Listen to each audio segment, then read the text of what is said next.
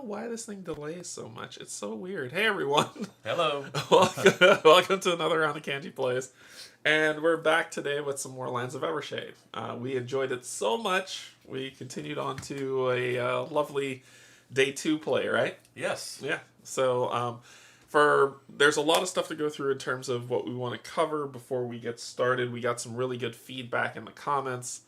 And for people who are wondering, like, why Mark's always looking down, it's because my camera for him is here. It's like I'm touching it right now. Yeah. So it's looking down at him, so that's kind of the angle that you're seeing. So he's actually looking straight forward. Yeah. Well, like right now, I'm looking at the screen. And then right now you're looking at the screen. So a couple things to go through. We got some feedback on, and we really appreciate the feedback. It's really great. It lets us gets us playing correctly, and for people who are watching later, it makes sure that if they're watching it, they're watching correct rules.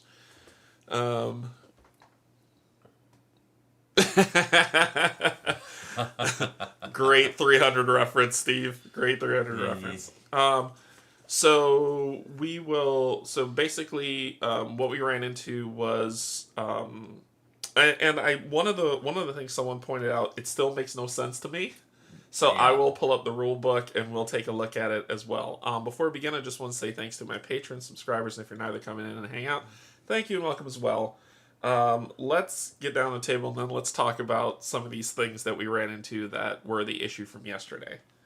And we'll do Tabale. Okay, so if I go to this, the thing that I want to start with the thing that I don't understand, which is cover. And I don't either. The rules make no sense, and this one segment is all they talk about cover because it seems like it should be simple, right? So let's talk about cover. It says characters and enemies can use terrain in combat to gain cover and protect themselves better against attacks and other hostile effects. Cool. We've got cover. Mm-hmm. That makes sense. When performing an attack that targets a model in cover, that model gains +2 armor against the attack. Simple, straightforward. This is where it gets confusing. A model has cover if it is in a space with an impassable border. The cover bonus applies against all damage dealt by anyone on the other side of this impassable border. So, once again, if it has a border, that implies you could shoot through cover. You could shoot through impassable borders, which makes no sense. Right? So you don't have cover if you're on the same side as them, and you're not actually going through the impassable Which border. means you could shoot through impassable borders, which makes no sense. Right? Yeah, so it just blocks line of sight is kind of what or it doesn't block line of sight, but it blocks movement. Which is weird. It is. So if I'm standing next to a building, you can shoot through that building and hit me, but you have cover? There's a window there. Then they gave an example. The example is the character on the left... That makes it worse. ...has cover against enemies on any space marked with yellow, including enemy 1. So that's the whole top half. That's the whole top half. But does not have cover against enemy 2. These enemies do not benefit from cover when the character targets them, as they are not next to an impassable border. If enemy 1 damages the character, they get +2 against the attack. You know what? So to me... So, okay, I think I just finally understood it. To me, it's saying, like, this here, this top half, 24, this top half is a different color than this bottom half. And if I stand in this bottom half, even if this thing right here has the same block of line of sight as this thing right here, I think I figured it out. Okay, what you got? Okay. Well, explain it up here. So, if you look, the enemy they're targeting, or the person they're targeting, is adjacent to a impassable on the top. Yes. The left is the border that we're saying wasn't considered impassable because it's just the border of the territory. Okay. So, number 1 is shooting through that impassable border. Depends on where you draw your arrow. So, if you go down there, he's shooting through that impassable border right there. Depending on where you draw your arrow. Right. But, so it just, I guess, depending on how they're saying it, that's shooting through it. Like the guy on the bottom is not shooting through that impassable border. But he's shooting through another. But he's not adjacent to those. Because adjacency is orthogonal. Oh, that's dumb. Okay. It's very misleading. Yeah, that's weird. That's how I think I just interpreted that. Okay, and then does make it make sense. And then there's another example down here that says the larger one. For larger enemies to benefit from cover, all spaces from one side of the model have to have an impassable border. So that looks like enemies that take up more than one hex or one square. Because I could draw a line from enemy 1 to that guy without touching that border. If I do bottom left corner. Yes, but if you go center to center, I think you'll hit. Is that what we're supposed to be doing, center to center? I don't know. Is there a rule on line of sight? If we're going center to center, okay. I'm willing to buy that premise. I don't know if there's. I haven't seen anything about line of sight. Look in the index and see if it's in there. No, it's not. Of course it isn't. So do you want to do that then, going center to center? I think we need to decide something and stick with that. If the rule books look like it's drawing from center to center, so if the rule book is drawing from center to center, I think that's what they're meaning. Then that's what we'll do. And if the center to center crosses through a border, then they will have cover. Then they will have cover. Good grief. Yeah, that's... Why not? Anyway, sure. I'm sure there's tons of people out there who will be like, this was crystal clear, it made complete sense, and they don't play as many confusing games. So we'll do from center to center. If it crosses a border, then they have cover. Okay. Next errata, next thing that was on errata that we missed here was the enemy, when we were talking about targeting, when the like muddlings or the guy was targeting, it was to character, but it's not supposed to be character. It's supposed to be party member, and party member includes companions. Okay. So those muddlings could have targeted our companions. Okay, here's a rule I just found. Yeah.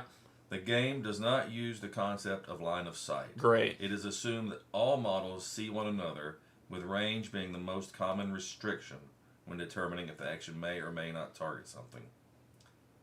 But we do have to stick with something as far as what's going to be considered cover or not. And I say the easiest is center to center. Center to center. Okay. All right. But, yeah.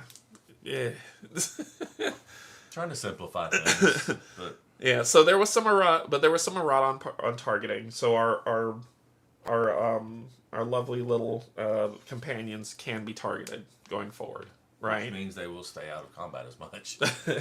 Well, I don't know if anything happens if they get knocked out. Like, there's nothing that says if this companion is exhausted, go to page 30 and you lose your companion forever. Page 26.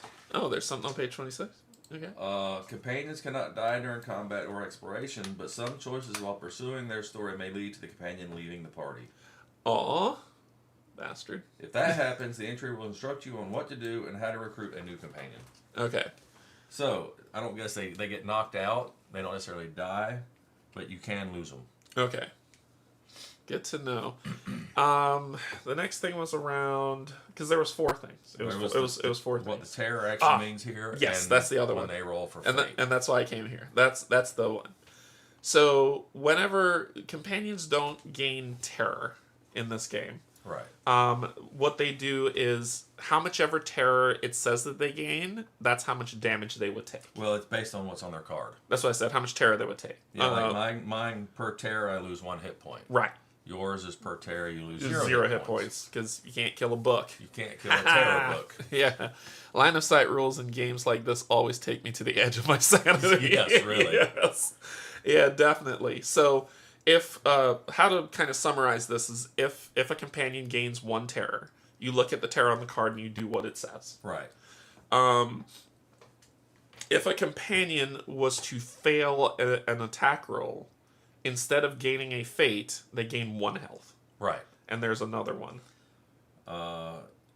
Whenever they are instructed to heal terror, they heal hit points. They heal a hit point. Whenever they're instructed to heal a terror, they heal a hit point.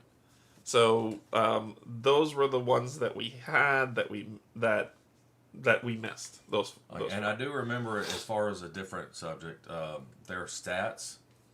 It says that when we're doing stat checks, we can. I believe it said that we could use the companion stats or our own. You'd have to find that one because the stats are specifically spelled out here. That's what I'm saying. So, like, if we're doing a check and our companion's agility is better than our agility, we can use our companion's agility instead of ours. Ooh. Yeah, find that rule. I think it's in there with the companions. Page 26. Yeah, companions have help characters. The party might have up to 2 companions. Companions have their maximum health. They can never have more health. In exploration. Where you on page 27. 27. Next page. Okay. Very top, very first thing you see. Scrolling. In exploration. Characters may use the attributes of their companions instead of their own. Characters use the keywords of their companions in addition to their own. Right. So like, for example, so its strength is the same as mine, where its intelligence is the same as yours. Right. But agility, intelligence, and charisma, if any one of them were better than mine, you can use theirs instead of mine. Because it's like your pet performing the action. Right. Okay, so that makes sense. All right, so that covers kind of what we had. There was one person who put like a big blob of info, and I had to kind of like split it up to read what was there. But we had it covered. I think I covered the majority of what was there. Cover was the big thing that I saw, and rounding up, but we solved that last stream. Right. Unless specifically specified on the card. Right, which do you want to show them as an example? We round up. On my manic laughter. Yeah, and when we talk about specific, it's on the back, right? No, it's on the front. It's on the back, rounded down. Oh, is it? Yeah, it is. So it says, during your activation, enemies with your effect tokens have their DC. I'll call it DC because that's what it is. Yeah. It's actually a difficulty level. So difficulty challenge, difficulty level. DL. On the down low. On the we're back to this from yesterday. have their difficulty level reduced by half of your charisma rounded down, but that was this ability that does. Yeah, otherwise it's rounded up. Otherwise it's rounded up. Even the Divinum die is rounded up. Okay. So we got through that. Like I said, it was 4. I'm not mad about 4 errors. Fewer mistakes in ATO. Oh my god. But we're continuing our playthrough. It had us refresh all our abilities, but not heal back to full health because it says you can do that at camp. At camp or resting. Or at a camp phase. Okay. Anyway, let's get into it. We're going to pick up where we left off. So let's get the app up to where we were. That's this. And then we will continue. Are we going to stop and resume? Hell no. No. We're going to continue. We're going to continue. We've spent all night at this table. Sure. What? Yes. What? Oh my god. Okay, you're doing too much, game. You're doing too much. Here we go. Place sheet 3 in the left slot of the story tracker. Okay, here we go. So we're getting... Is this still... I won't take too much of it out. Here's sheet 3. And it said in the left, right? Yep. So this is my right. There you go. There we go. Yeah. Okay, left slot of the story tracker. Cool. Place the quest model in the Whitewell space on sheet 3. So that's the little... Not the skull, the other one. These? No. Yeah, that guy. Okay. That guy. That's our party one, isn't it? Yeah, that's our party one. So we're placing this on the Whitewell space. This is our quest model. That's that one. It's going to go there. Cool. Oh, that's 130. Alright, continue. We don't have C. No, we don't have any. Okay. Sure. Yep. No, we're good. I gotta turn this on just in case. Nope. Nope. Go to 86. The horse walks slowly. The cart creaks. Leoreth moans from pain, slipping in and out of consciousness. She's clearly not well, but things would be much worse without your help. Now you have a good chance of getting her to Whitewell alive. Okay. Place a day's time token in the story tracker and set it 7 days. That is one of these that's here, that you can see here. And this is its marker right here. Set it to 7 days. And we're setting it to 7 days. So we put it right in there and set it to 7.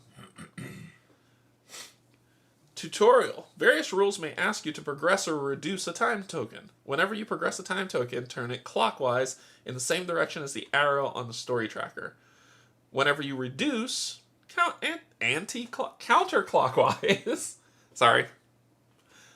Anti-clockwise in the direction opposite the arrow. So the arrow's right there. That's pointing to go that way. So we know how to turn it. Okay? When the time runs out, Leoreth will die. No! Place the party model in the Nightbloom Crossing on sheet 3. So that's the other one. Yep. So these? Yep. That looks like a quest one to me. Oh, no, you're right. This is the quest one. You're right. And we are... At Nightbloom Crossing. Okay. Right there. So we're trying to get from there to there in 7 days. Doesn't seem hard. Right.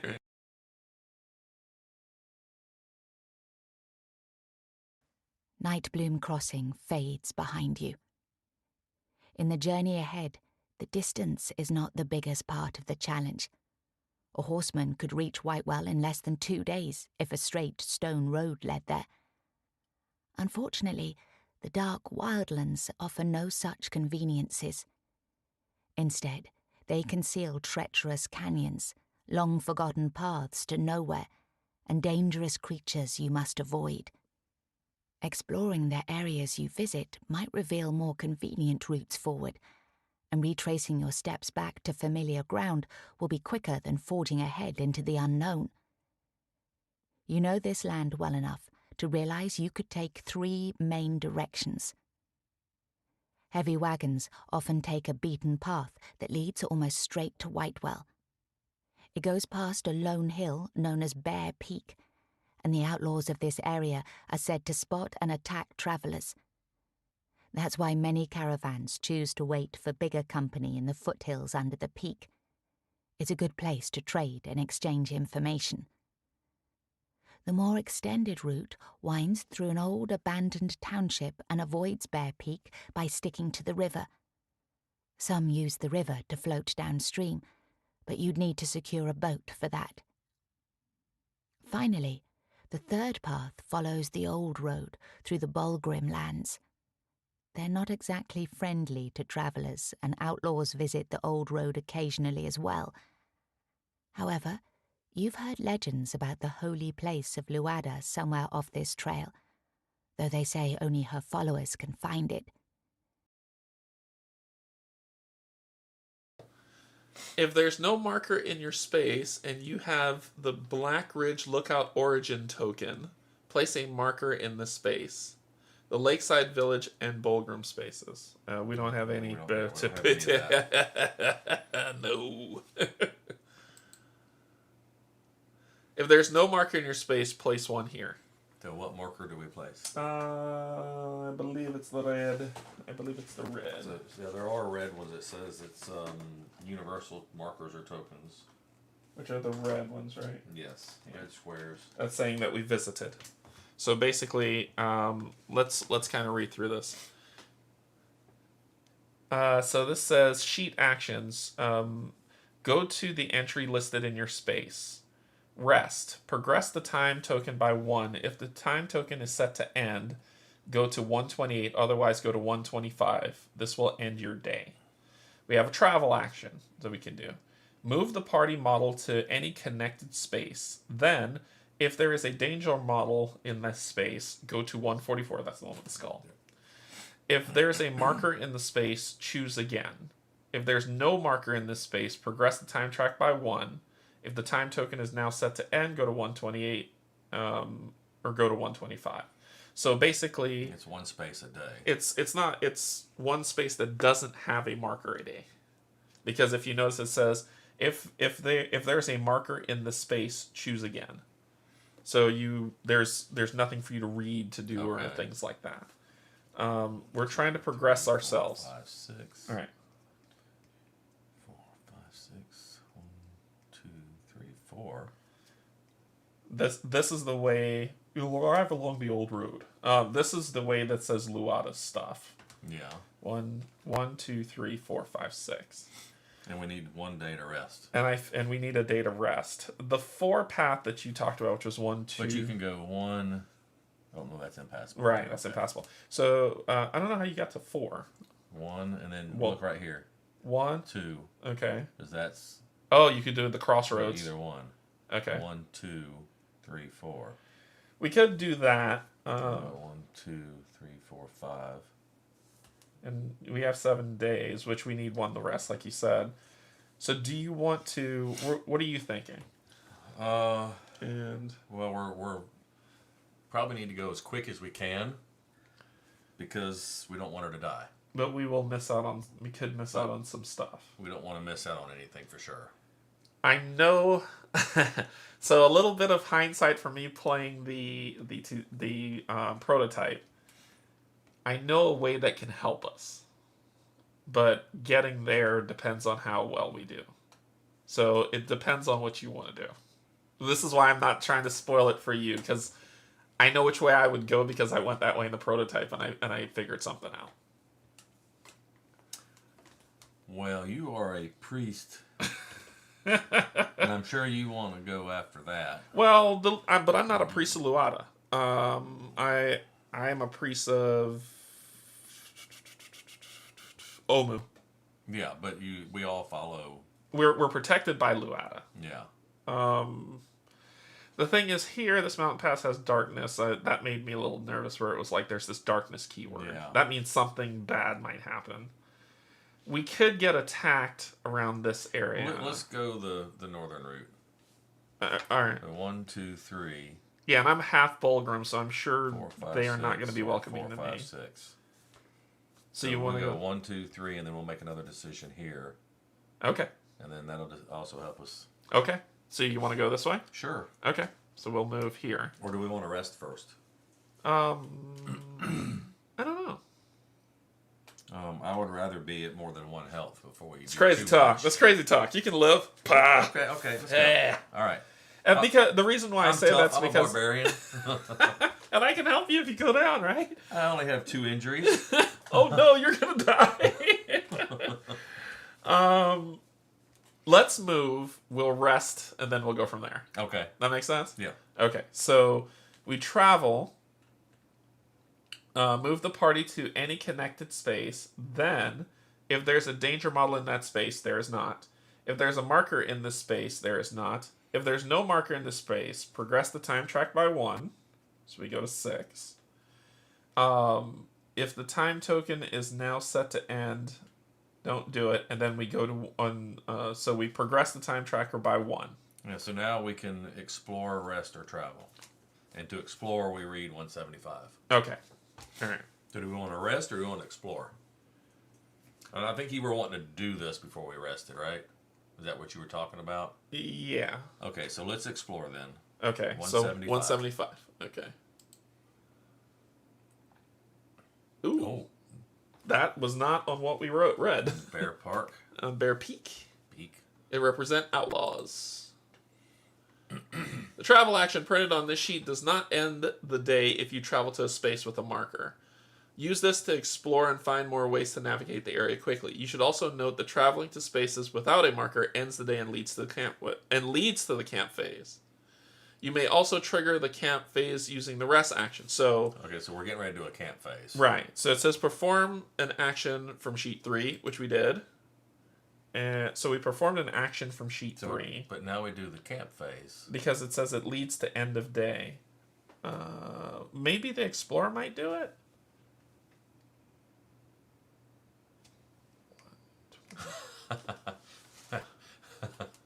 a smart ass. Okay, so we traveled. It says, if there is no marker in the space, progress the time track by 1. Mm-hmm. And it says that. So that ends that thing. So that's what we hit. So does that trigger the camp phase? That's what it just said in the tutorial. Rulebook man. Because that changes a lot of our decisions. Travel or explore. Just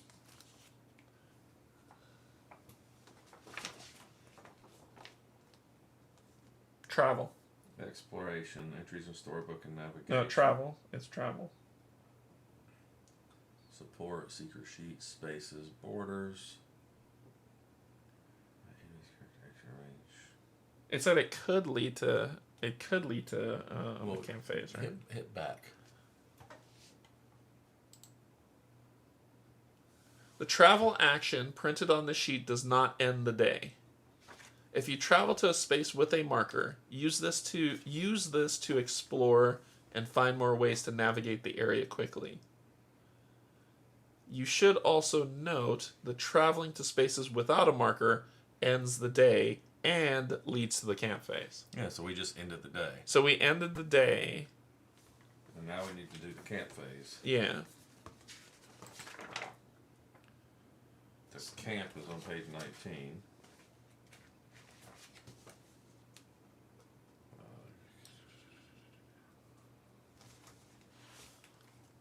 So, is there not a tutorial for the camp? No. it just threw us into, what do you want to do? Alright, well what's the little pencil looking thing? Well, that's so we can write in instead of doing this. Oh, okay. But that's kind of what it tells you to do. Traveling to spaces without a marker ends the day and leads to the camp phase. But it doesn't tell us what the camp phase is. Maybe keep going, I guess. Maybe put in 175.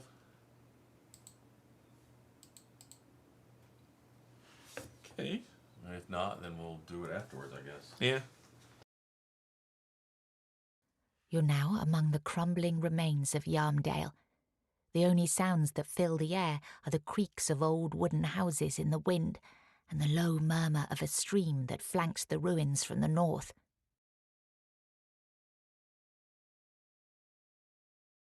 Do we want to do a camp phase before we go any further, or do we want to just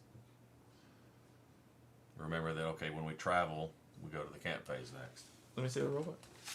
Page 19 is the camp, I think. I think it was 19.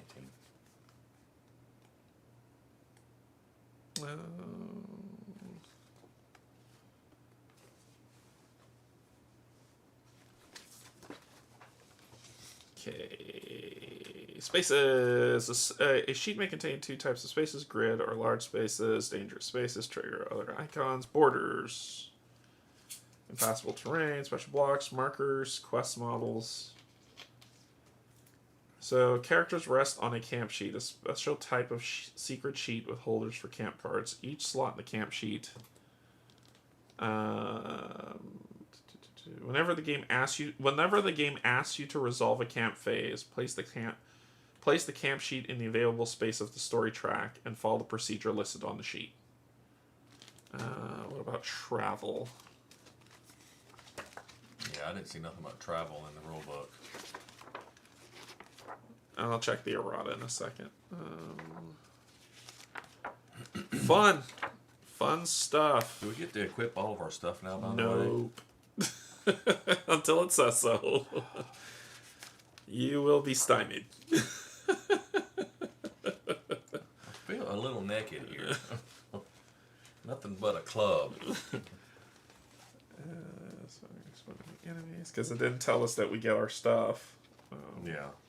But I'll look in the errata for that too. Use damage type, push, pull. Combat examples, yay! Whole heap of pate. That's all these are. Travel. Yeah, it doesn't really have anything on it. So when you move, it's supposed to trigger the camp phase? Well, that's what it said in the tutorial there. Pull the storybook up. Nothing even said to put her in there, which was weird. Maybe we're not supposed to do a camp yet. Let's see. So this goes... Let's follow this book. Go to 86. 86 goes to 160. 160. If there are no markers in the space, place one. So if there are no markers in your space and you are at black, if there's no markers in your space, place one there. Which it probably should say place one there. Place the danger model in the bare peak space. It represents the outlaws. A travel action printed on the sheet does not end the day. If you travel to a space with a marker, use this to explore and find more ways to navigate the area quickly. So if it has a marker, you can explore it. Gotcha. You should also note that traveling to spaces without a marker ends the day and leads to the camp phase. It seems pretty clear-cut. Mm-hmm. You may also trigger the camp phase using the sheet's rest action. Yeah. So we can have more than one camp phase if we want. Yeah, because that will also progress the time. So that makes sense. So we should be at the camp phase right now.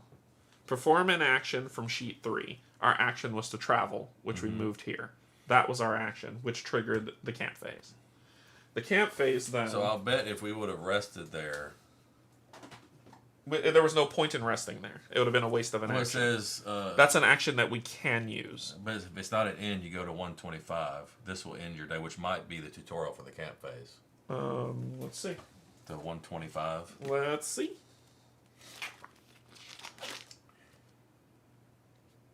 Remember to always take the first redirection from which you meet the criteria, which you don't.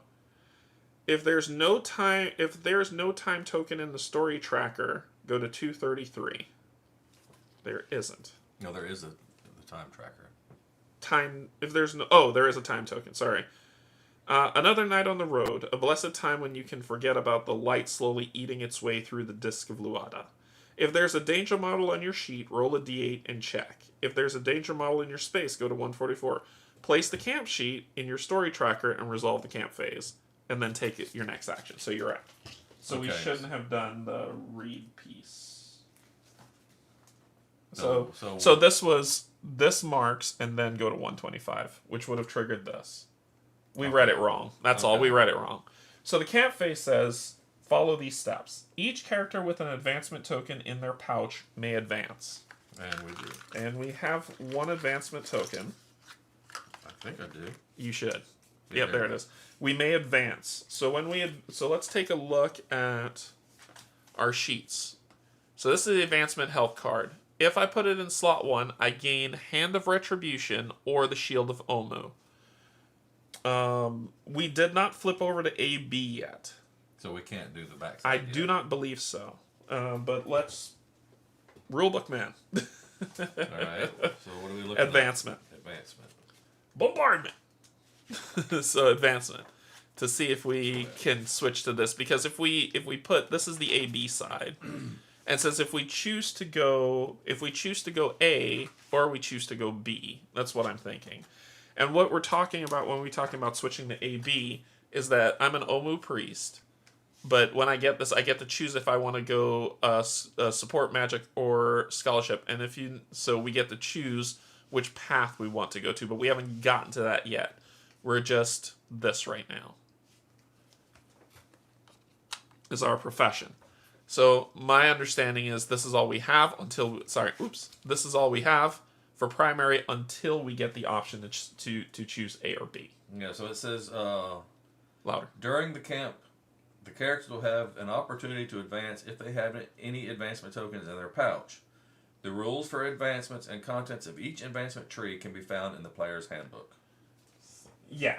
Advancing your character unlocks new options on the hotbar. So we will actually unlock our first slot also. Our first supportive slot? The offensive supportive. Okay. So, what page? 12. For advancement? Yeah, experience and advancements. Okay, that's a big old lie. That's a big old fat lie. It doesn't say. Oh, it doesn't say in there. No. I was like, ooh, that's a lie. Advancement is page 133. That's what I said. Right on the money. Alright, so let's actually have the player's handbook that I can pull up. Go to 133. Alright. And their slow PDF that they didn't optimize. Character advancement is a crucial aspect of your journey through Evershade. In this chapter, we will discuss the mechanisms behind gaining experience and leveling up so that you're better equipped. Each character has 3 separate trees to advance in. A simplified diagram representing these trees used to mark which advancement you have already bought is located on your character board. The full trees that show details of each advancement can be found on the following pages of the handbook or on your advancement card. The name of your primary tree is the same as your profession. Your A and B secondary trees are listed on the back of your profession token as well as on your advancement help card. Your profession determines which specific primary and secondary trees your profession uses. Primary trees are unique for each profession. Secondary trees have some overlap between the professions. Example, only a barbarian has access to the barbarian primary tree, but both barbarians and hunters have access to the marksmanship tree, secondary tree.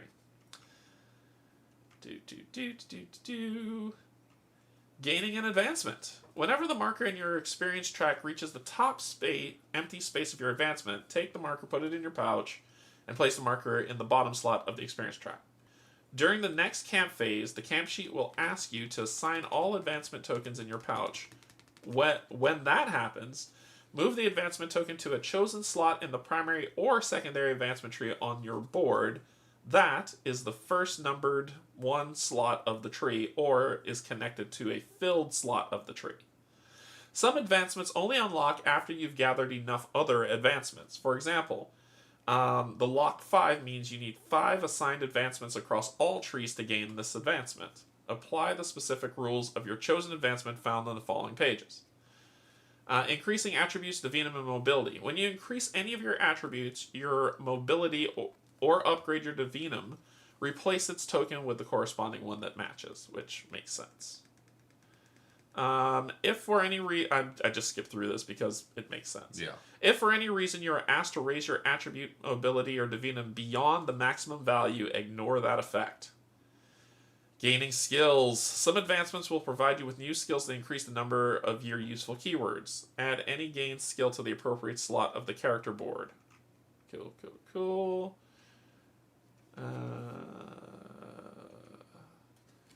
While advancements grant new cards, raise your attributes or HP, some ask you to upgrade one of your basic cards instead. Bash, Shoot, Endurance, Dodge, Command, and Command Insight. Perform the upgrade, find your current basic card on the list below, and return it to the box, then replace it with the new card. But I guess you have access to it? It seems that way, but looking at this, for me, it might be better to go to my primary before I worry about my secondary ones. Nothing really says that you can't. Yeah, so it sounded like when that's achievements, not advancements. So this goes into the barbarian one, which is this. This is your primary. This is your primary. Okay. So by spending 1, I get furious attacks or insult. Right. But if I go to close combat, then I get parry or trip. And marksmanship is shoot and dash or take aim. Yep. And it sounds like what it said is once you get number 1, then anyone connected to that, so you can go to 2 or 3. Yes, that's correct. Okay. So let's take a look. So what he's talking about is if I choose 1, the next advancement I could either go to 2 or I could go to 3. So I could either raise my strength and mobility or get Divinum Brew, and the Arcana keyword, which is what I want. So I think also I'm going to be doing this as well. Yeah, I just want to look at the 2 cards to see which one I want to get. Yeah. Support magic is cool because I do want to find the Healy one, which there is one Healy one I have. I can't remember which one it is. Healing Burst, there it is. So we'll see how that goes when I get to that. But yeah, I guess you could do both sides. Okay, so you want to start off with you or me? So I'm gonna, we can do me if you want. Okay, what's the card that you're gonna get? P19 and P20, one of the two. I want to see what they are, and then now I guess we might be able to re-equip stuff now that we're in the camp phase. P19 and P20. So he's either getting insult, so roll for charisma against their DC, +1 die if you have intimidation. On one success, pull the target by 1 space, +2 spaces against large. If the target is elite or boss, place your effect token on the enemy. Okay, so that's these. So that is, yeah. So is there a difference between the white and the dark?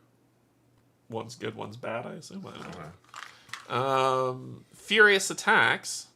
Attack requires melee. Roll for strength and divinum against an 8. If you get 1 success, deal the number of success damage to... Half divinum targets. Oh, so like if you roll your divinum die, which is a d6, you roll a 3, it's So rounded up, half so rounded 2. So 2, so I'd be attacking 2 targets. Yeah, yeah. Okay, that's kind of neat. Yeah, so which one you want? You said it's an or? What's on the back of them? Oh, yep, let me flip those up. 'Cause it's Nothing, one or. and the insult one says, passive, the enemy with your effect token always chooses you as a target. So it's a taunt. Yeah. It's a taunt. So insult's basically taunt. Roll for charisma, which I have my charisma is my highest. So you want to be able to taunt them or hit more than one target? I do not have intimidation.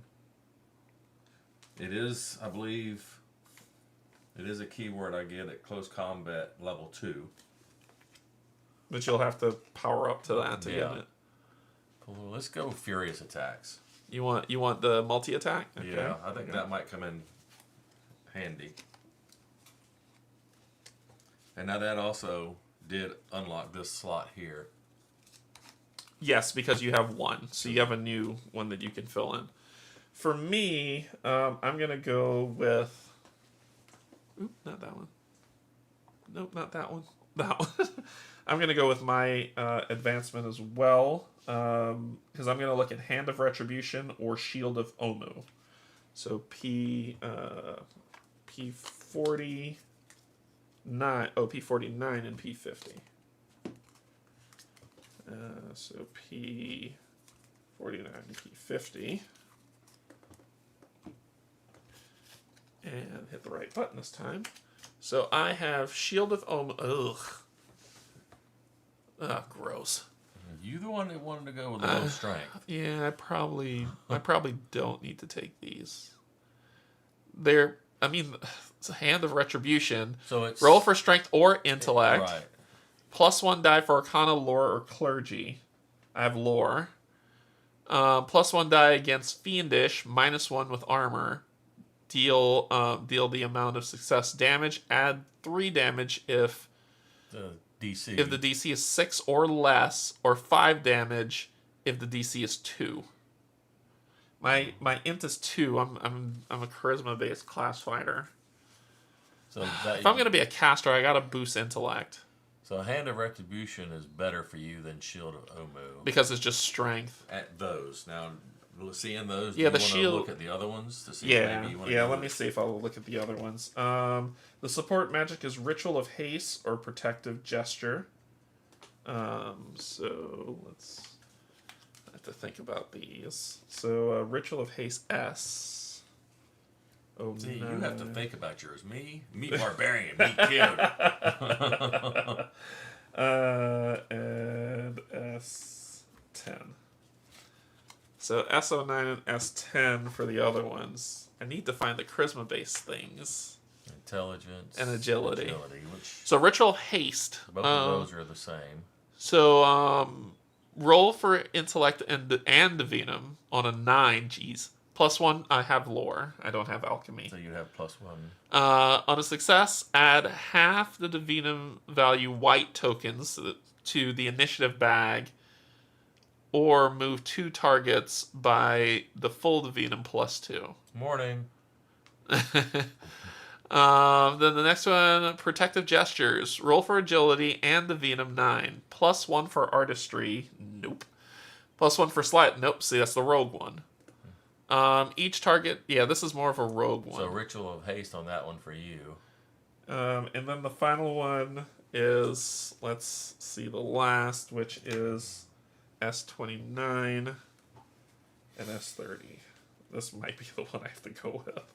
None of them really seem good for you at the moment. Not You really. might just have to pick one that leads to something you want. Yeah. S29 and S30. So this last one, yeah, one of them. So this last one is academic magic. Oh, look, there's charisma. Roll for int and divinum. +2 die against automaton or vestigal. +1 for arcana, which I don't have yet. I did have artistry. Huh. Arcana or artifact. Yeah, from the last one. So 1 success, deal number of success, plus half divinum damage. Then you may gain 2 terror to deal divinum damage to the same target. Half divinum damage.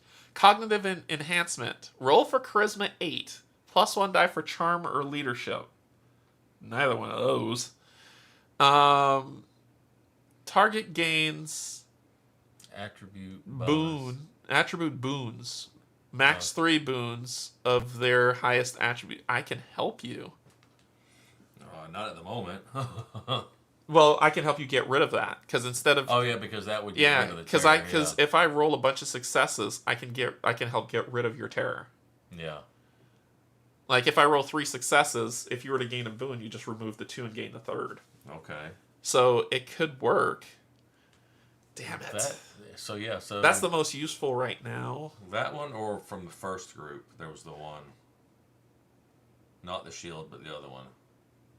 The hand. Because I can roll intellect. Yeah. Yeah, being a caster, it looks like casting is intellect, which makes sense. I'm gonna do cognitive enhancement. I'll do that one. It's the most helpful right now. Okay. It'll stop the terrors from happening. I'm not thrilled about it. Yeah.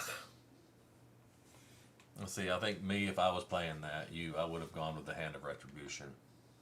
Because it's damage. But my thing is... Yeah.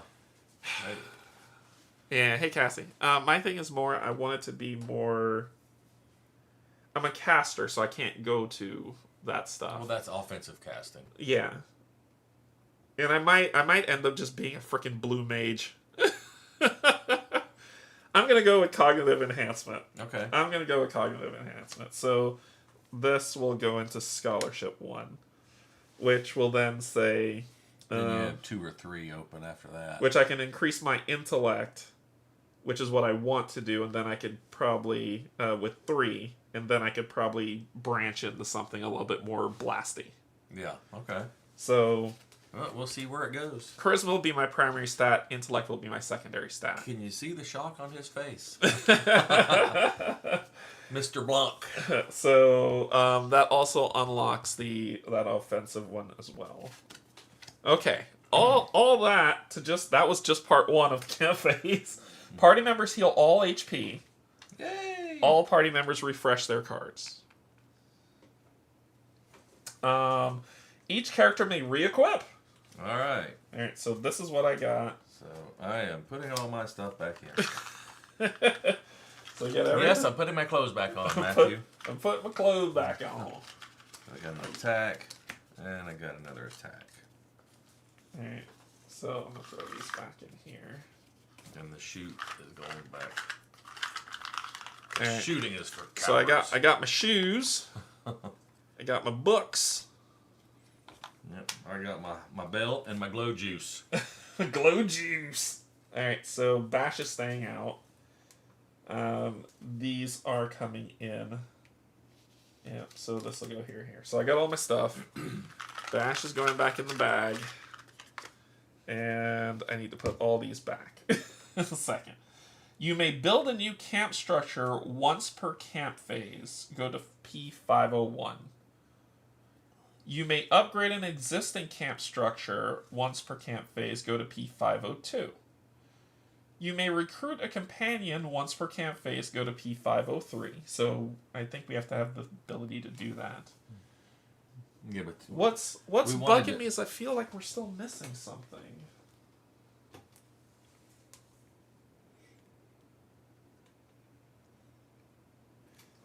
The reason I'm saying is because we're taking Lirette to White to Whitewell. She should be here. I know she should be here. Let me check the errata. Something's bugging me. I feel like we're missing something.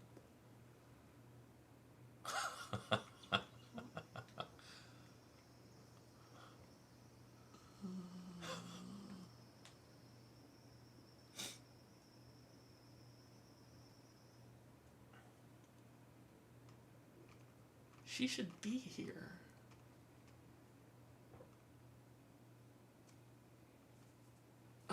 Was she there in the prototype that you played? She was. Did we miss something? We were following the rules. We were following the app. I don't see anything in... Yeah, I don't see anything in the errata about it. Maybe she'll show up when we travel again, Yeah, maybe. Yeah. Alright. You may replace camp cards for any cards matching the same slot from the party inventory.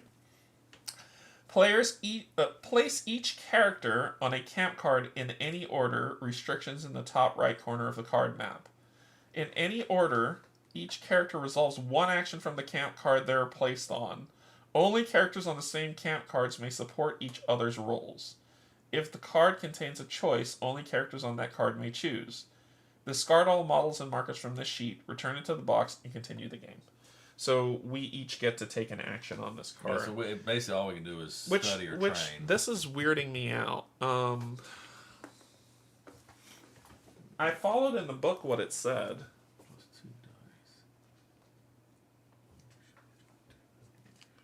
When do we place a marker on here? When it tells us to, I guess. Once we explore it, probably. Okay. All right, which we had started doing, and then we kind of rolled back. Okay. Because it says we move, we place, and then we go to 125, which is the camp phase. So every single time we move, we camp, because it's a day. Right. Okay.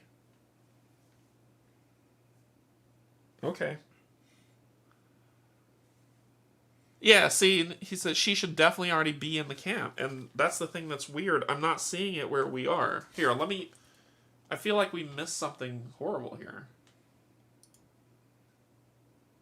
So let's go back, go back, go back, go back, go back. So this is 160. And maybe it was it when we started Act 2? Let's go back. Go back. Back.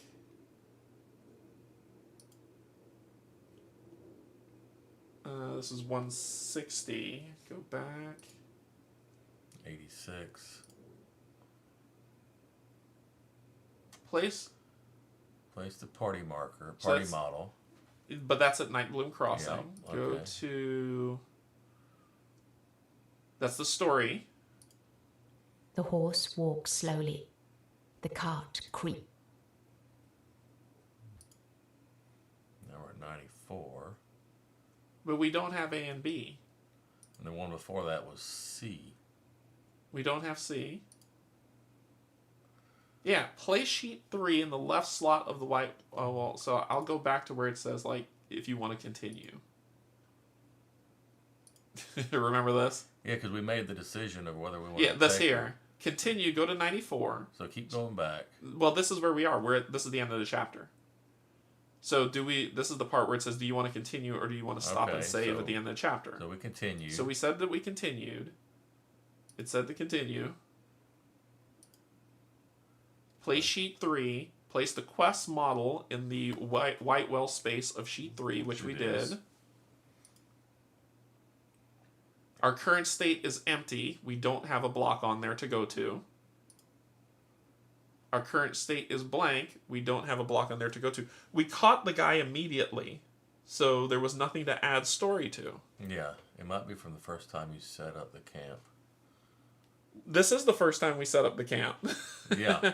There was nothing else on there. This is the first time. Go to 86. The horse Go to that. Place the 7 days. When the time runs out, Leoreth will die. Place the party model in the Nightbloom Crossing. Go to 160. So was there a thing before we ended that asked if we wanted to take her? No, we had to take From something we did yesterday. Let me see. It was 86, right? 86. End of the last chapter.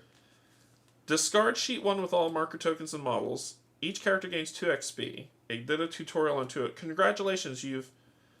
Alright, let me read everything and not skip. Whenever you gain XP, progress the marker in the XP track by the same number of slots. Since the marker is now in the final empty slot of the XP track, you have advanced. Remove the advancement token above the marker, place it in your pouch. Advancements are assigned during the camp phase, which you will soon enter. Finally, mark the XP back...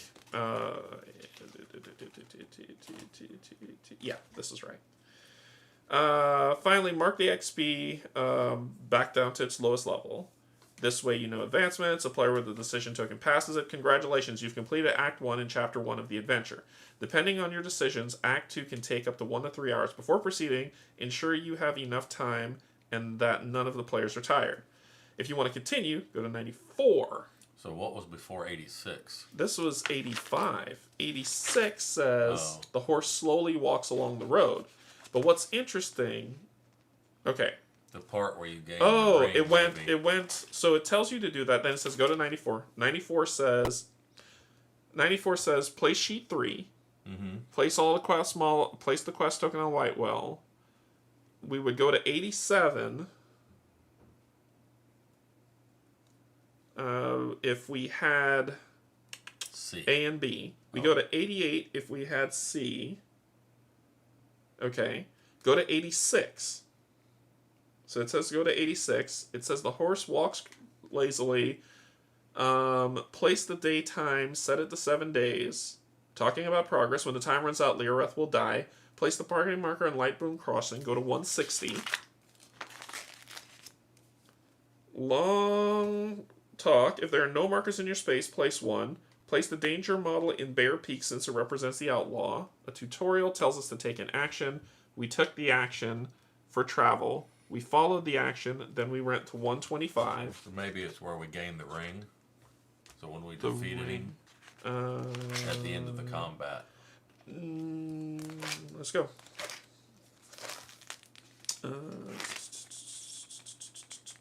Because we caught him very fast. Yeah, we did. You're welcome. You're welcome. Let's see. Here we go.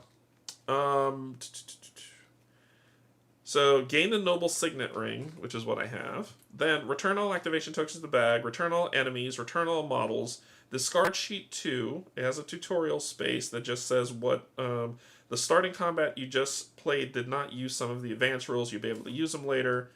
I'm reading. Refresh your action cards. Refresh all companions. Note, to refresh XP lost in combat or try to heal injuries, you will have to rest. Go to tutorial 79. Each character gains 2 attribute bonus. 79, we gain 2 attribute bonuses. Tutorials about attribute bonuses, go to 80. This is the discussion where we're saying we did it for justice. We go to 85. The next day, you set out on a trail with Leoreth and all your possessions. Nightbloom Crossing soon disappears. Place sheet 1 with all... Discard sheet 1 with all markers and tokens. Characters gain 2 XP, which is what we did. And it said right there that we set out with her. We set out with her. When the tutorial says to do this, and then it says congratulations. And then it says go to 94. So there's nothing that adds her, but she should be there. Maybe I don't get it. You know, this same thing happened in the prototype. That you did not have. I didn't have her there. And I think someone commented on the prototypes like she should have been there. Check the rest action. Progress the time by 1. If the time token is set to end, go to 128. Otherwise, go to 125. Which 125 is what takes us to the camp sheet. So let me go to 125 again. First time adds camp cards. This is the first time. This is the first time. We added these camp cards when we built our character. Right. Not when... That's when these two got here. When we created our characters, which would not put her in there. Because it wouldn't have been thematic. Yeah, these here are for our companions. Wait a minute.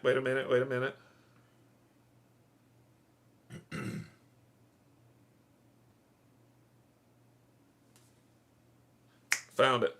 Okay. Found it. Oh, God. Right. Nightbloom Crossing fades behind you. Let's go past that. Let's go past that. That. Perform an action to travel. So we traveled, and we did this. Right. We go to 125. Here's the bit. So we'll do... So enter 125. Right? Yes, Yeah. this is where it is. Okay. So this says, hey, look, is E blank. Yes. Go to 110. Okay. So now we're here. So E's current state And is it blank. knew it was blank. And it knew it's blank. The day ends. The broken sun slips from under the disk of Luada, painting the sky with its blaze and turning the highest hilltops white. It's time to set up camp for a night. Okay. So then we do continue. Is there more than one character in play? Yes. Go to 108. As you work clearing the spot for a camp and raising tents, you have plenty of time to chat. Until now, the only things you had in common were the fact you all jumped to help Enid, and that you became the sole witnesses who can testify the murderer was a patrician named Valerius. But now, as the travel helped you get to know each other, you realize your adventures in Blackridge could have been easier and more pleasant if you'd had someone to support you from the start. You're not yet ready to trust each other with your deepest secrets, but you're becoming more than accidental companions. Okay. Lands of Evershade is a hybrid board game and RPG. This means if you and the other players agree, you can make the experience more immersive by introducing elements of roleplay such as speaking in character. No. Telling each other stories about your character's past. Discussing choices not only in gameplay terms, but from the perspective of your character. We do that all the time. If you want to try now, is a good time to tell each other why you came to Blackridge and what you did before meeting. We already did all of that. Because we did the out loud stuff. I came for the glow juice. I came for the... I make drugs. Where's your mushrooms at? Go to 109.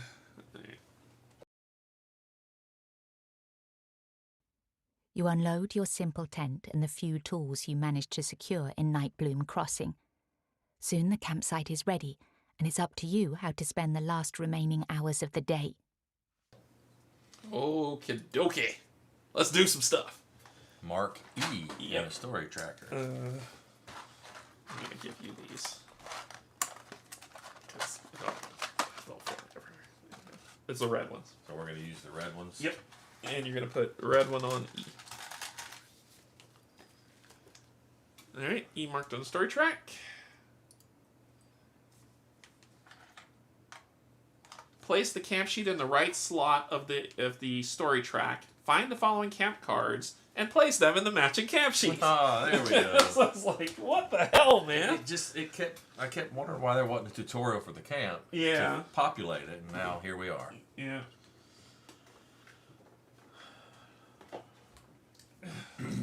All things being fair, it was on us. We screwed that up. So CO1. Well, we never actually went to 125, so... Right. That's why I said it was our screw up.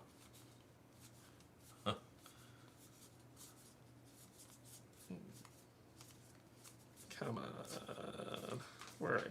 So 1, 7, 10, 24. Yeah, I gotta find them And first. ITW CO1, which is CO1. no ITW CO1. No, first one CO1. Above that, up top, up top. So we up, need up, both up. of them. Yep. Okay. So CO1. Yep. CO7. And it goes to A. C10. Well, I got to show it on the You thing. gotta show them.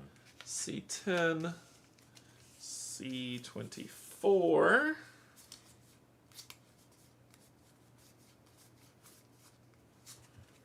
And And the other one is Lyra, which is ITW ITW CO1. Hey, okay. All right, let's hide that and take a look. So we've got improvised infirmary, up to half charisma. That's what it says for some reason. Basic heal. Roll for int 8 plus 1 if you have medicine or survival. Oh, that's half character. Party characters. That's not a character, it's charisma. CH is charisma. But The party symbol is characters. Yeah. Half the character number. Right.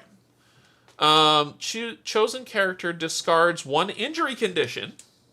Oh, there we go. If you but you need to roll an intelligence check and get an 8 or higher.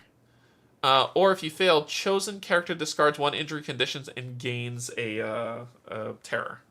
I don't want another terror. So that goes in A in the A of CO1.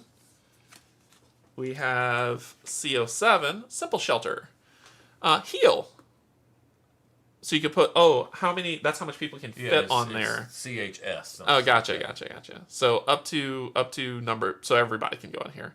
Heal. Roll a d6 and add your strength to the result. 6 plus you discard 1 injury condition. I think I know what you might be doing. Although charisma is my highest stat at the moment. That goes in B. B, right next door. We got C10, empty shrine. Roll for intelligence or charisma, 9 plus 1 for lore. I do get that. On a success, you and 1 chosen character may heal 1 terror. Okay. So we could pray. And that goes on C. Then we have campfire. Basic. So only 1 person can go here. Prepare. You gain 1 chosen attribute boon. Or look into the flames, you heal 1 terror, just straight up. I can believe that. Alright. So that goes on the campfire. And then finally we've got Lyrith, the Wounded Apprentice. We can talk to her. And just go to 250 to talk to her, and that goes in H. And only up to 1 character can do it. Right here. Okay. Other side. Other side.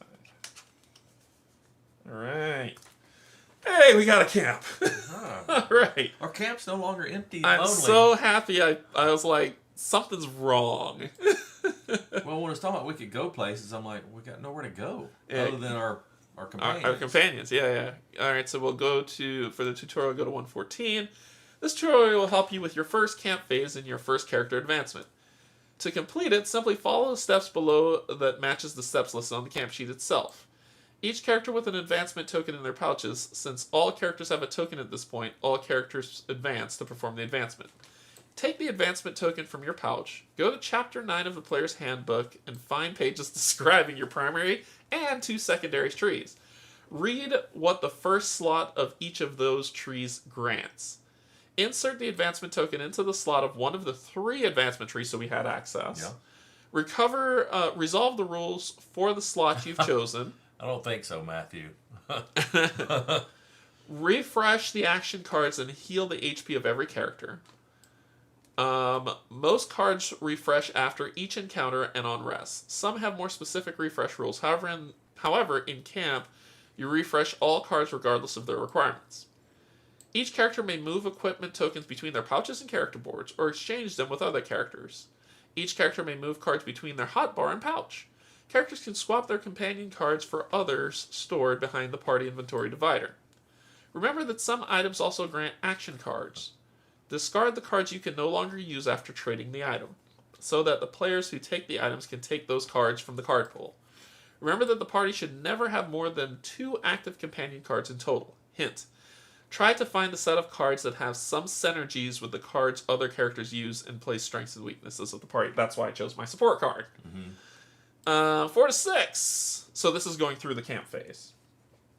The camp procedure steps allow you to build new camp structures, upgrade existing ones, and add new companions. Skip these steps for now. Okay. If you have more than 1 card of a certain camp slot, for example, you can have both Leoreth and another story-related camp guest, you may place any of them in the appropriate slot, move the other card to the party inventory. Place each character model on a chosen camp card in any order. Some cards only hold... So this is going through the camp phase. That's what this is doing. Yeah. It's walking us through the camp phase. So we're at 8 right now. So let's hide this. So we're at 8. What would you like to do? I would really like to get rid of an injury at this point. Okay, so you determine where you want to go and place your character mini on it. So there's heal, where you'll roll a d6, but if you you have to roll a 6 to heal it. There is heal here at the improvised infirmary, where you have to roll an intelligence roll and beat an 8. But this way, do you have medicine or survival? I have medicine. So you'll roll 3 dice, and you just need an 8, and if you do, you get to discard an injury. Yeah, but if I fail, I gain a terror, and I'm going to lose one of my boons. Yep. Over here... You have to roll a d6 and get a 6. Add your strength to the result. Roll a d6, add your strength. So you would have to roll a 4. Yeah, so the lowest I could roll is a 3. So 6 4. Plus. You need a 6. Oh. So you need a 4 or higher to be able to get that. I guess I'll go. Yeah, well, it's your decision, though. I guess I'm going to go to the improvised infirmary. Okay, so you're going to do that. I am... For this specific... I don't have the Arcana title yet. If I did, I'm going to wait until I have Arcana before I can do that. I do have Survival also.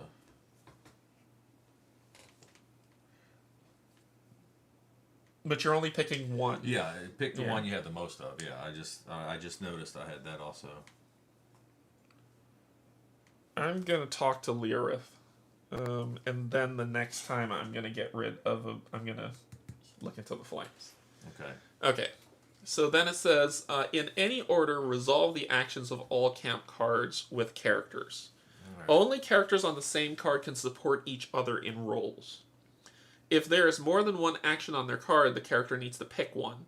Some cards may redirect you to entries starting with P. You can find those in the player's handbook. Okay. So now we're going to do that. You want to go first? Sure. Okay, let's... So I get intelligence, so 2 dice plus 1 for having a keyword, so 3 dice. So you'll get 3 dice and you need an 8 or higher. 2 fate. And you got 2 fate. Boom. I got an 8. You got an 8. 1 success. So, chosen character injury. discards 1 injury. That you have the bad, yeah. Yeah, that's it. I guess it don't matter. Yeah, it does. But that's fine. I think that's fine where it is. Okay. Okay, that's your action. That's it. Okay, that's it. Mine, I talked to Leoreth, so I'm going to go to 250. Alright, so...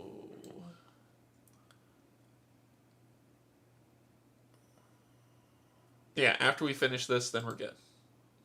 Okay. 250.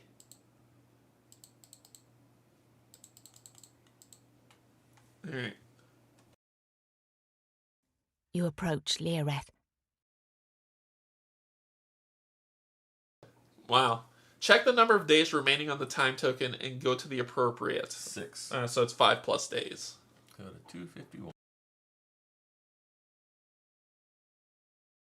I don't know what to say, Leoreth says with a clenched throat.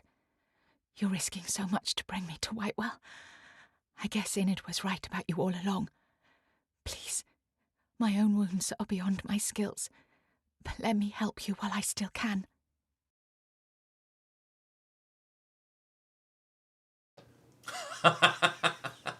Murder Leoreth in her sleep. She's so helpless and her defeat him is so tempting. Good lord. Requires unanimous agreement from all players. Allow Lyra to heal you. Discard one injury condition from one chosen character. Continue resolving the camp sheet. Well, I guess one of us need to go ahead and get rid of another injury. I can get rid of mine because we're at 1-1 right Yeah. now. Because I plan to look into the flames next time. So I'm gonna.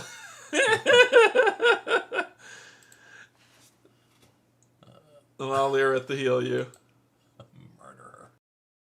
Discard one injury condition from one chosen character. Resolve the camp sheet. So I will get rid of my injury condition. And continue resolving the camp sheet. Okay. All right, so that's it. So now Take those back, and then discard all models and markers from the sheet. Return this to the box and continue the game. So that's our day. all right. That's our day. Is that? Jeez. That was amazing. Okay, so now we start. So now we start the. So now we start the next day, day 6, and you want to explore this location. We can move. As far as I know, we can move to each one and explore them. We still get here in 7 days. Yes, because this doesn't, unless it states that we lose a day, we don't lose a day when we explore. Right. So if we happen to lose a day in one of these explorations, then we may reconsider exploring. We have to skip stuff. Yeah. Yeah. So I say we explore here. Okay. So. To 175. All right. I'll put these away while this is reading. Okay, 175.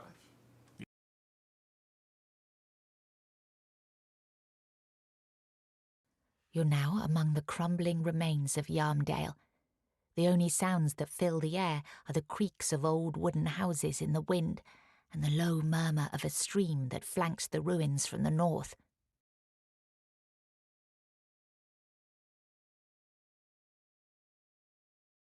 All right. If there's no markers in the space, place one. Okay, we need to find a boat. Red marker.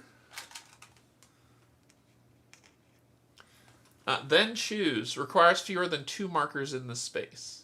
We can inspect the stream, search the ruins, or leave. Well, we need a boat. It says to continue, which I don't know how thematic that's going to be. I want to spoil stuff for you right now, but I'm not gonna. I want to search the ruins. You want to search the ruins? Yeah. Okay. I know you what. You have the party token. I know what's coming, so I can't partake. Oh, this is the way I can tell you what to do, but I don't want to spoil it for you. Okay. Well, let's search the ruins. Okay.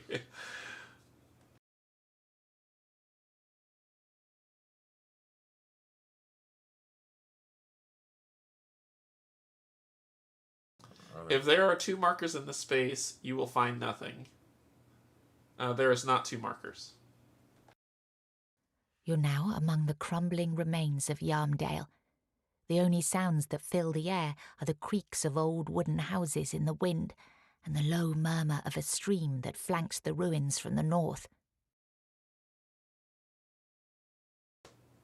Yeah, you can see it said there was nothing. If there's no markers in the space, place 1. Oh, I see what you mean. I've screwed that up. Okay, Yeah. Let me go back. Yeah, because there's not 2 markers. Just 100 years ago, this town was known as Yarmdale. Today, there's not a single soul left beyond its crumbling walls. Walking down a rubble-strewn street and flanked by the sagging, dilapidated houses, you can't help but think whether this is the future that will befall Nightbloom Crossing. In darkness, people instinctively huddle together. Perhaps that's why in Evershade, settlers often flock to large cities under the protection of powerful wielders and brilliant battlesuits. This is especially true for those blessed with divinum, like Inid or Leoreth, who can use their gift to make a good living. Because of this, generation after generation, smaller towns such as Nightbloom and Yarmdale lose their best and brightest.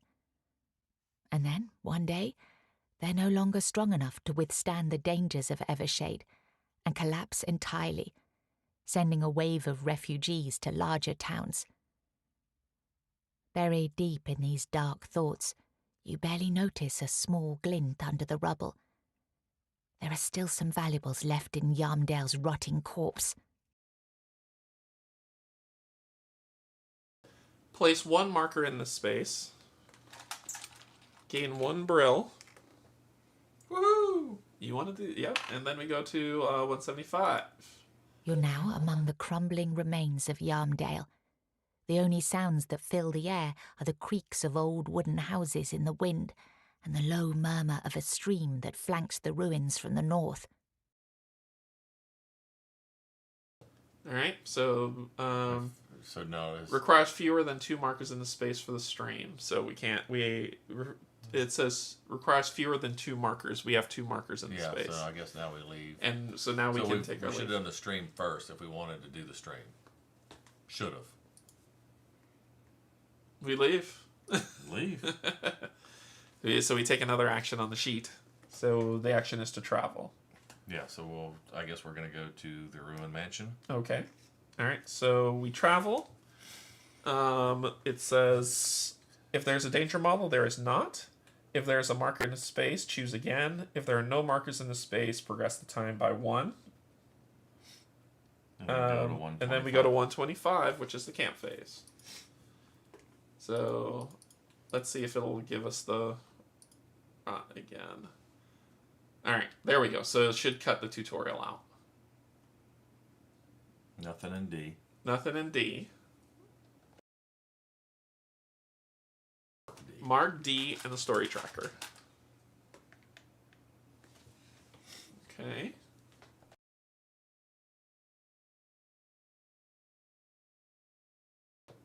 If there's more than 1 character in play, Yes, there are. so yes. Yep. Even though you've seen each other in passing on the trails of Blackridge, you've never travelled together. And now, joined by a common goal, you realise you should get to know each other better.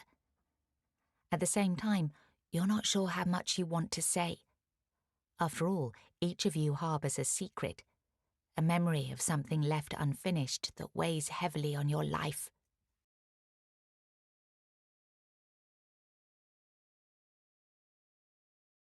Take all personal tokens with take all personal secrets with a number on one of their sides. Place them in the initiative bag.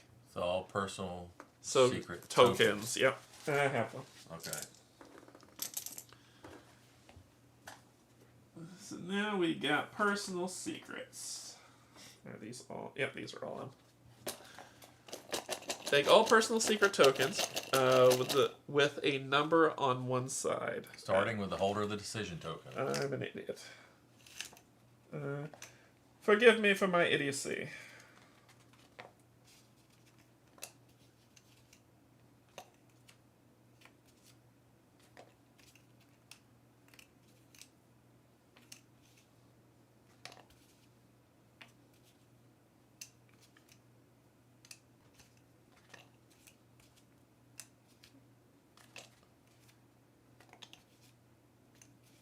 Okay.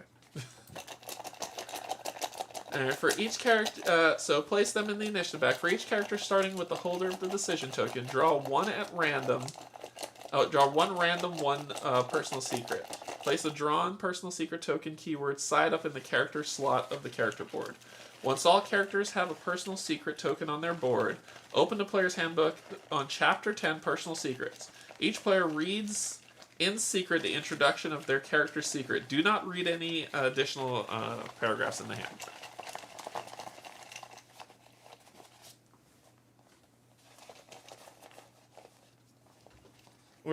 So what do I have? Really? Alright. I have, and I can show what it is. Place the... Yeah, you're putting it in the personal... Keyword side up. Yep. So I have burden. I am a burden. And you have... Past. Alright. I'm not a burden. I'm just a burden. Alright. So this is the personal secret section, which... Sorry, I gotta fix. Let me read mine, and then I'll hand the book to you. And then I'll hand the book to you, and you can read yours while I do some cleanup. So chapter 10.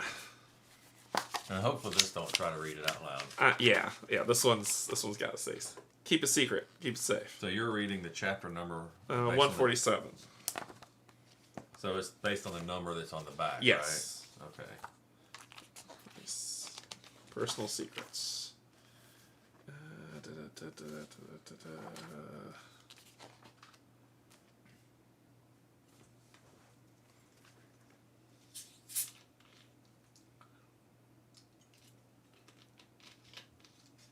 Really?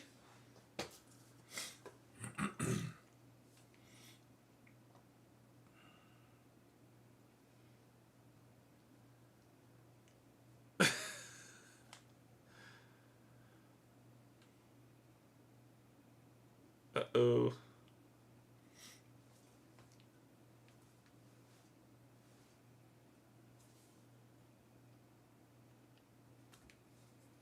Okay. So, just read yours. So reading number 2.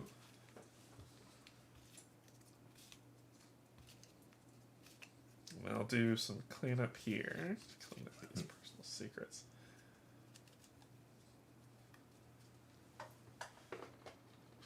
Okay.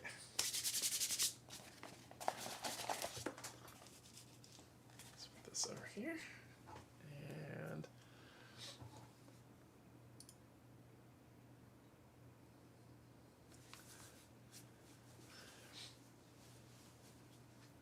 okay.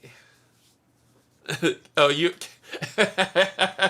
Cassie also got burden. Yeah, it feels apt. I always feel like a burden.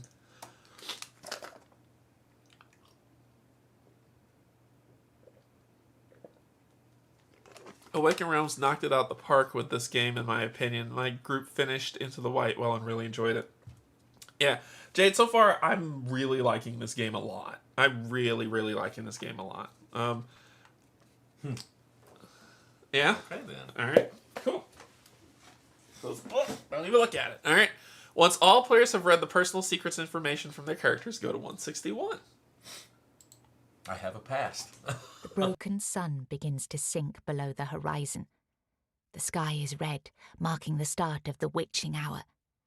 Now is the time for strange things and strange words. Now is the time for stories. Starting with the player who holds the decision token, each player tells the other something about their character. The story may be true or made up, accurate or not. You're welcome to reveal any part of your personal secret or even all of them. You're also welcome to lie and fabricate as much as you want. You know, I'm not used to traveling with... Or should I say, I'm more used to traveling with a larger party. But this definitely isn't my first adventure. It's the first one where we've had to take care of the sick, but it's good to have good company. Well, I too have been part of a group about the same size. Had a reckless youth. Did a few things I'm not so proud of, and let's just leave it at always watch your back. That's how I feel about myself. I thought you were telling me to always watch my back. No, I've learned to always watch your back. Gotcha. That makes sense. Yeah, that came out wrong. That was not a threat. I thought about Back to the Thing when you said that. I thought about Back to the Thing with like Kill Lyra, where you're just like shh shh shh. Okay. Once each player tells the other something about their character, go to 129. If there's a danger model on your sheet, roll a d8 checked result. There is not. If there's now a no, there's not a danger. Oh, sorry. Let me go back. I want to go back. Okay, go to 129. If there's a danger model on the sheet, Yes. roll a d8 and check the result. Okay. So, d8.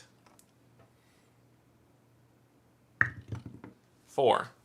If there's a danger model on the sheet, roll a d8 and check the result. Yes. 1 through Move the danger model to the triangle square. There we go. Kind of in our way. I guess the triangle square that's adjacent to it. Yes. So move the danger model to the triangle square. Yeah. Because there's 2 triangles. Yeah, let's set to adjacency. Is there now a danger model in your space? No. No. Place the camp sheet in your story tracker and resolve the camp phase. Take an action. Okay. And then, yeah. Okay. So we'll do that. And grab the camp sheet. Well, you want to place yours first this So time? each character with advancement tokens. Which we don't. Party members heal all health. Which we are healed. You may re-equip. No need. We'll skip 4 to 6 for now. You may place your camp cards for any matching cards in the slot. We don't have action. Now we take our actions. Okay. Well, my plan was to probably do the same thing to get rid of this other injury. I'm going here to get rid of a terror. Alright, so do your rolls. Three dice. 3 dice. Need an 8. Yep. Yep, you got it. Yep. You got an 8. I got rid of my last injury. Alright. Then I'm going to look into the flames to get rid of one of these. Alright, now we clear off. Alright, and then we clear the board.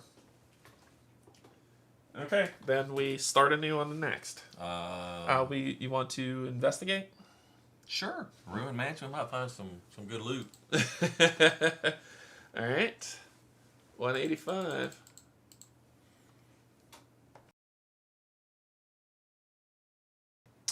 There's nothing more left here. Oh, that's if we have it, but it's X. It's tracking it for us. Yeah. Learn our lesson to read everything 3 times before we assume Yeah, it's the same yeah, each time. yeah. The mansion that stands by the river once had to belong to one of the lesser noble houses. Now it looks completely abandoned, its broken windows looking at you like the eerie eyes of a giant insect waiting for its prey. Would you like to enter the mansion? You know I'm going to enter the mansion. I don't know that you're going to be able to stop me. I'm going to be stronger than you. Oh, I need to watch my back. No.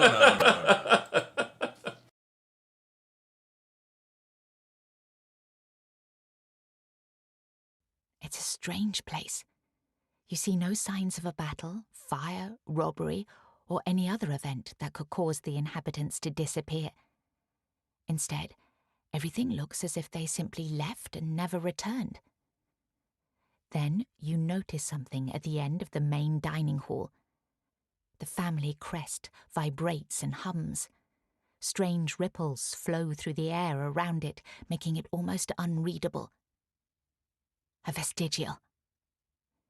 You've heard that when the broken sun causes someone to fade, the only remaining objects related to that person can turn into dangerous glitches of reality.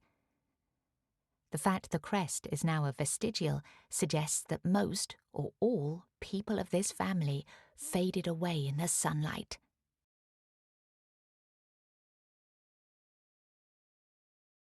Mark G in the story track. Alright.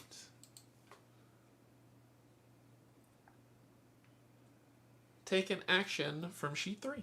So that was it. It didn't say put a marker there. It did not. I guess we go ahead and travel again, wouldn't you think? I think so. Although this could cause us to get attacked. Maybe. So, So now we go to 125 we again. do this. Yeah.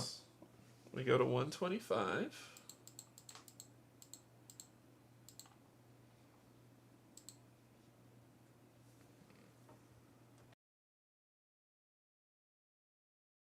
Remember to always take the first redirection which you meet the criteria when you first come to the entry E. Why is it redoing that?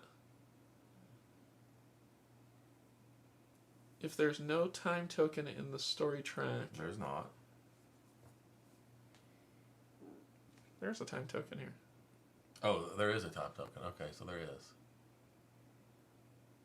So yes, there's no time token. Oh, something's up. You keep going. Do we have some? We do have something on D. Current state is this. Yeah. So continue. So there was one. There was one before that though, wasn't there? E. Yeah, our current state is it's marked on E. So we continue. 125. Current state is marked. Current state is marked. Current state is marked. Okay. If there's no time token in the story tracker. But there is one, so I would say X. X. Another night on the road. We did that too. Okay, so now we roll a D8 because they're moving again. You roll this time. 4? You want to take that? Oh, yeah, it just fell 4. over. Move to triangle space. Yep. Move the danger model to triangle space, which we did. No. Then we're back to the camp. Alright. And now... So now we're back to picking actions. I'm going to go here. Which only one of us can go there.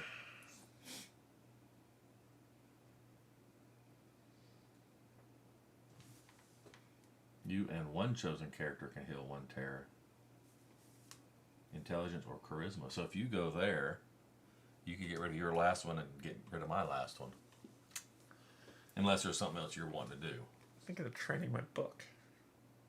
Well, that'll give me a terror if I fail. Yeah. I need my Arcana keyword. I can't do it until I get my Arcana keyword. This is going to be a tough one. What, charisma 9 plus 1 die for lore? Yeah, I don't... You have 4 dice. I have lore. So 5 dice. So, but I need a 9. That's the tough part. How confident are you or me rolling a 9? You have a fate. I'll do it. I'll get us nice and clean. Okay, so this, I just heal a terror, right? Yes. Right here. And then Do you have animal handling or leadership? I have leadership. So you would roll, and it's a charisma check too. So you could roll 5 dice, and if you get a 10, you need two 10s. Or a crit. I do have rerolls. Yeah. So that's where that'll probably be my next one. This seems good for you. If this works and gets rid of both of our terror, then that'll be my next one. So I'm doing a charisma roll, which is 4.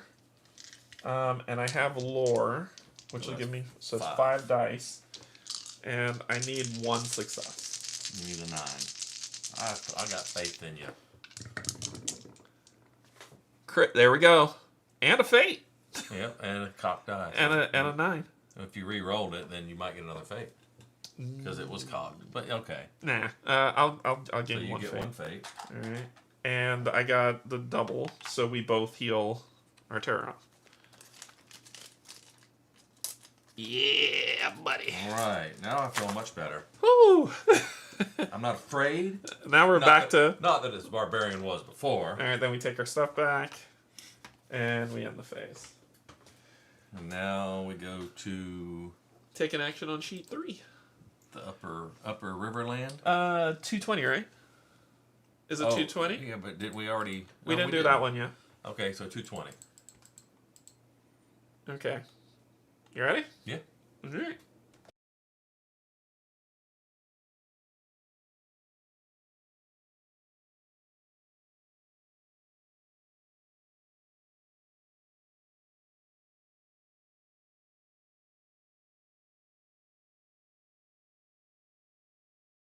The river widens into a calm lake. On its shore, you see a poor, small settlement, As you stop in the hamlet, a woman asks whether you're bound for Whitewell.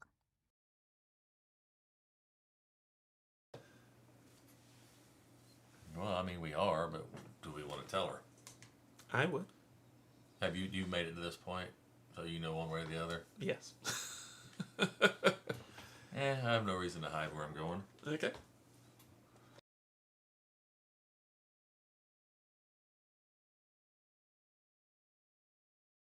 The woman leads you to her crooked hut and presents her 8 gaunt children.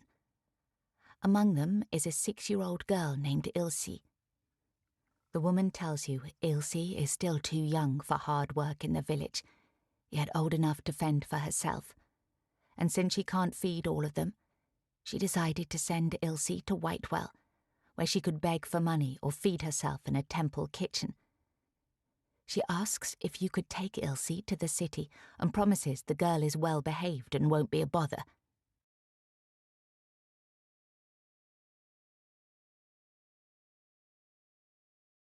Okay. We talked about choices for like 15 minutes. Now, this choice.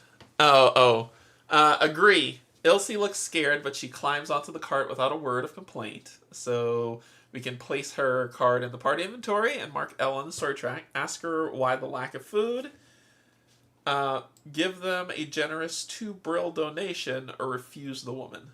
So we can give her money, take her with her, or ask her why there's a lack of food.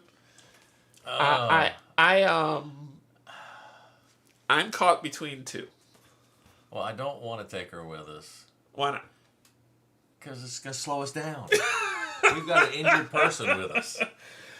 It could. I say give a donation. So here's how it runs. I say the donation. Well, here's how it runs because I don't you have the final say so. I don't remember the choice I made here. But I'm like, if we're taking her with us, that could mean another camp action. It could also mean another target if we're attacked. But well, she's going in the party inventory, so she won't be. Yeah. She won't be. Okay. She's not a companion. Take the damage off of me. Come on. Stop killing children. So we could take her there, and then potentially, because I truly don't know, what happens if we run into trouble in Whitewell? She might be able to help us. You do make a convincing argument. Honestly, Okay. I don't know if we will, but if she's in Whitewell and we're headed to Whitewell, I mean, I guess I'm we're assuming headed that's there anyway. As long as you stay out of the way, little girl, fine. Don't ignore my blunt friend. Just watch your back around. Yes, she should. So, but the 2 brill donation maybe might help. I don't know. So now, thinking about it, it will help, but probably only for the short term. I know there's here's where my memory is terrible. I know there's something we need to do here.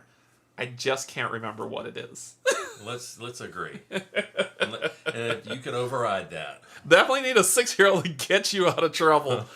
That's how it usually works in Disney movies, right? Well, it's like when you get pulled over by the cops and your 6-year-old starts screaming, "I gotta go pee! I gotta go pee!" So let's do thumbs up, thumbs down. Agree and take her with us. Closer. Yeah.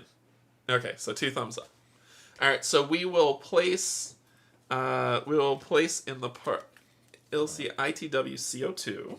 Ilse child beggar. Yep. She's going to the cafe. She starts begging me. It's a boot to her. So so she will go into the camp phase. Party inventory. In party inventory. So right now she's in party inventory. And we will mark L in story track. Oh, they did money. Got outvoted. Yeah. So mark L. Mark L. Reluctantly. All right.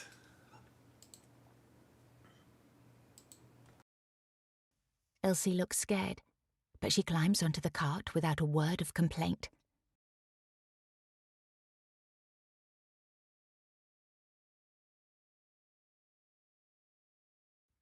There's not much to do in this sleepy hamlet. You notice some well-kept boats by the shore that could carry you further downstream toward Whitewell. But local fishermen use them to catch white, blind cavefish that thrive in the lake behind the village. They won't part with any of them cheaply. But they also say the riverlanders who live further downstream should have boats for sale for more reasonable prices.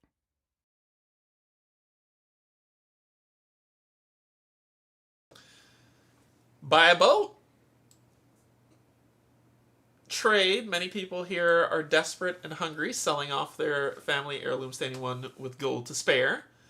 Ask them about the nearby lands or leave. I know exactly what I did now. We can ask about the nearby lands. That's what I think. Because I don't... If we buy a boat, look, if it goes by the map, I think we're going to be stuck going this way, which is going to push our days. Well, not true, because remember that line's right there. Yeah, but like I said, it depends if it's going to be based on what's pictured. Awakened Realms does tend to do that. I say. Plus, there's water here too. Okay. There's water there too. I say ask about the nearby lands. It's always good to have information before we go into a place. Yeah. Do you want to do something different?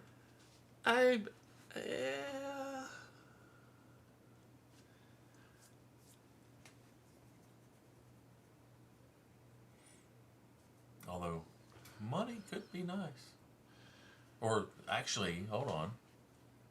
Selling off family heirlooms. Yeah.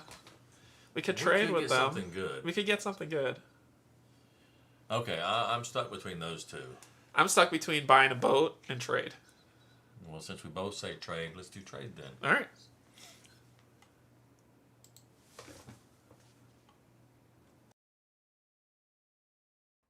Many people here are desperate and hungry, selling off their family heirlooms to anyone with gold to spare.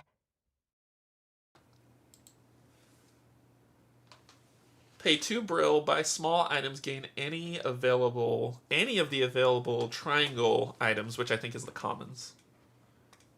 I think it's the commons. Square. Those one of ones. these? Yeah.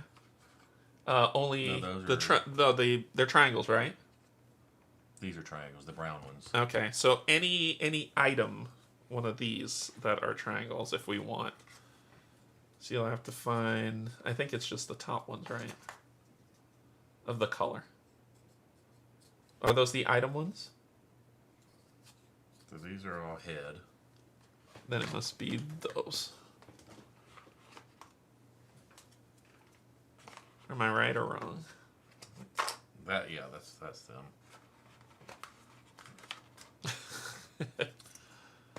Good lord, there's a lot of them. Okay, so we have.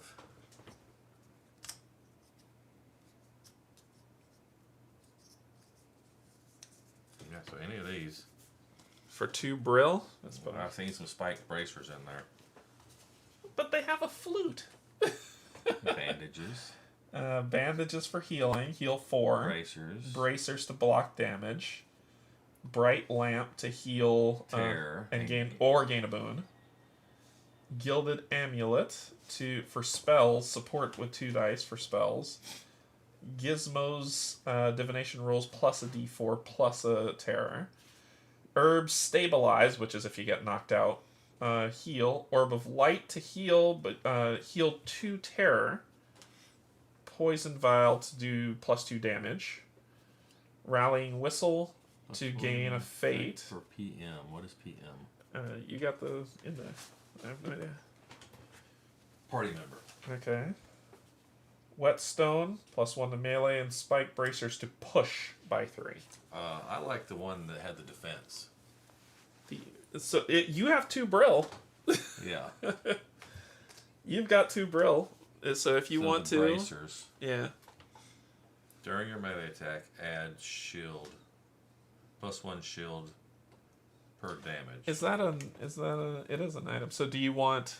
So that's what you're buying. Yeah. So on a melee. Okay. When I attack. I can show out too. How does that read? So this it should be on the back. During your melee attack, During your melee attack, add shield damage. Add defense damage. I don't have any defense. So you need to find a shield or something. Okay, so maybe I don't want that one. So that might not work until you find a shield. Move party member.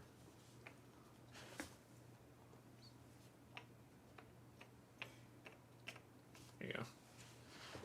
So gain fate. This is a melee attack one, poison vial. During your melee attack, add 2 damage. I think I'm gonna buy a whetstone. Whetstone. So melee plus 1 dice. It says during your melee roll 1 additional die. And that's not a one-time use, is it? You'll have to look that up. I'm not sure. I haven't looked up items. So this is a ready item or something like that. Yep. So I will click this because, well, until you choose what you're going to do.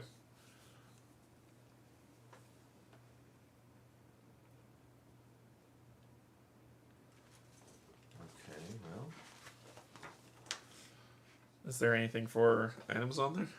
I'm looking.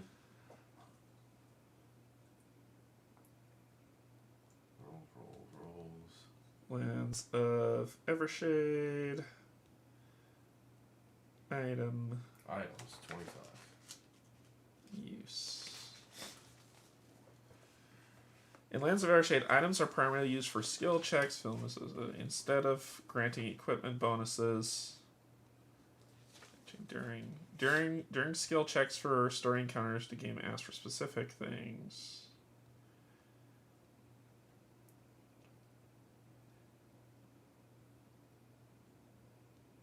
Man, this does not give you much. When you use an item action, discard the token from your inventory to your pouch.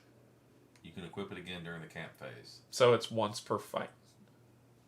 Usually passives are in a frame on an item. Yeah, like, okay, I see. See how it's got the white? These two are passive.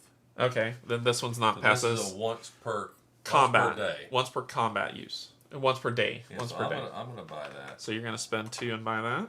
All right. Because it could come in handy in a big fight. Sure. All right. Not a problemo. So that's your 2 brill. You're not buying anything? Nope. You're gonna buy a boat. Maybe. And choose again. Leave. Well, we'd Take have to an spend action a... from sheet 3. It's still not telling us to put a marker. Which sucks. But if you go back in to buy a boat, it's not going to advance the day until we move. Oh, that's right. So I'm going to go back in. So now you can explore again. I can explore again. And continue. Let's see how much it costs to buy a boat. Alright. If you're using your money. Can I buy a boat? Oh, it's just... Okay. With your own sturdy boat, you now have a way to quickly move up and down the river.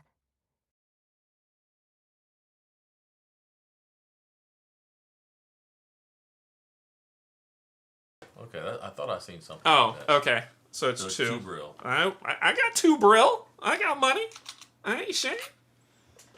Alright.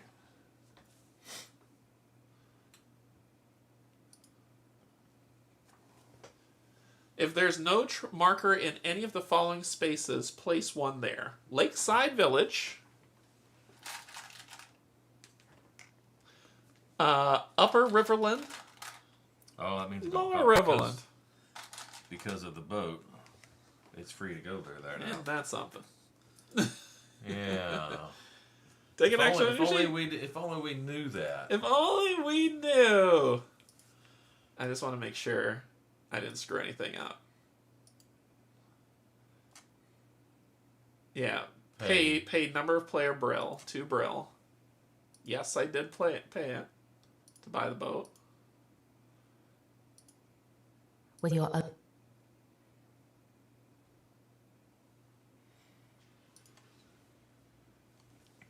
Look at that. Okay. Well. Well, now we got more time. Oh, isn't that something? Well, I guess with travel. Except if it asks if there's a marker there, it might be messed up now. It says move the party model to connected space. Then, if there's a danger model in that space, nope. If there's a marker in that space, choose again. So we want to move? Yeah. Okay, do you want to explore or keep going? This is up to you. I can't spoil any more of that. That I definitely wanted to do. So it's up to you. Let's explore. You want to explore? Yeah. 240. Might as well experience the game. I knew that was a thing, so that's why I waited. Tranquil lands stretch alongside the river, dotted sporadically with lone farms. Everyone you meet here looks at you with suspicion. To them, you're just another dangerous troublemaker from the hills.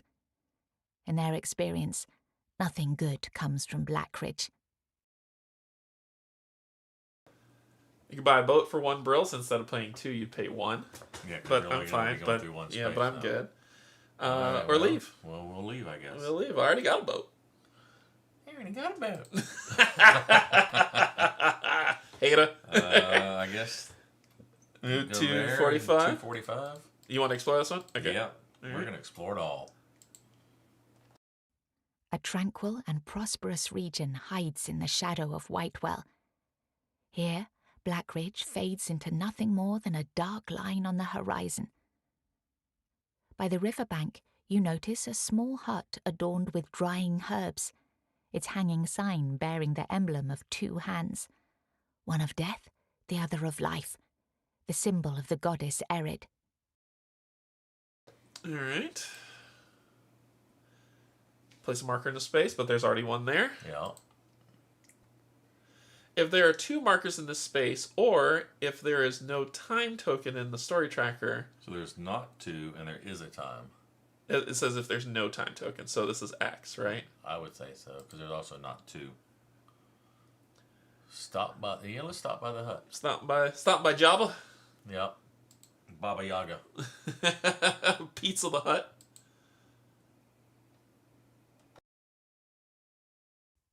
Inside, you meet an old crone, who immediately becomes interested in Leoreth. After studying her wounds, she makes you a grim offer. She'll pay well if you leave Leoreth in her care to die peacefully in this house. The crone leaves the important part unspoken. This would allow her to claim Leoreth's divinum. Of course, if you pay her, she can administer some healing ointments and elixirs instead. This won't let Leoreth recover on its own, but it should give her much more time. We don't need more time.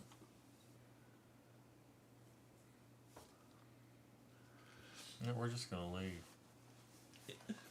Gain 5 brill. Seller. Oh, wait a minute. Well, it's either sell her or Kill her in her sleep. Well, I'm about not. I don't trust this lady one bit. I think she's savable, and we're not rushed for time, so we don't need more time. So let's just leave. Okay.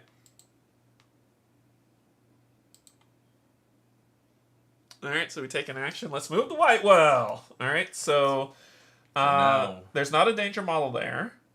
If there's a marker in this space, choose again. If there's no marker in this space, progress the time track. Look at that, with time to spare. Then go to 125. To our last camp. Our last camp. And I'm going to try to train my Drake Wolf. Before I do this for the last camp, what does it say happens when you reach a quest marker? When you reach a quest marker. Yeah, because it could say you don't do the camp phase, but I just want to check. Quest model. A quest marker.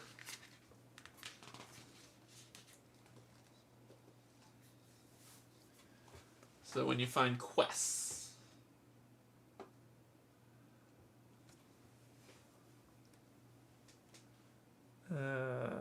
This is the fun part you don't see when we record, like I said yesterday. Where you just sit here and Okay, so it doesn't say quest, it just says quest model. just follow the flow, you get to the... Okay, you get to camp. Alright, cool. Cool, Okay. cool.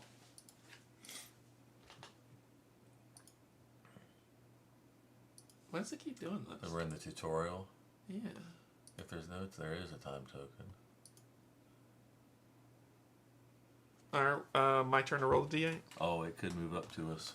No, it can't. There's no symbol. 8. 8. Move the danger model to a circle. Oh, so they just patrol those. Yeah, this is if we're in this zone, we run into that little bit of trouble.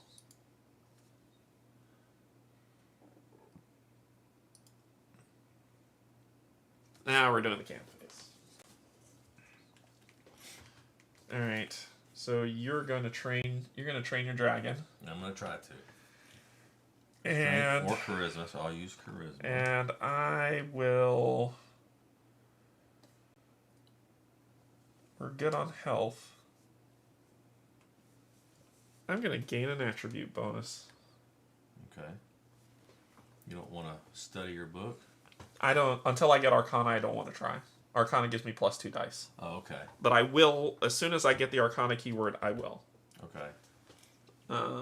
Okay. So take your action. Okay. So train it. Roll for strength or charisma. I have a 3 charisma. +2 dice if you have animal handling or leadership. And I have leadership. So you're going to be rolling 5 dice. 5 dice, and you need a 10 or higher. Just 1? No, I need 2. 2 10s or higher. Nothing. Alright, reroll them all.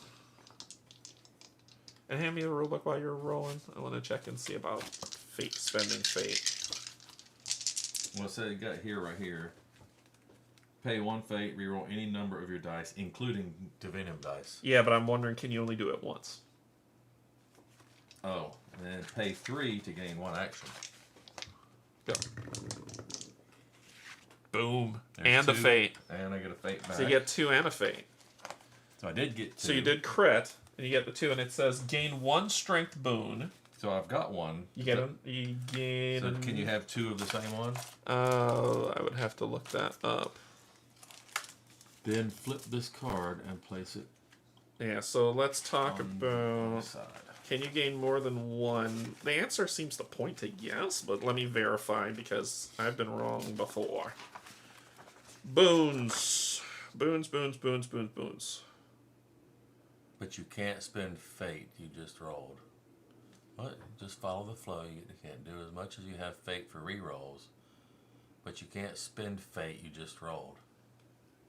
Oh, I see. So this one that I just got. Yeah, because you don't gain fate until you stop re-rolling. So whenever you're done rolling, then you gain the fate. Yeah, but you're done. Yeah, I know. That's what they're saying there. Okay, I get that. Gaining fate 13. Many game effects may allow you to gain fate. There are 2 main ways to gain fate, and they're connected to performing rolls. You gain 1 fate whenever your character fails their roll, resolves X. Only the final outcome of the roll counts. If you fail but then pay fate or other resources to re-roll and achieve a positive outcome, you don't gain the fate. Right. If a feature has no specific effects, the X outcome may not appear in the roll.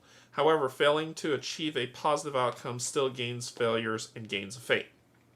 You gain 1 fate for each nat 1 on a d12 that remains at the end of the roll after all the rerolls and other die modifications. This does not include the Venom dice. Yeah, so I could have decided if I did another reroll to leave that one so I would get 1 back at the end of my roll. Right, but if you pass, you wouldn't, right? Yeah. But if I failed this, then I would have got 1 too, right?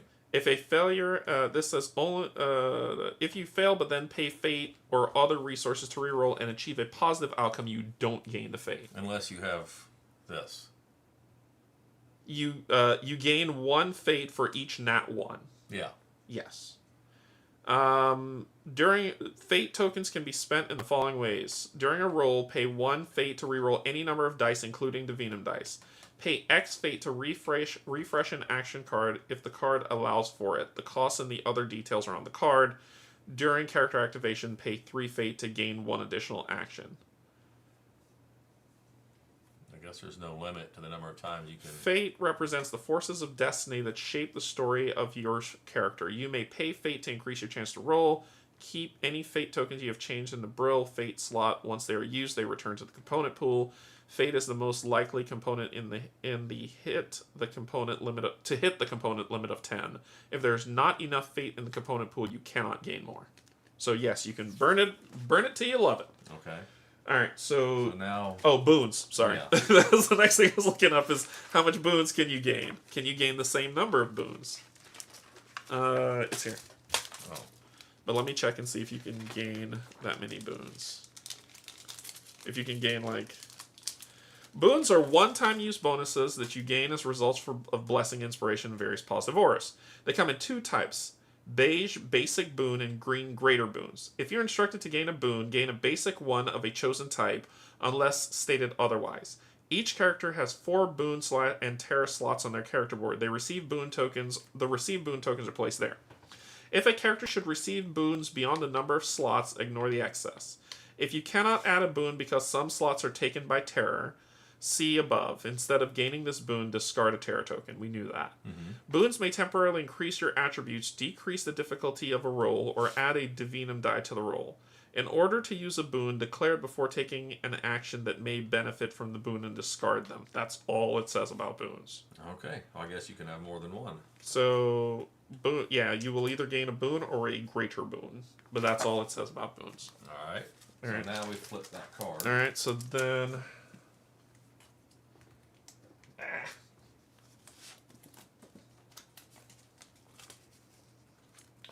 So we flip this card. You get Drakenwolf. So spend some time with it to go to P195. Okay, then. All right. And that'll be next camp, probably. Yep. Depending on... And I did... You did the middle one, wasn't it? The middle one to gain an attribute boon. I got an intellect boon, a charisma boon. Let me get another intellect boon.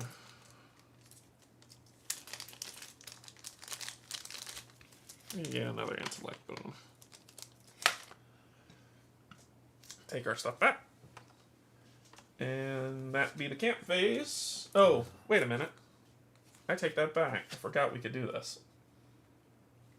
H. She would take her place. Which is alright, because we already talked to Lyra. Biscuits, I should have talked to her. I forgot she was here, because we could have swapped these out. There's something about, I think H can only one occupy H, or can 2? I think it said something in the tutorial about that. Yeah, I'm trying to remember.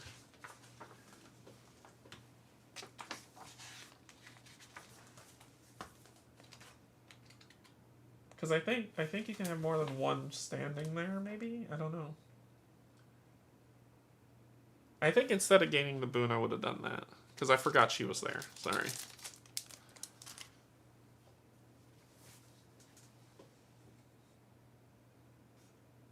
$235.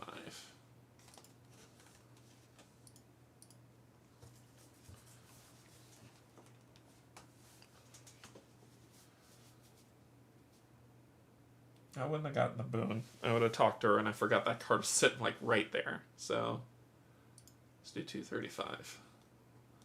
Is there a marker on Ilsa the child beggar? No. It says the party may replace. As you prepare your supper, Elsie looks at you hungrily. You don't have to share with me, she says, her eyes locked on your plate. Mum said I shouldn't be a bother. I'm going to share my food with her. God. Don't share. These are your rations. She should have brought her own. That would be me. I'm going to share my meal with her.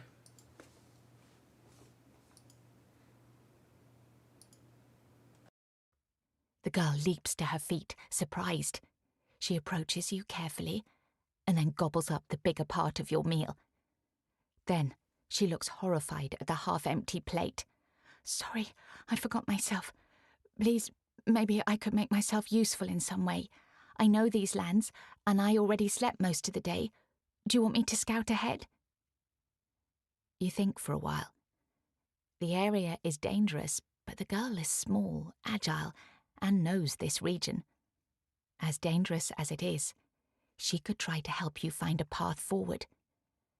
Should you risk her life to get to Whitewell faster, potentially saving more lives in the future? The needs of the many. No, let her sleep.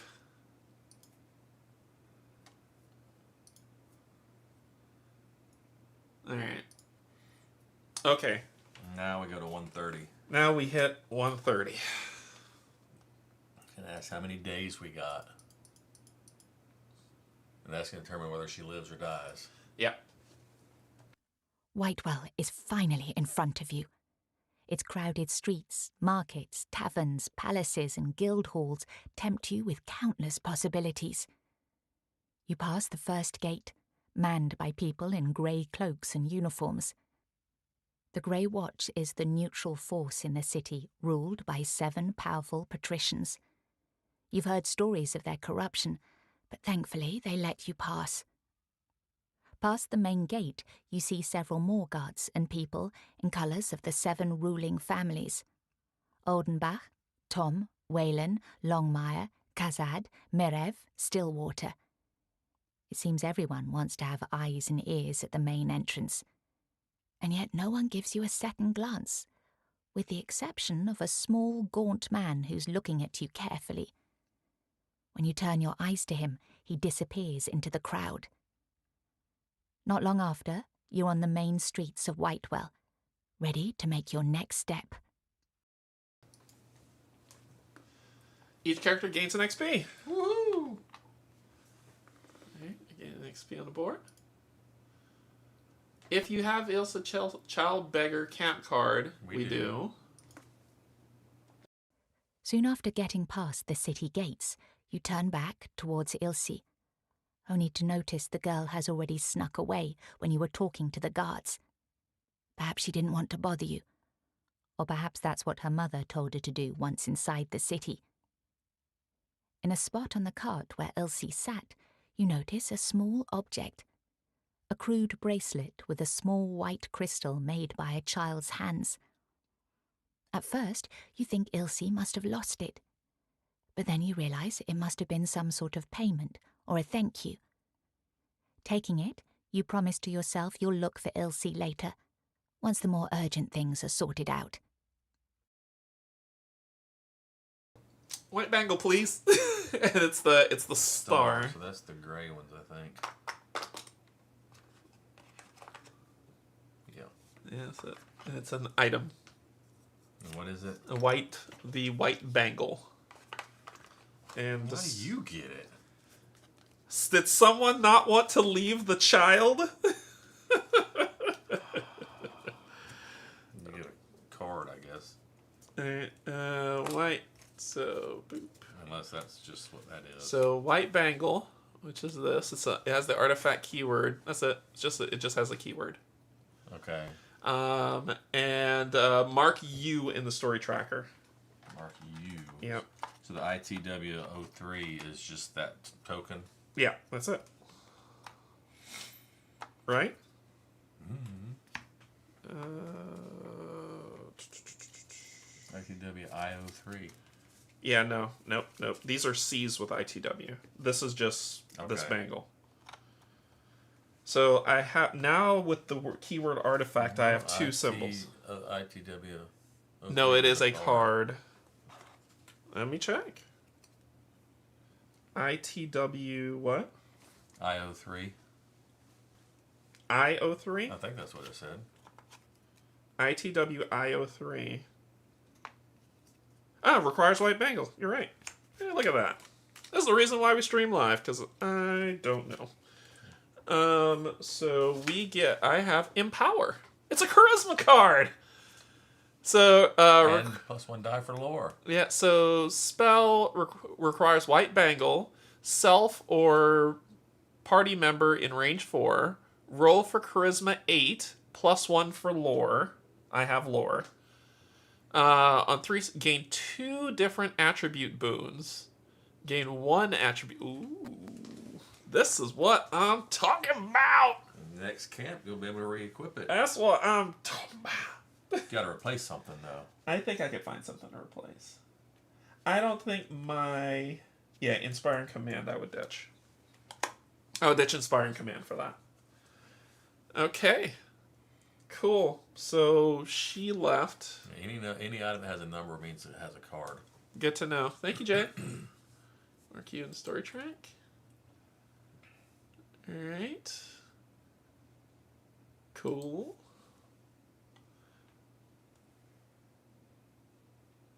There's a time token in the story track. Yes. 124.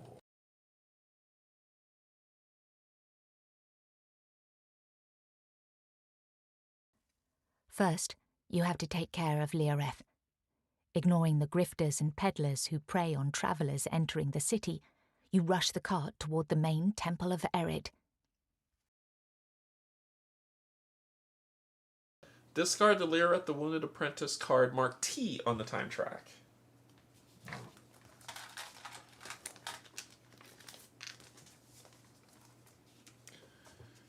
She is 1. Okay. Did you? Oh, we got rid of Ilsa already too. Yes. Yep, I already put her back.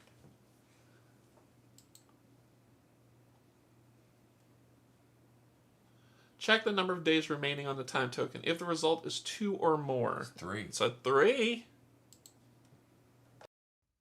When you finally reach the temple, Leoreth seems weak but in a good mood. The mention of her teacher, Inid, opens all doors. Soon, both of you are brought before the archpriestess. Her left hand is shriveled and dead due to a cruel self-mutilation that all Erid's high priests commit with a piece of string. With the other hand, she carefully studies Leoreth. "You did well bringing her here," she answers.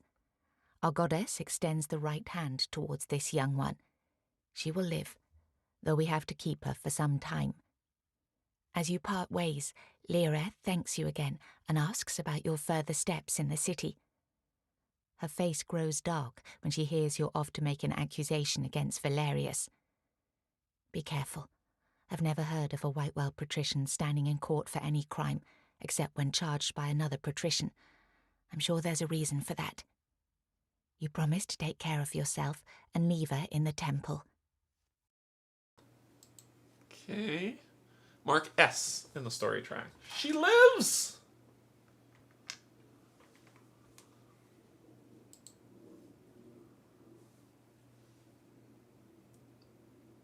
Y is not marked. Go to 135. Without Leoreth, your task is only half finished. The man who killed Inid and wounded her apprentice is still at large. Who knows how he'll use the power he obtained? Your accusation is the only thing that can stop him, and you need to do it fast, before he claims more victims and becomes even more powerful. Your only real option now is to go to Whitewell's Court of the Realm and testify against the patrician Valerius Oldenbach. If the time token in the story tracker, if there is a time token in the story tracker, remove it. Removed. And go to 74. The court is a large stone building in the commercial district. It mostly serves merchants and wealthier people, with the commoners unable to pay the fee required to bring a case to court. That may be why, when you tell a guard by the main door that you're here to make an accusation, he looks at you with doubt. Eventually, he admits you into the building and directs you to a room on the first floor, where a tired clerk takes out a sheet of paper and a goose quill and asks what your business is. As you describe what happened in Nightbloom Crossing and the role played by Valerius, one of the patricians of Whitewell, one of the clerk's brows rises. We're going to be right back. My computer UPS is messing up, so it might cut off the stream, but we're still going to be back. I just need to figure out what's going on. We'll be right back. BRB.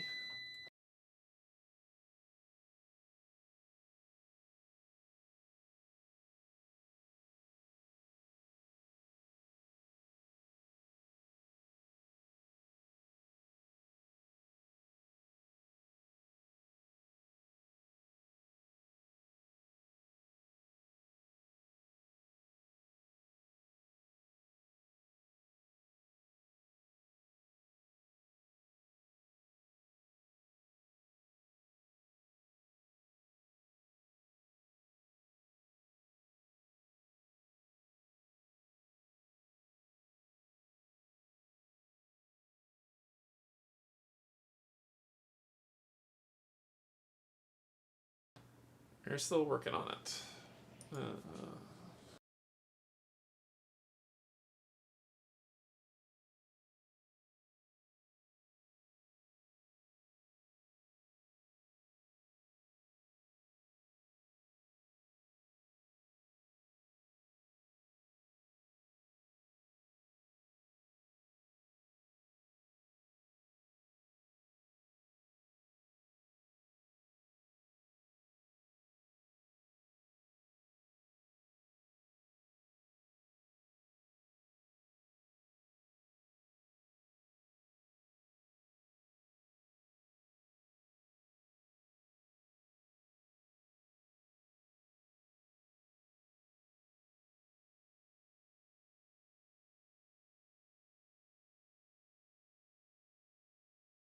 Alright, I think we're back. Oh, we're back all live. I think we're back. I think so. God, that sucked. Okay. Everyone seeing us now? And the stream is restored. Awesome. Woo! Cool, Dustin. Thank you. Okay. We're back. We got ourselves back up here. It looks like, because my my power saver, it hit a glitch and then it just started beeping. I was like, yep, that means it's running on battery. It's going to cut itself off. So I had to fix that. Which means we got a spike, and it happens. It happens with computers. But we're back, so we can continue with our story. I just want to make sure everything is set back to what it should be. And we should be good to run from here. So let's start over. Is a large stone building in the commercial district. It mostly serves merchants and wealthier people, with the commoners unable to pay the fee required to bring a case to court. That may be why, when you tell a guard by the main door that you're here to make an accusation, he looks at you with doubt. Eventually, he admits you into the building and directs you to a room on the first floor, where a tired clerk takes out a sheet of paper and a goose quill and asks what your business is. As you describe what happened in Nightbloom Crossing and the role played by Valerius, one of the patricians of Whitewell, one of the clerk's brows rises slightly. He rings a small bell, and a young boy enters the room. "Fetch some water for our guest. We'll be here for a while." Then he tells you he needs to make a detailed account of everything that happened if your testimony is to carry any weight. 50 minutes later, you're barely past describing your life up to the visit to Nightbloom Crossing. Your throat is parched, yet the boy hasn't returned with water. You start to have some strange suspicions. You want to keep waiting? Do we have S? We do. So, or we could run.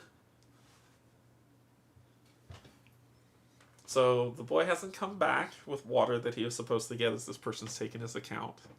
So do you want to keep waiting or do you want to run? Got a bad feeling. It doesn't take that long to get water. I will tell you that we're very close to where the prototype ended. So you need to pick this. Even though I'm the head one, I don't want to guide the story. Just keep waiting. Keep waiting. Alright. Keep waiting.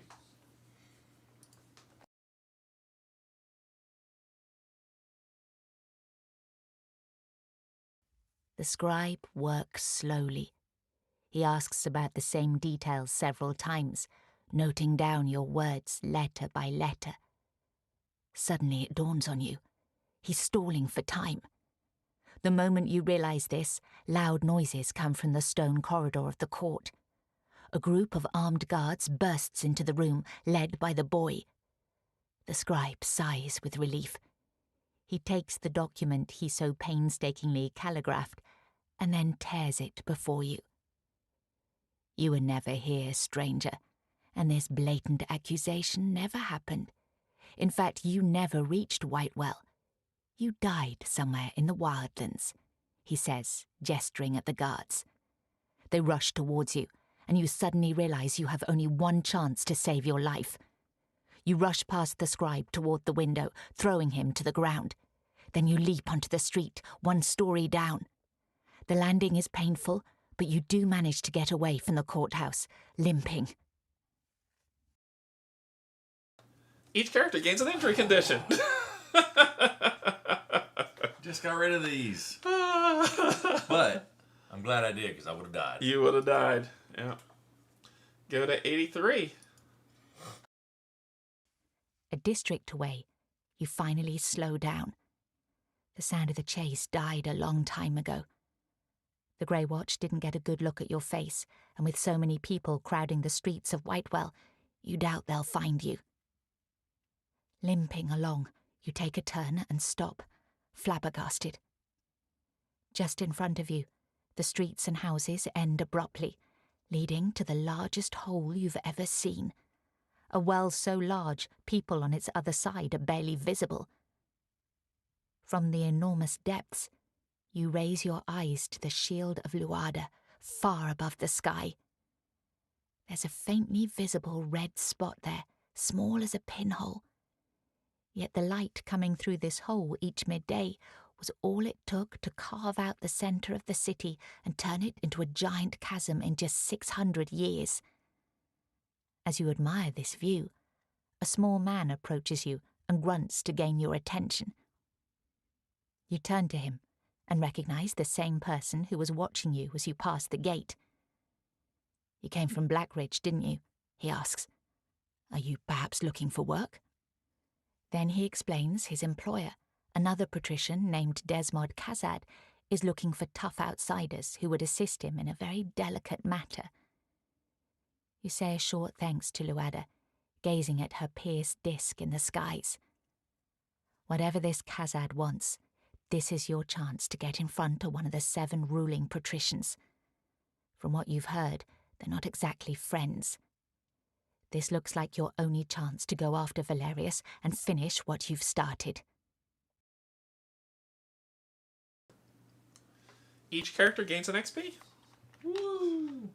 1 more. Discard sheet 3 with all marker tokens and models. So, that's for you to take.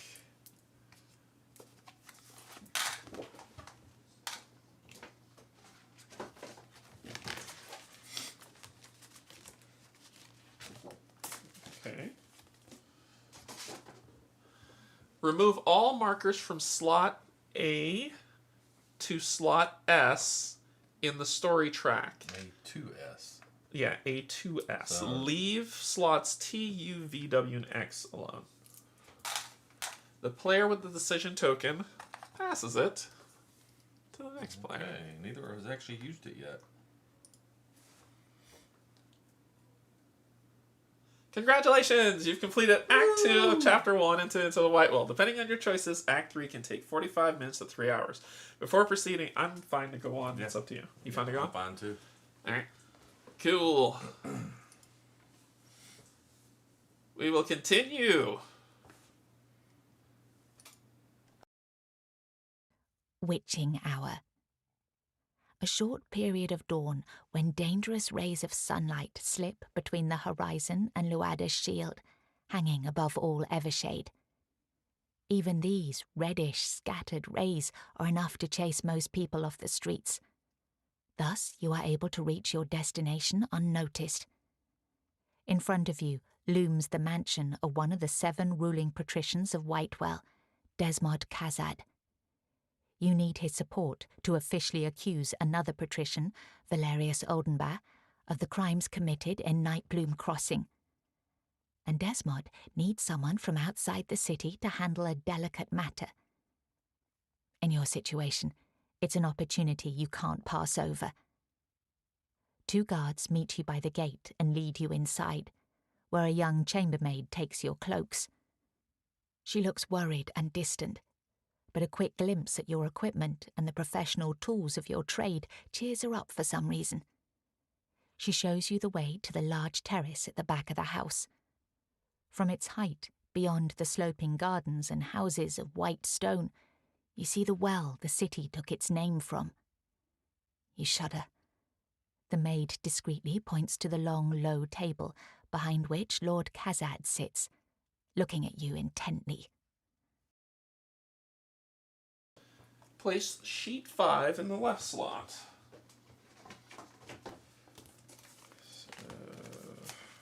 So we're skipping over sheet 4 and we're going to sheet 5. The city of Whitewell.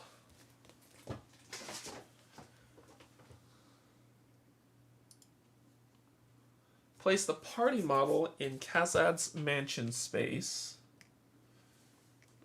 Okay, because there is staging ground, plaza, Dimrut Asylum, Squalid District, warehouses, Artisan District, and the market in Whitewell.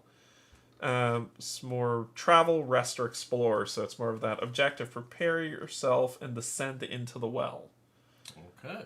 When you progress the time token to dawn, immediately go to 700. Dawn. Alright, so do we proceed to the table? Keep studying the view. You hope this won't be an affront to the impatient patrician. Go to the table. Alright.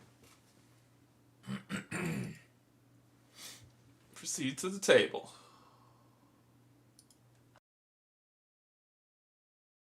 No. No, I thought about playing. You approach Desmond Khazad, one of the 7 ruling patricians of Whitewell.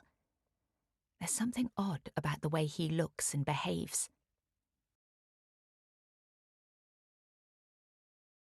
Roll an int check, +1 die for lore, midlands, or noble. I have midlands, I have lore, I don't have noble. Do you have more than one of each? I only have one of each. I don't have any, so That sounds like it's need me. to make it. Alright, so I have 2 +1. The boon, that gives me a +1 to all. If you use it. What does it do? I think it will give you an extra die. I think. Using boons. I read that section just now and I can't remember.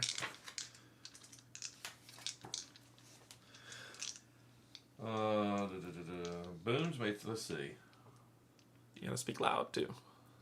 Boons are one-use bonuses. We've already read that. Right. If you cannot edit.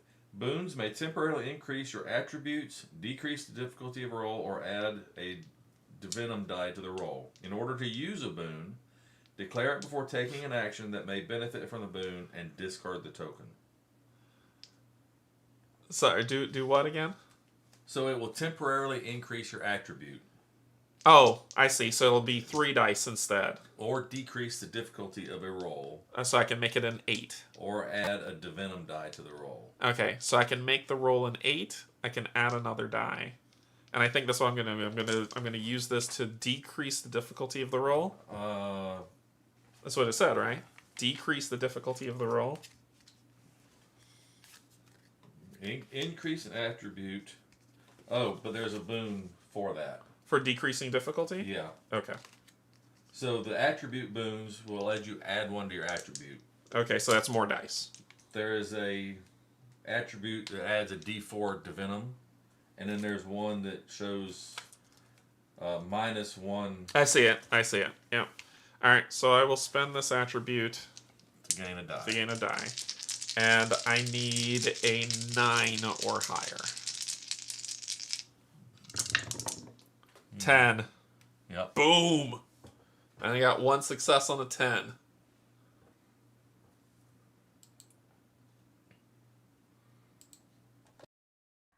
Apart from a visible lack of sleep, you notice Desmond Khazad is not wearing any jewelry. The golden cup in front of him is turned upside down, a sign he abstains from alcohol. This is the way Utua's worshippers mourn.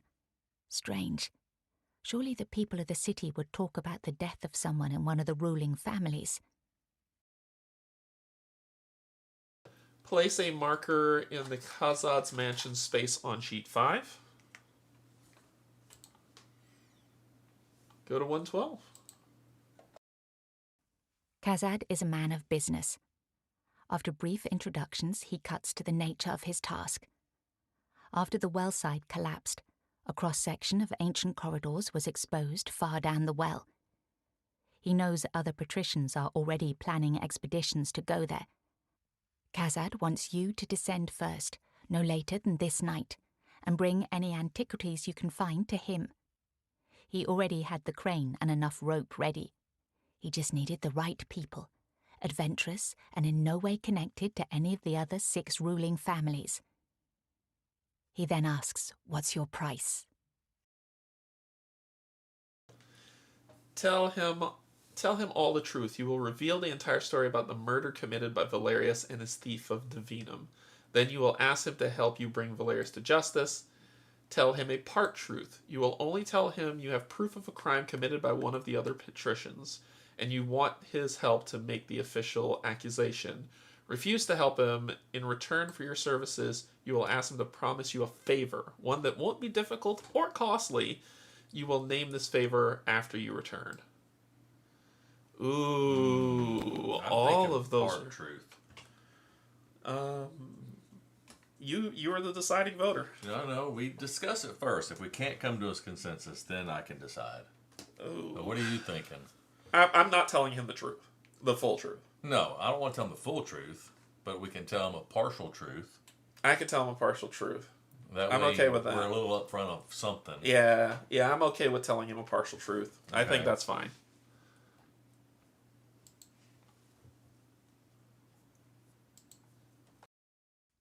You will only tell him you have proof of a crime committed by one of the other patricians, and you want his help to make an official accusation. Desmod Khazad strokes his chin. He's hesitant to trust you.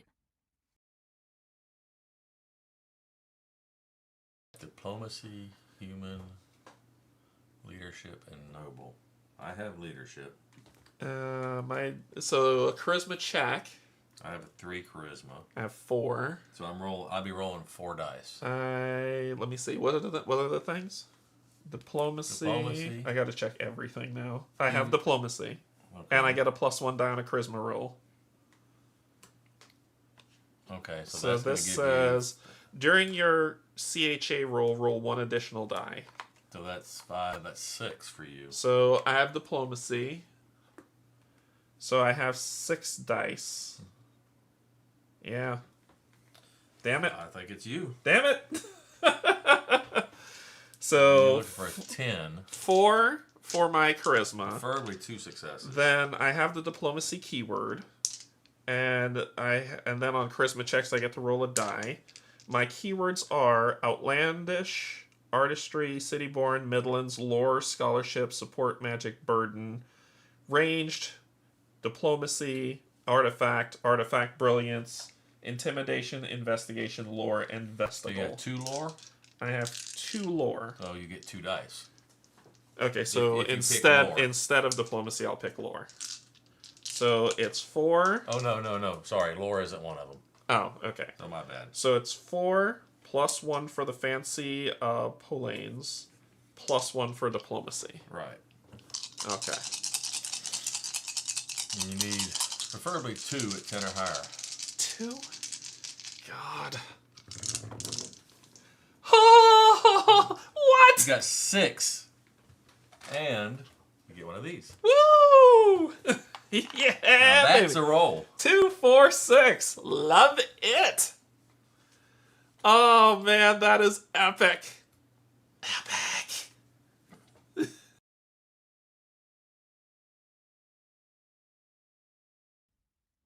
You make such an impression on Desmod Khazad, he decides to share a secret of his own with you.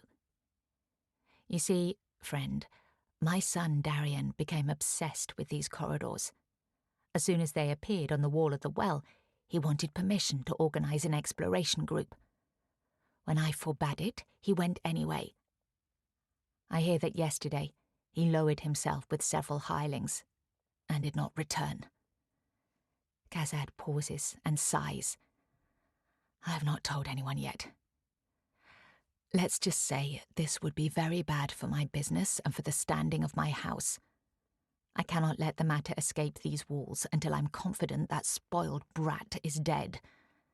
Swear to me you'll keep the secret and be on the lookout for my son as you head down well. And I promise to help you So he wants him dead? That's what it sounds like. This game and murder and Jeez. backstabbing and... New lead. After heading down well, be on the lookout for signs of Desmond's son. Okay.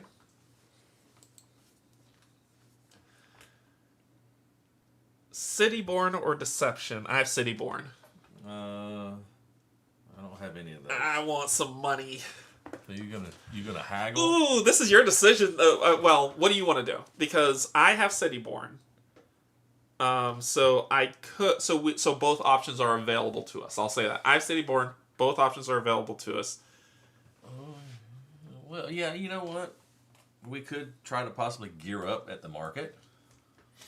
Let's try to get some money in advance. Okay. This might rule our Since standing. you have Cityborn. Okay. Yep. Haggle for some money as an advance.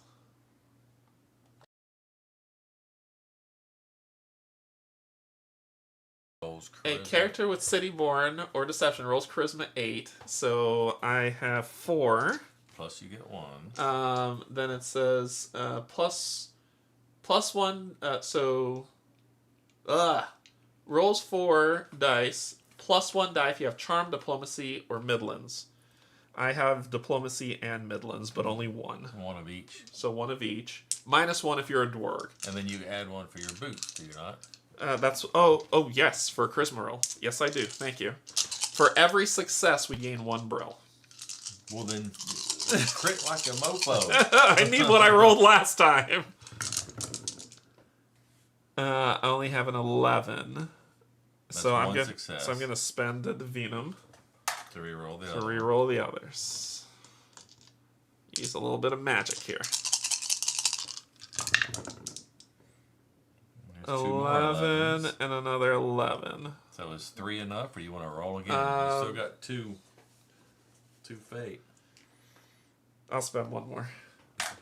So that's 3 more dice left. An 8 And a 9. and a 9. So that's 5 divinum. That's awesome. So you take, well, you split it up since you're the one doing the check. 1, 2, 3, 4. This is the negotiation path. Spending magic. I mean, it's party funds. So if we go to the market and you see something you want, I don't mind spending money. Here. That's party funds. I take 3, you take 2. You just want to have more than me. I don't care. I am better. Hey. I am definitely more athletic. So we did that. You rise and shake hands with the patrician. He informs you that in the afternoon, when the light disappears, a crew with a crane will be waiting on the expedition staging grounds by the edge of the well east of his estate. They will lower you to the corridors on a special platform. Do not be late, Kazad warns you. You only have until midnight to join the crane crew and descend. Then you have to come back up no later than dawn. The later you set off, the less time you will have in the corridors. You gaze at Luada, stretching across the sky above the land. Soon the deadly light will pierce her shield and fill the well. While the well is inaccessible, you have time to gather equipment and make preparations, or explore whatever threads you wish to investigate. Each character gains an XP. Hey! Alright, so that puts us back to 0. And So this goes we in our get this pouch. in our pack, and that puts us back to 0. Place a quest model in the staging ground space. That's the parchment. Place the time of day token in the round space of the story track and set it to morning. So that's this one, and it has morning on it. So we set it to morning. And it says we have until flip to dusk. Okay. So we've got, so it says flip. We have until midnight, I believe, to solve this. Important. Once the time tracker progresses to afternoon, you may descend from the staging grounds. After the other side progresses to dawn, your time will be up. Okay. So we've got 1, 2, 3, 4. 3 to 4. 3 to 4 to be there to descend. But as it says, the longer we take, The less time. The less time we'll have down there. So we gotta balance. Okay.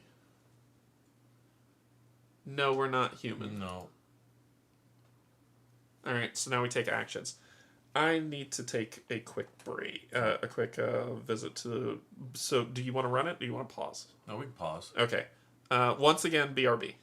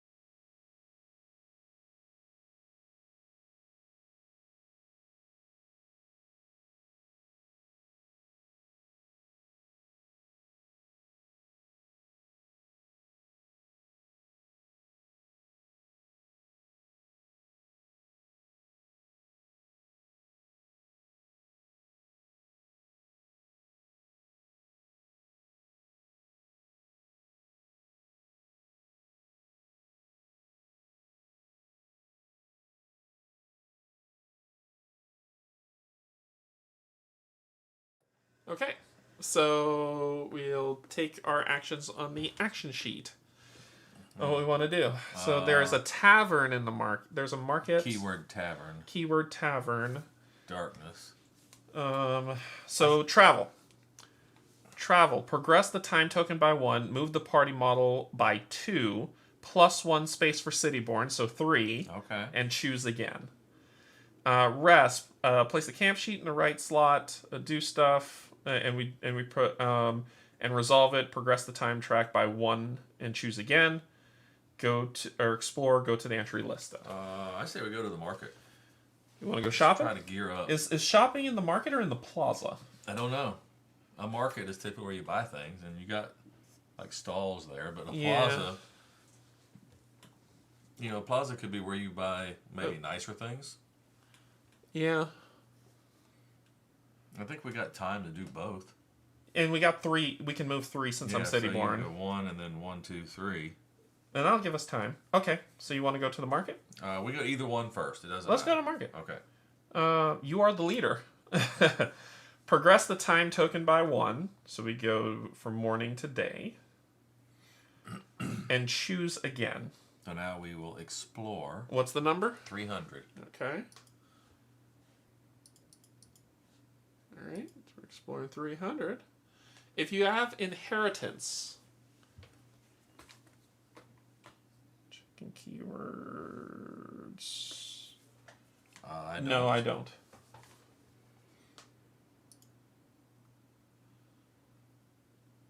And you have Moonshield or Clergy, which we don't. No, that's an ability. I didn't take it. Yeah, Moonshield would be your... That was that special ability I didn't take. Yeah. So what do I... we don't, so I would say no. White.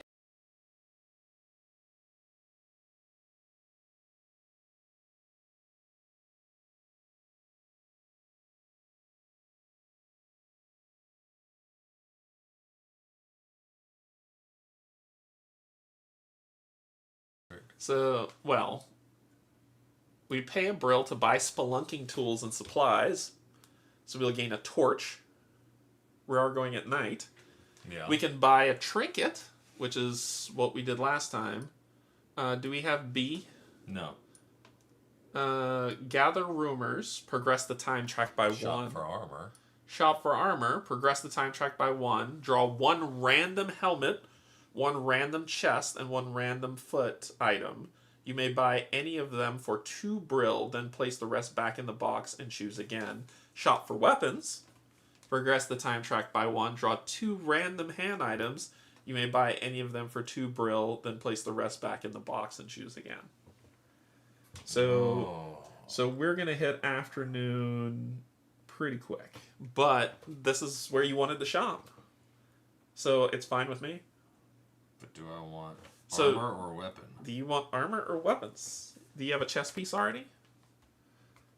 Are you happy with a club? I mean, it's plus. Well, they're both +1 damage, so that's +2 damage. I don't know What nice weaponry you could find. Well, like that's +3 damage. So weapons are better than that.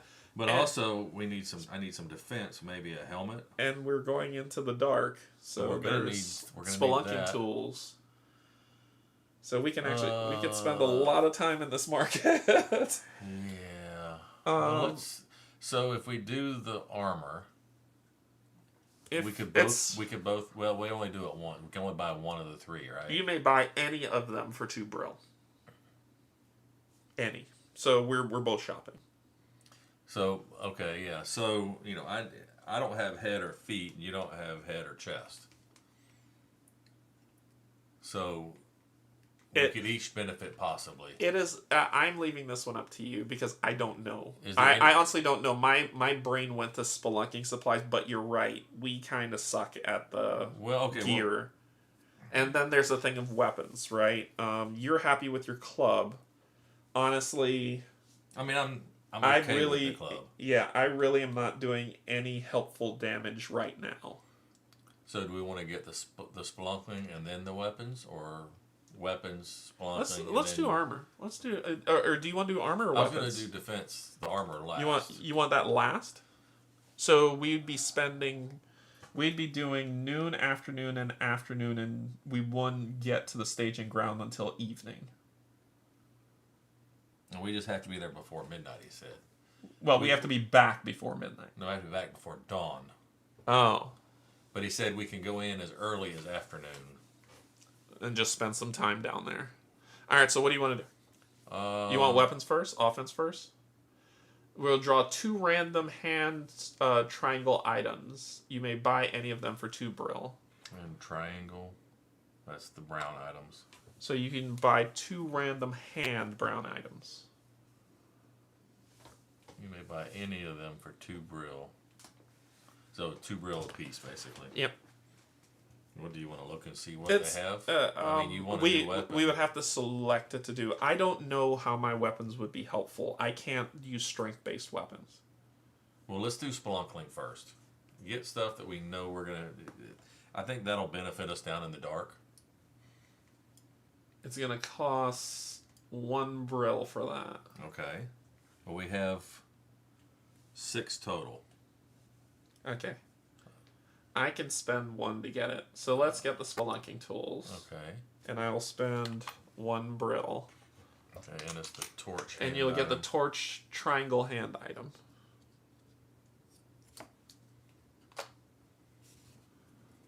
Did you find it? Oh, it's a bigger piece.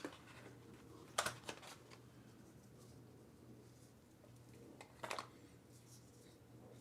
are boots.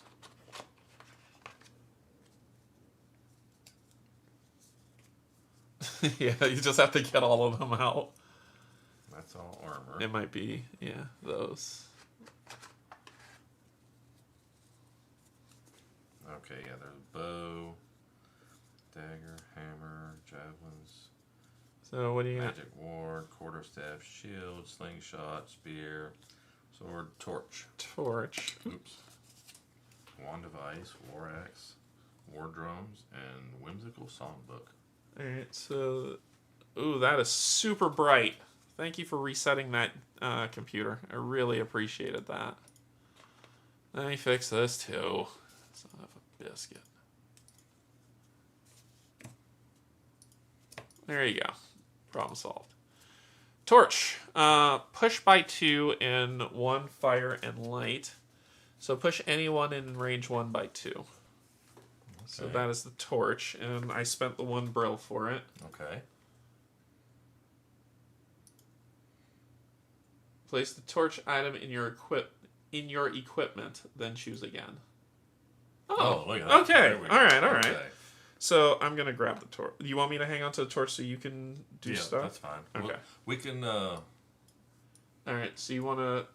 It's just advancing time by doing this. So we did The torch didn't advance time, did it? No. No, it didn't. It just did stuff. All right. So what do you want to do?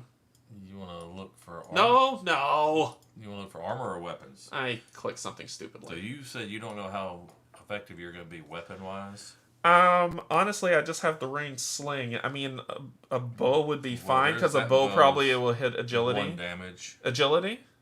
It's just plus 1 damage. IO 5, so you get a card. Okay.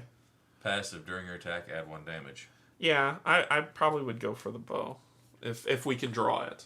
So let's see. So let's do Shop for weapons? shop for weapons. We're going to progress the time by 1, so we're going to noon. It didn't say progress. It did on the thing. Did it? Yep. Progress the time by 1. Okay. All right, so 2 random hand items. so give me the hand. These are all of them. That should be all hand items. All right.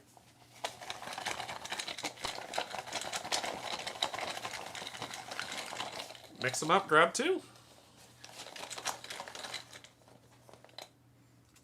All right, we have a magic ward and a hammer. Hammer and magic ward. Magic ward gives something, A card. and hammer gives a card and a passive. During your attack, add 2 damage. That hammer seems like it's right up your alley. It does. The magic ward, you did. That seems like defense. Can you look at the card? Sure. I-19 and IO2, see what... Yeah, sure. IO2 smash attack requires hammer. Roll for strength. Need 1 success. Deal number of successes. Damage it's ignoring shields. Definitely better than bash. It is definitely better than batch. And the other one is I what? 19. I-19. I don't have I-19. Oh yeah, I do. I put it back in wrong. Arcane ward. Spell requires magic ward against attacks. Roll intelligence -1 die if you have armor. On 2 successes, prevent 2 damage. Push the attacking enemy on a failed. Nah, I don't want that. You can have it. I'm going to get the hammer. You're buying the hammer? So the hammer costs 2. Here you go. So I cost 2. That's there. How much do you have left? I don't have any braille left. Broke. So here's your hammer. And then I get the card. And you get smash. But I don't get to equip it yet. Nope. Not till we rest. Not till you rest. 19. Alright. And these all go back. Take all those back and put them back wherever for those. Alright, and there's that. Alright, then we get to choose again. Well, I think we look at armor. Okay. We're gonna look at some armor. This one's gonna be wild. At least he took all the armor pieces out, which is good. Okay. So we're gonna do armor.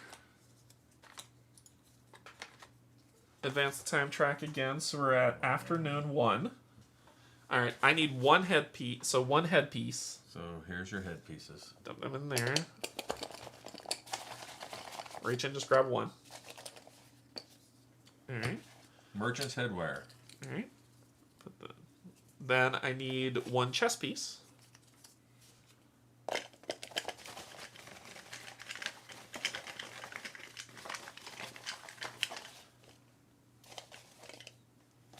Alright. Iron chainmail. And here you go. And then 1 footwear.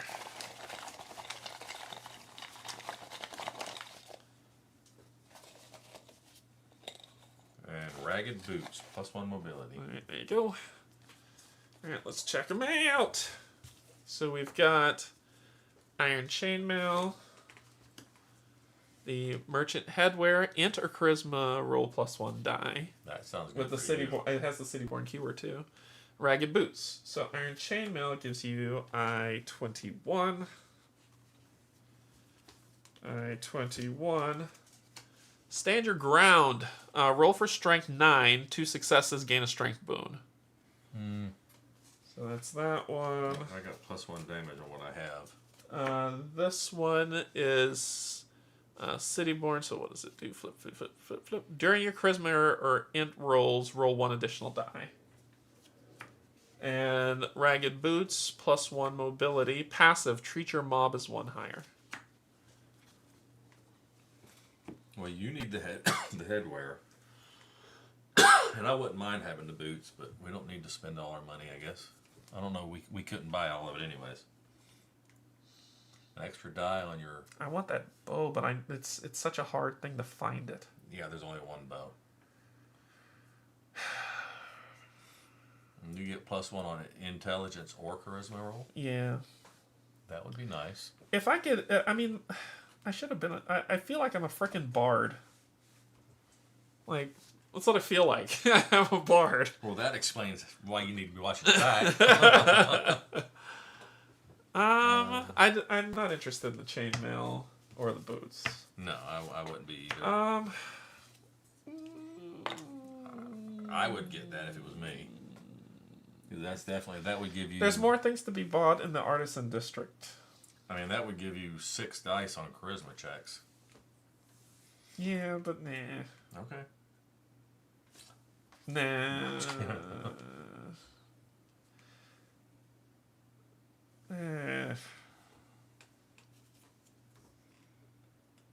But it's pretty, and it matches your Nah. fancy poulines. You don't want it? Nah. Alright. No. If I had more money, I would buy it. That's the thing. If I had more money, I would buy it. But I don't have more money. So we've done shopping. Leave the market. If F is blank and there's no marker in the space, go to 301. F is blank and there is no marker. So if we go here, then that's going to be the second afternoon. And the staging grounds will be evening.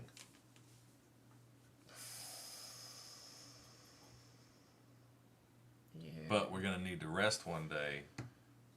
Yeah. At least once, so I can equip my hammer. And upgrade your pet. My pet is upgraded. Well, you need to spend time with it so you can Spend get a cool card. Yeah. I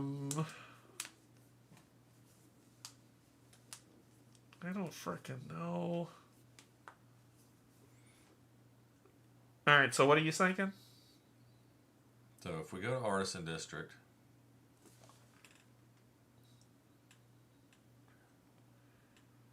that's going to progress the time to the second afternoon. Yeah. And then maybe something in there will take us to evening. And then we'll have to rest, which will take us to To maybe whatever. evening. What's other... And then moving to here will take us to dusk. Alright, let's go to the artisan. Oh, let's do this thing first. Yeah. So if there's no marker in the space, go to 301.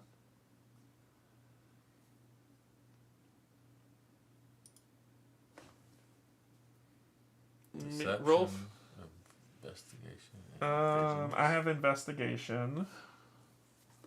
I don't have none of them. I have investigation. So Intelligence 7. I'm rolling 3 dice. You don't have any of them? No. Okay. Just because I'm one ahead. Damn it. Could have been 4. Could have been 4. But you're only looking for 7. 9, 7, and 9. You got 3 successes. I got 3 successes. Oh, we needed 2. And we needed 2. So we're good. Yep. Yeah, 9, 7, and 9. You can equip new items immediately. Don't need to camp. Oh, can you?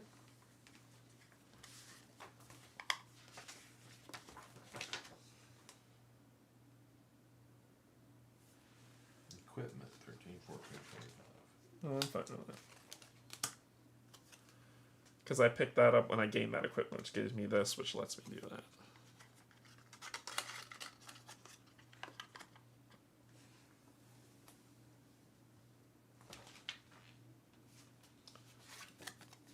When you gain a new item, you may immediately place it in your equipment. If you do, you may also place this action card. Okay. Yep. So we don't need to rest. So you can equip up. Yeah, that's just better. That's just way Yeah, better. it's definitely an upgrade. Thank you.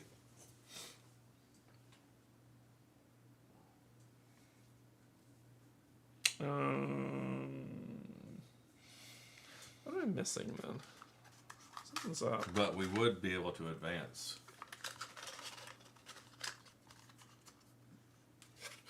Something's up. What did I get? I did B. Did I do that right? Sorry, so if that's the case, B is support magic. So I did support magic, and it was either Ritual of Haste or Protective Gestures. You did.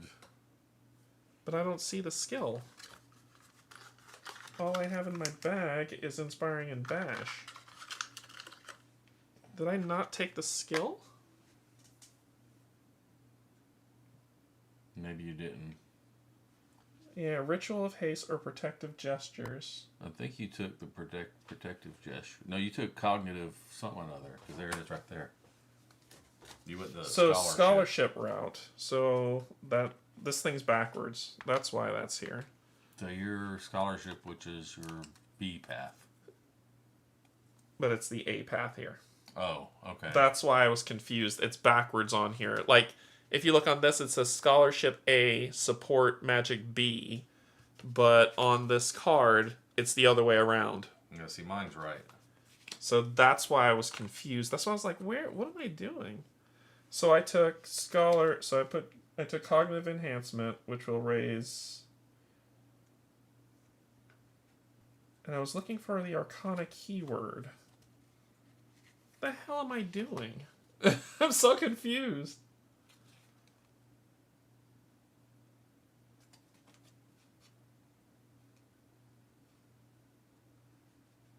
Okay.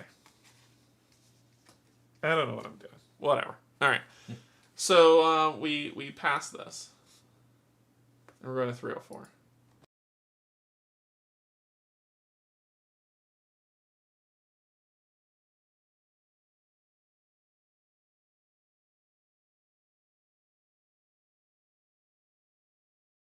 Place a marker in the market space. Do we want to follow the man or leave him be? I want to follow him. Yeah, let's follow him. Progress the time track by 1. So we're going to the next afternoon.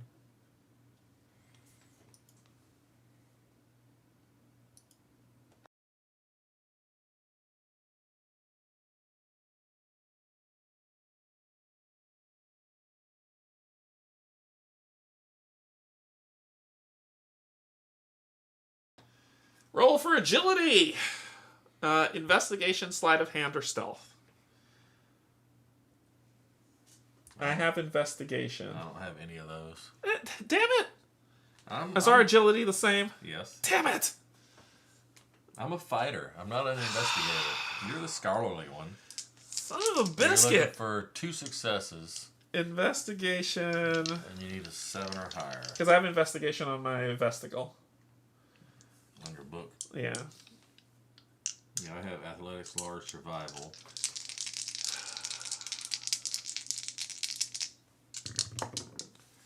Ten, 11, and a 5. Oh my god. Stop it! Stop it!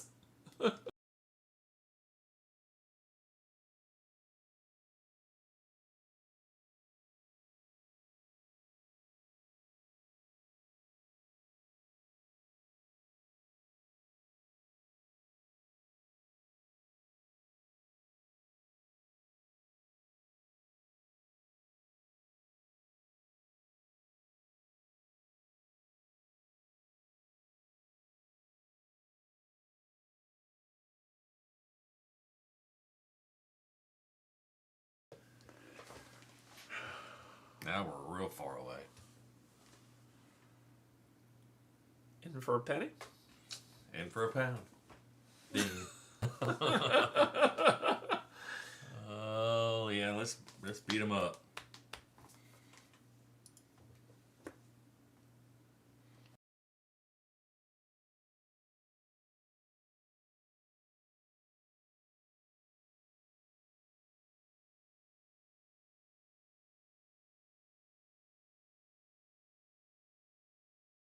Place a marker in the space. Oh my God, what are we doing? Wasting time. That's what we're doing. We're gonna put sheet what, 6? Sheet 6. All right. In the right slot of the story track, place the rogue, mage, goons, and barrels enemy cards on the table in one line. So I gotta hide this. I gotta zoom back out. And what are we doing?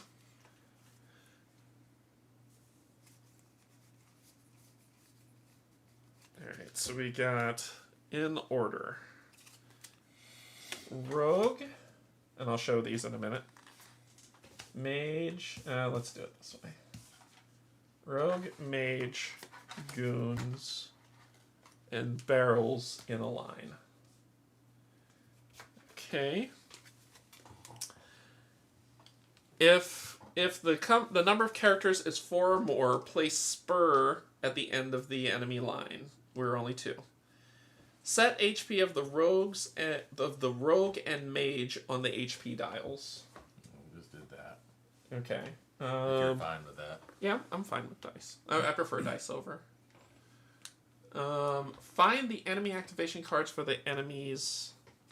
Shuffle them and place them down below the enemy cards. Build the initiative bag with 2 dual tokens, 1 white and 3 black.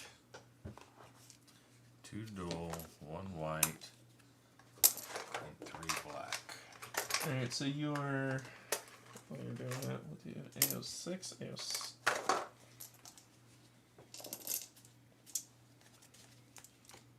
We have dual, 1 white, 3 black. 8, 12. Okay. Alright. Pull these for a second to show. Let's share with the fam here. Rogue, it says elite. Weakness, fire, thunder, ice, +3 damage. Resistance to darkness, -3 damage. So in other words, if we attack with those, it gets +3 damage. He has 10 health. 5 times the number of characters. Oh, okay. And his shielding is half the number of characters. So it's 1. His thing is 8. So they're both 10. So he is at 10. And you will need to shuffle these and put them below him. Then we have the mage. Weakness ice, resistance to the venom. 10 health, 8. So that's the mage, and you will shuffle these and put them beneath. We have the goon, goons, 1 health, 1 shield. 6 in that. She has no shielding. We need to kill them first.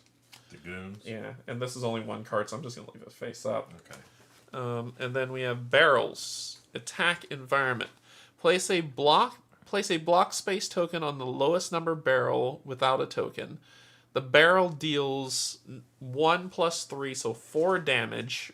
8 check to roll to all in R4 from it. If all barrels have a block space token on them, flip this card. Okay. I don't follow that, but it'll explain So it, I block assume. token means it's been blown up. I'm assuming. Or it's in the wake. So 1, 2, 3, 4.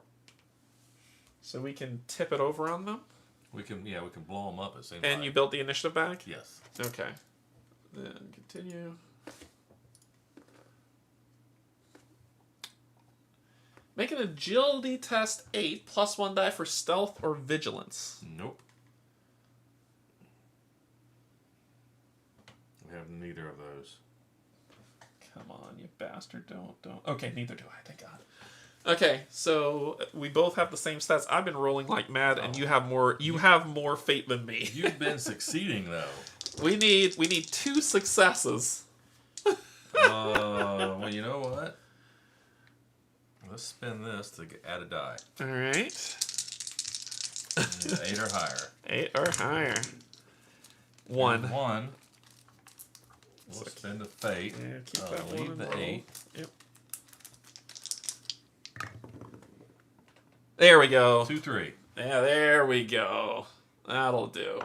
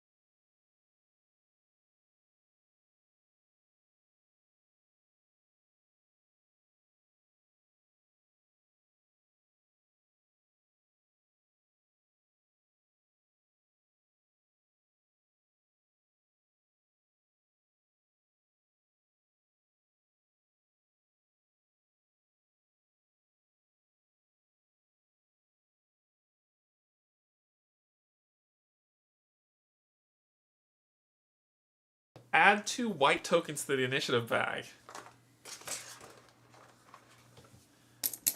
Alright, we're gonna place 3 goons in the lowest numbered space marked with a circle. Sound. What? It's playing. There you are. Oh, it was probably this. It was probably that. Yeah, the narration was muted. That's what it was. You carefully approach the voices and can soon make out the words. I'm telling you, Gort, these guys Kazad hired to descend will be trouble, one of them says. Word is, there's some tough-looking outsiders. I think you've missed your calling, Lug. If you're afraid of some bloodshed, you should be a nun. Kazad's people won't be a problem. I've already made arrangements. We'll jump them when they least expect us. You clench your teeth. A stab in the back is something you'd rather avoid. This leaves you but one option. You lean out just enough to see Gort and Lug, who turn out to be a grizzled old rogue and a mage with a sadistic smile. They're surrounded by a small group of hirelings, but it's clear they're the ones running the show. You emerge from behind the old crates in front of your opponents, completely surprising them. Yeah, sorry about that. Forgot when it unmuted this stupid unmuted thing. Oh. It just got super quiet for a second. I was no. You were right, Cassie, and yeah, you were right. You caught it. So we add 3 goon models, which was 29, in the lowest numbered space, marked with a circle. 1, 2, 3. Choose unused character models 4 to 19 to represent the rogue and the mage. Place the rogue and mage in chosen diamond spaces. Okay, so we're using unused characters for these ones. So let me do this. So we'll start in the triangle spaces, I guess. Yeah, we always do. Yeah, I'll wait till you say. Did I screw something up? Yeah, I did. Freaking frackers. Yeah, this one and this one. Okay. Alright, put these over here because I keep messing those up. And we'll grab... So as soon as the mage and the rogue are defeated, the rogue and the mage. We end it. Yeah, regardless. place all party members in the triangle space. They are going on the diamond spaces. So the lowest numbered. Whichever one you want to do. Yeah, it's just 2. And then we start...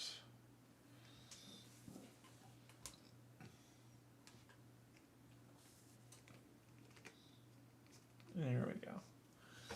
Alright, so that's what we need to do. Objective, defeat the mage and the rogue. We've got topple the boxes. So this says roll a strength check 10. Yikes. +1 die for athletics or large. I got 3 athletics and 2 large. That's your job. Then ignite the barrel. Attack. Roll. Requires fire in range 1 in R1 and ranged. I have fire with my torch. And ranged. So I can do this. Barrel in any range. Roll for agility 9, +1 for vigilance. Nope, I don't have that stat. For 1 success, choose a barrel, deal half number of players +3. So 4 damage. And then there's an 8 roll. To all. Oh. Test 8 to all in R4 from the barrel. Place a block space on the barrel. Test 8 of what?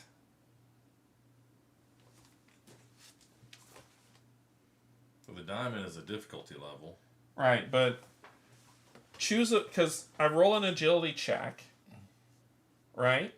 Then on a success, choose a barrel, deal 4 half number of characters +3, so 4 damage, and then it says test 8 to all in R4 from the barrel. Okay, so the first one is if you can hit the barrel. The second one is probably if the fire hits, if they dodge out of the way. Maybe. 8 of what? Test 8 what? Just 8? You just roll dice. So 8 is probably for each one you roll 8 to... Oh, I see. 8 to all in R4 from the barrel. Place a block space. So it's either... The wording is super bad. Like, that wording is horrendous. Look at this. This has always made sense. So this makes sense. Roll for agility 9. Simple. Right. If you gain a success, choose a barrel. Choose any barrel in range. Deal 4 damage. Then there's just an 8. To all in R4 from the barrel.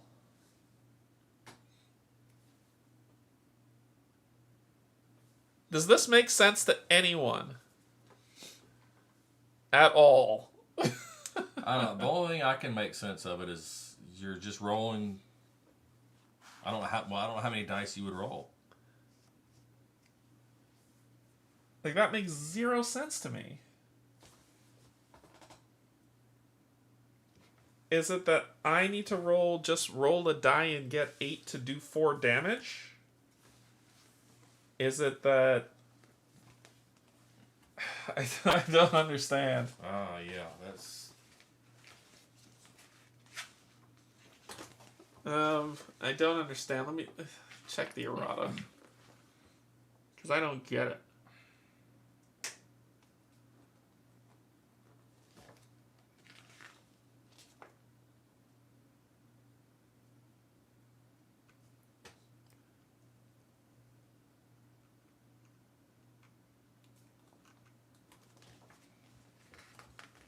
I'm looking for on the errata just to see cards and tokens.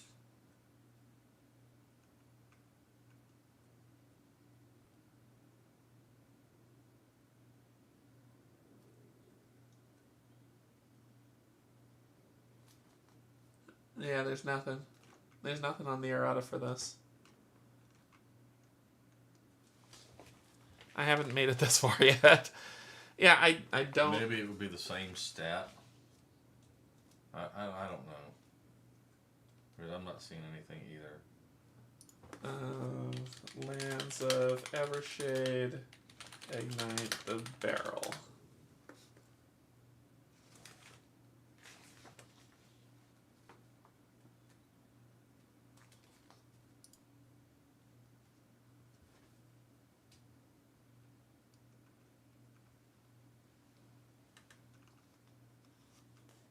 The most frustrating game I've someone put the most frustrating game I've ever genuinely enjoyed.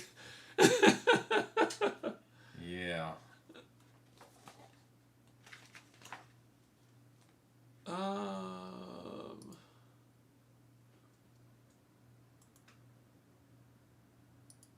This is posted a week ago.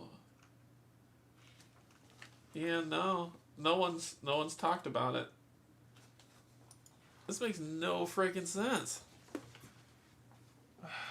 I feel like we're, they're giving us a really cool ability, but we're kind of stymied because we can't use it. First time I've caught a live stream. Thanks you all. Yeah, thanks. All right, no problem, Steve. Yeah, thanks for joining us. Because my thing is, I could step here.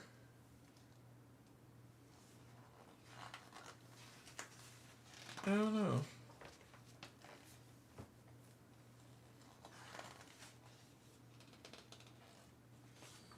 You gotta kill that mage, I'll tell you that. Yeah. The mage is on this side. You can hit barrel 4. I think you just roll a die for each figure in range, and on an 8+ they take damage. I mean, that kind of Why have me do the agility test anyway? To see if you hit the barrel. But I have to do that anyway. No, you don't use that. You use just this. You ignore that. Oh, okay. These are treated as if they're on your hotbar. So my action is to ignite the barrel. Yeah, so I try to hit the barrel. Right. And then if I hit the barrel, it should blow up. Yeah, and then the next roll is if on an 8 or higher you hit them on under that, they dodge the blast. Complicated for the sake of complicated. Yeah. All right, what else we need to do before we start? Wait, there's still some more stuff going on. You're going to need some block tokens. Yeah, there's still some stuff going on, too. So, these are Kazats, guys. Ain't looking so tough to me, a one-eyed ruffian says, pointing a dagger at you.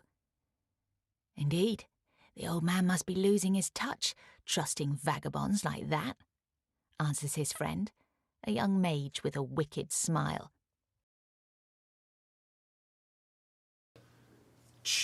Convince them to give up without a fight.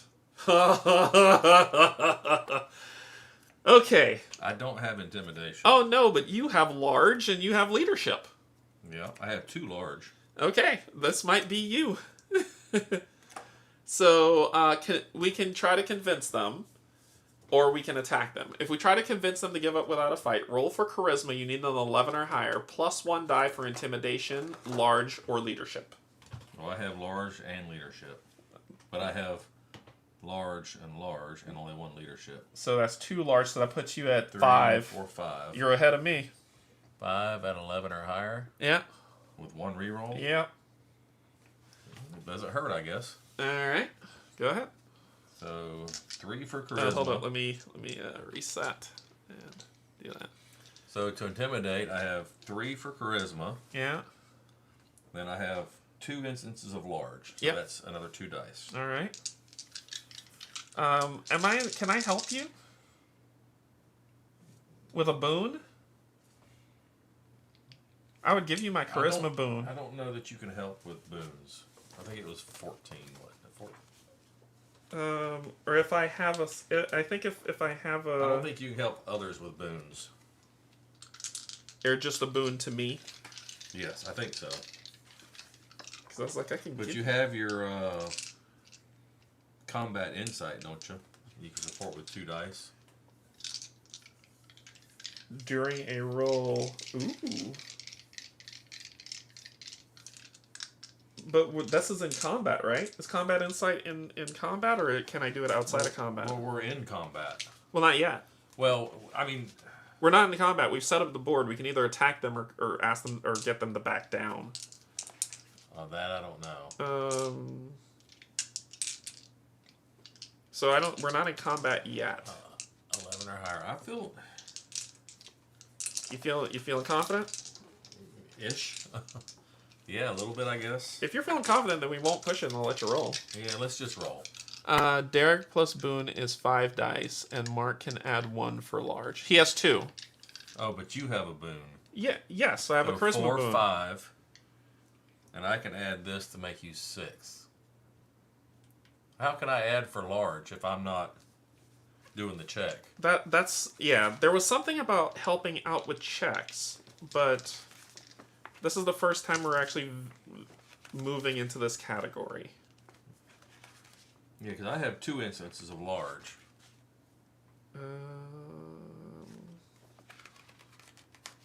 Here, boons. Boons are one-time uses that you gain as results of blessings. They can come in 2 types.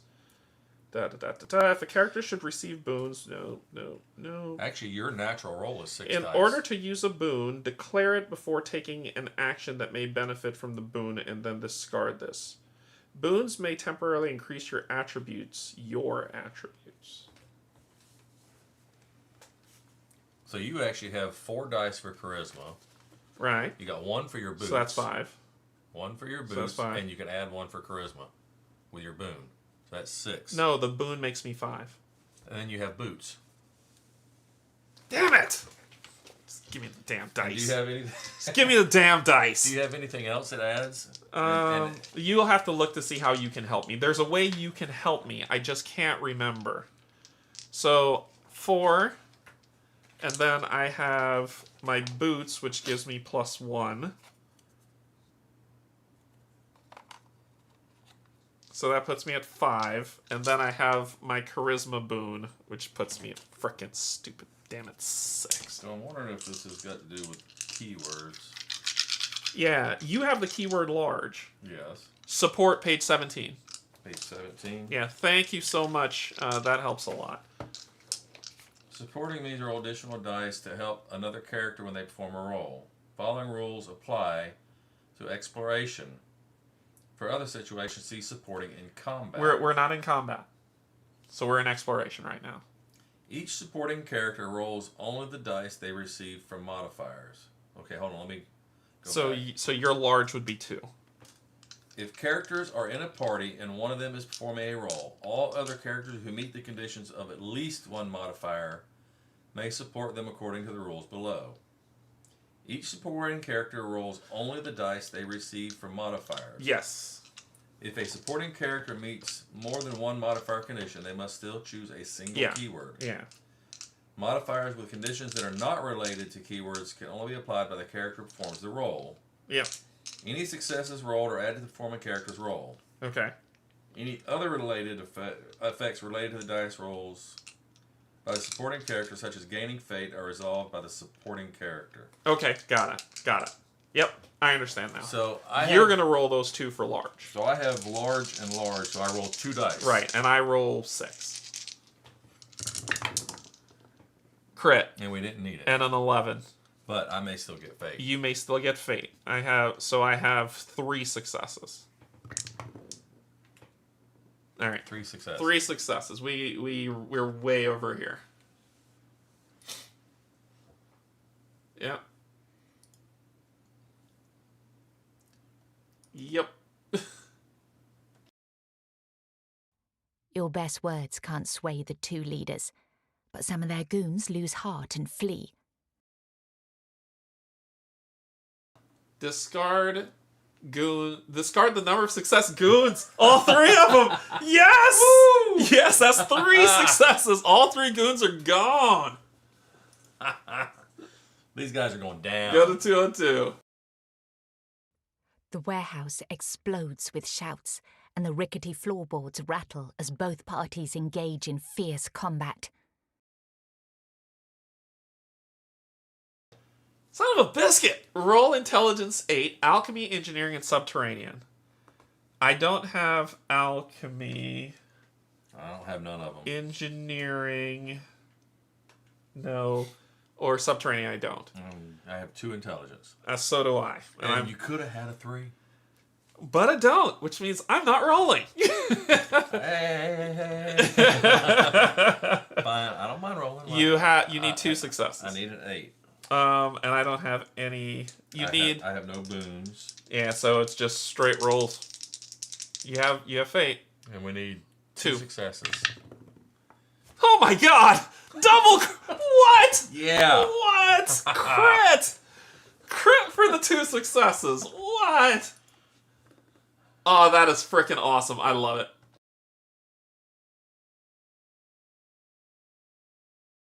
A strange small barrel nearby catches your attention as you're about to cross your weapons with the enemy group. It is adorned with the crest of R. Gavin Mining Company and a long list of runic warnings. It's Dwergen blasting powder, an extremely volatile substance that explodes when shaken. It should stay in a container full of hay and cushioning. But someone carelessly took it out and left it sitting next to the shipping container, right on the floor. The same wooden floor that now jumps up and down, rattled by the boots of charging brigands.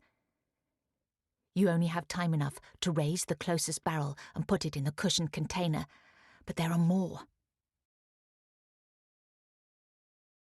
Place the blocked space token on the lowest numbered barrel. That's the one closest to us. Yeah. Go to 210. Now we start combat. All right. Now we draw. Oh from my the bag, gosh! huh? Oh my gosh! Oh my gosh! Okay, so he placed the block space here on one, which was there. But I mean, that didn't really do. It stopped them from attacking a barrel on us. Oh, okay. All right, cool. It's all right. It's just them. Oh, we need to kill the mage. Yeah, that's where I'm going. Yeah, the mage has no shielding, and she has 10 health. All right. Well, I do 3 right off the get go. Yeah. That's It's white tied. and black. It's tied. So We're it tied, is. so the road goes first. So Alright. we're gonna draw an activation card and see what the roguey does. Take cover. Target the closest That's the closest party member. So the rogue is here. Yeah.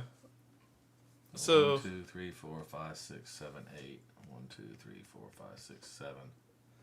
So I mean, if you go straight line, I think it's straight line. It's all straight line. 1, 2, 3, 4, 5, 6. Well, no, I mean to get to, he doesn't hop blocks. 1, 2, 3, 4, 5, 6. 1, 2, 3, 4, 5, 6, 7. So it's gonna be you. Me. All right. So move to the closest space with cover against that target. Which is here or here. Or actually, this is cover. Remember, we're doing center to center. This is cover. Well, his movement is only. We don't know. Because that's his difficulty. It says. That's his difficulty. It didn't give us. It just says move to the closest space. So he just goes there. Yeah. So the closest space with cover. With line of sight that So he can he center to does a center. ranged attack. Then he will target Ranged. Target range. Really, that would be here. One party member with the most moons in any range. I have 4, 5. Moons? Yeah, I have 5. 2. I have 4 if you count my companion. So it's going to be me. So he moved to there, which is just because that's cover and it's ranged. Or the closest with cover would be. He has to be in line of sight, center to center. Line of sight don't matter. He hits center to center.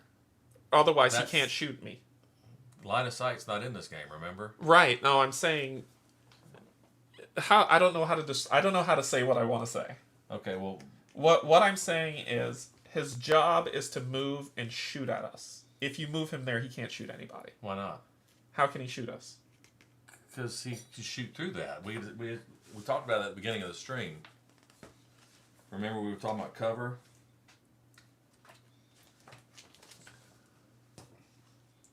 So when he shoots... Center to center without obstruction. That's for determining whether you have cover or not. Because I read something about line of sight in here. It says that there is no line of sight, but it's... So center to center was determining whether he has cover or not. This is gonna bug me. If this is the way that's gonna... Because that... I mean, treat them as boxes. So technically here, going across that, he's not next to one. He has to be next to one. Right. He has to be adjacent. So either here or here. So there he would have cover. target party member, move to the closest space with cover against the target.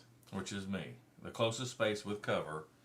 When you're shooting across that, I mean, technically we both have cover from. Well, he has cover from me because he's adjacent. Why did they make this rule so convoluted? Or am I just that dumb? Like, I'm willing to say I'm just that dumb. This makes no sense.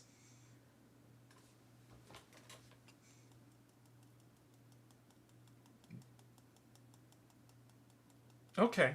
I'm going to go along with it only because I don't want to slow us down, and yeah, that's how it makes no sense to me. All right, so you will deal with cover and all this other stuff because it's beyond me. So target party member, move to the closest space with cover against the target. Okay. Shoot, attack ranged, target 1 moon in any range. So I'm assuming that's the person with the most moons. Correct? Yeah. Well, he's going to deal a lot of damage to me, so we need to just make sure. Enemy attacks 22.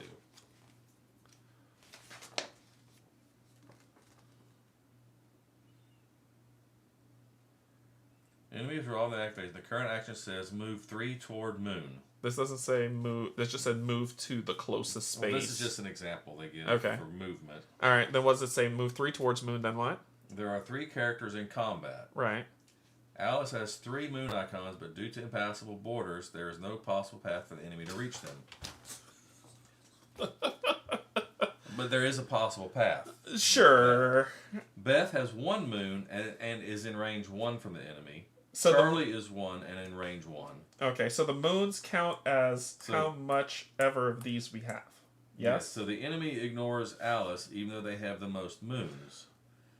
But since there are 2 possible targets and they are tied on the number of moons, the players decide whether Beth or Charlie will become the target of this action, regardless of the range they are in from the enemy. Okay.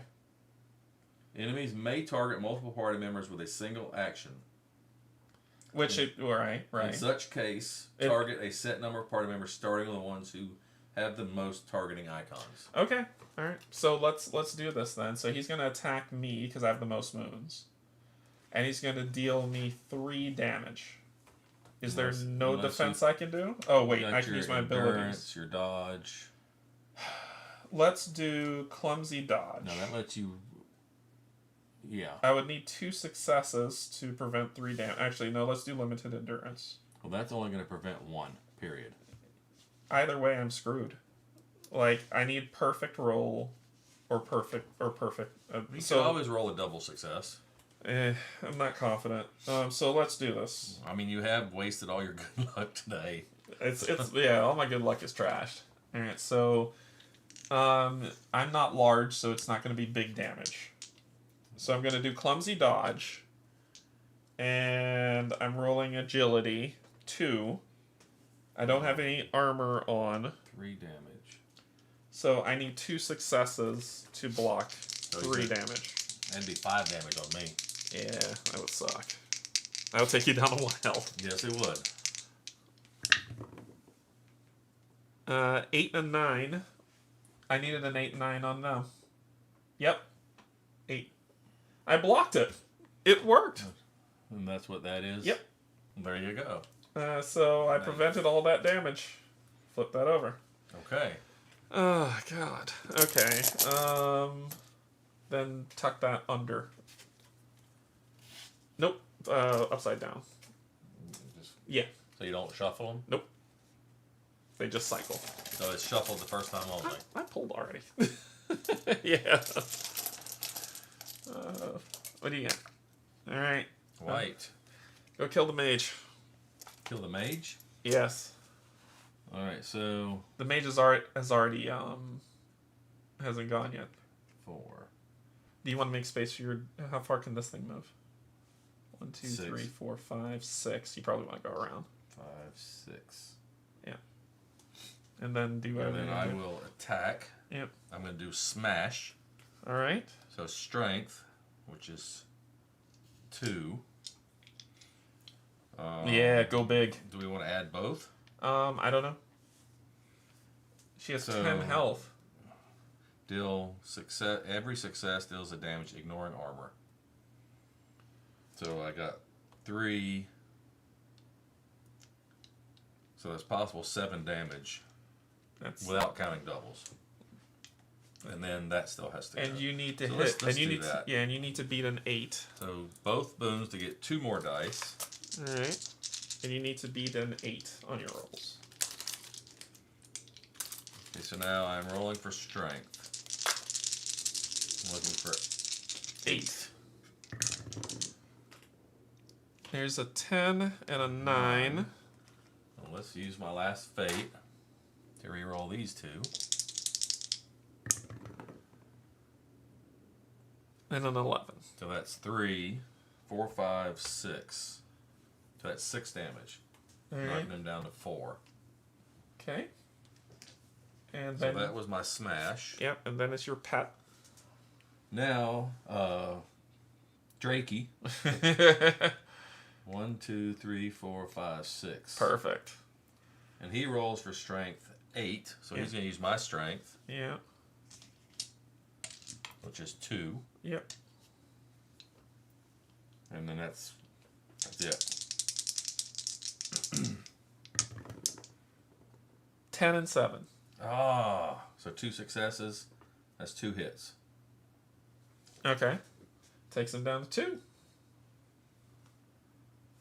And then he flips. Then he flips. Okay. To the bag! All right. So close. That would have been great if you could have one-shotted that mage. Almost. Black. And now the That's mage. all I keep pulling. No, you I pulled the black. pulled the mix first time. Hide. Move to the closest space with cover against the target. Closest spaced with cover. What's their mobility? Oh, it just says move. Yeah, they just move. They get to freely move So, anywhere. It would Target would be me or Yeah. So you're moving to the you need closest. to move here then. Or here. Right here.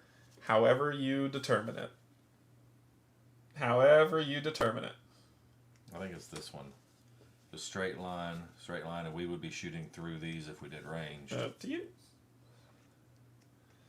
Magic missile. Attack range spell. Target sun. Sun? I only have 2. Well, my Drake Wolf has 6 by itself. So it's going to be shooting your Drake. And I have 2, 3. So it's either you or... So it's the Drake. Yeah. Alright. Targets in any range deal 4 damage. Is there a +2 against Divinum. athletics, large, survival? Okay. So 4 damage. So it's just straight 4, no check? Well, can you block it? You can. Roll strength. Oh, yeah. Use your defensive reaction. Yeah, so strength. So 2, I need 8. Well, it depends on what you roll. Why? Yeah, I need to... Yeah, you need 8. Yep. Fate and a 9. So you block 1 damage. Block 1. How much is coming at me? 3. Well, I got no way to re-roll. So Alright. I block 1, so Yeah, that takes 2 damage? 3. Oh, 3. Oh, sorry. What's the total? 4 damage is coming at you. And I blocked 1. So 3 damage 2, you'll take. 3. Yes. Oh, and he was defending, so I don't actually gain that. He would heal 1 instead. You But don't gain the He fate. didn't need healing at the time, Okay. so he wouldn't heal. All right. Yeah, timing on that will have to be determined. They are gone. But we got to now pull. So once again, we're back. No, We're back to me going last. Well, for now, you could have went before me.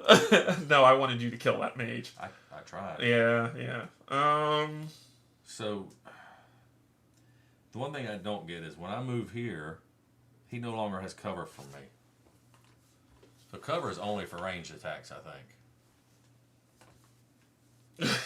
I'm not trying to understand it We're anymore. going to have to come up with a rule for that. Yeah, I'm not trying to understand it anymore. It's very frustrating for me.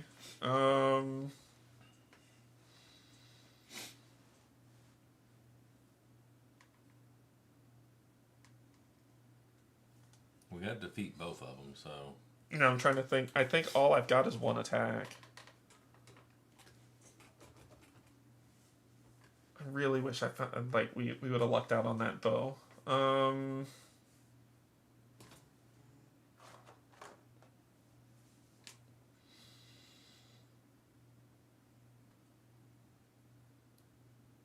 Yeah, all I got is one attack. So And I'll... try to open your book. Where do I stand that I can hit him without cover? Hit the mage. Him without the cover? mage.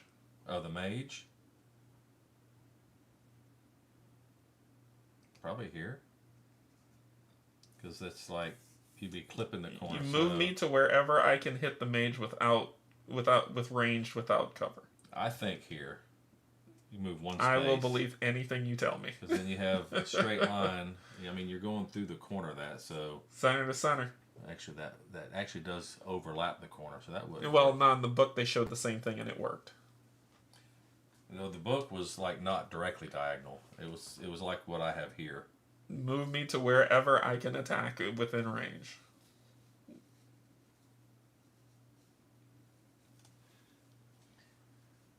I'm gonna have. I'm gonna have the biggest I don't problem with these rules. I don't see a spot with the way they have the art drawn. It overlaps the corner, so I don't see a spot that you can. You know without, what? Without being like. You know, I'm just gonna topple the damn box. You could do that. I'm only gonna roll one die. It's gonna be crap.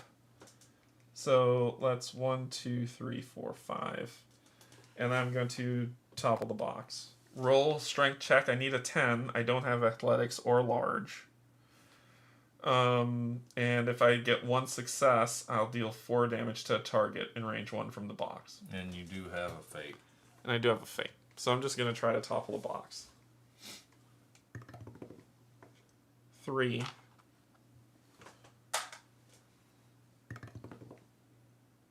Seven. I failed the roll. I gain a fate back. Yeah. And then a book. I'm going to try to open it. So that's what, 2 dice? Yep.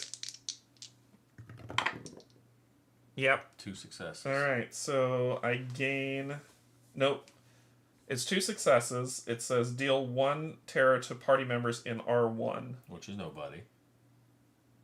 And then it just flips. Now it can do things! Now it can do things. Okay, right. That's it. Now these go back in. Yeah. And it's your turn to pull.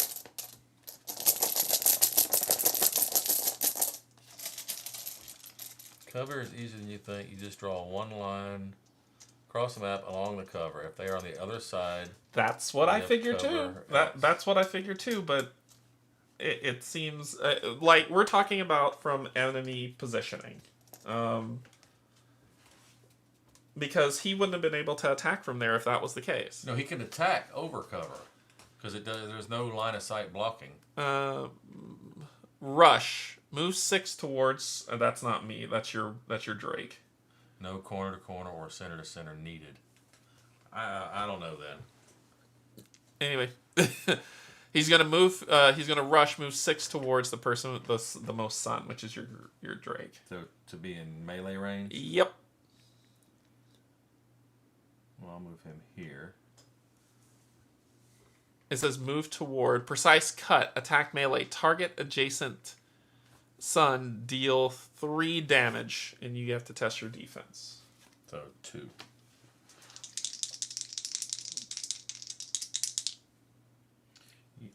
Oh, I didn't use that. Okay. I was about to say I forgot something. 11 and 11. So I block 2. So you block 2. Yeah. So you're taking 1. Then take cover. Target the party member. Move to the closest space with cover against the target. You figure that out. So the target is the Drake. Yep. And he wants the closest space with cover from the Drake. Yep.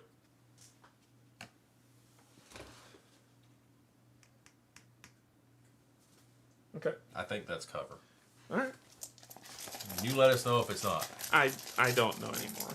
No, I'm talking to Notep. Alright. Can you kill that mage? I got, as long as I hit, I'm dealing 3 damage. Flip your abilities if you have any to flip. Yeah, as long you want the bird to try to do it, you go after the guy. Yeah. Oh, do you move through me? Move through me. 1, 2, 3, 4, 5 there. You weren't there. You were here. Oh. So move through me. What's wrong with here? Because if you miss, you want to get to her. If I miss, I want to get to her. If this does not hit her, I see. You need to kill her. So if this don't kill the mage, you want me to right. kill the mage. Okay. So roll strength. Looking for 8.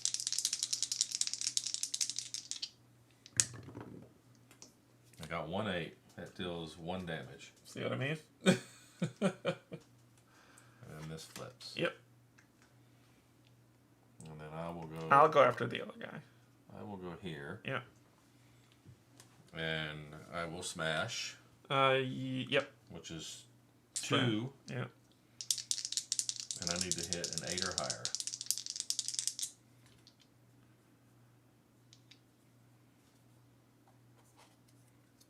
Let's flip that over to show that I've used it. To add a die. Okay. Sharpen my hammer. Sharpen that hammer. Hit her. Yeah, he said it was right. 1, 2, 3, 4. Where was that before? So she's out. Yes, most definitely. So she goes. She's dead. Now that was a smash. That was a smashing. And that was smash. Okay, then it is my turn. So I need to leave you this space. My stupid. I think that, yeah, whatever. Does it flip back over? It has to, right? Does it say anything Once on the per card? their activation, party members in range 4 from Grimoire may gain a terror to gain a chosen keyword until the end of this. Oh, so that's what it does when it's flipped over. Yeah, but Okay. you flip back over. So you need to go first for that to be effective. I need to upgrade this to figure out what it. I need to train it. I think it's gonna be cool once it's trained. Okay. All right.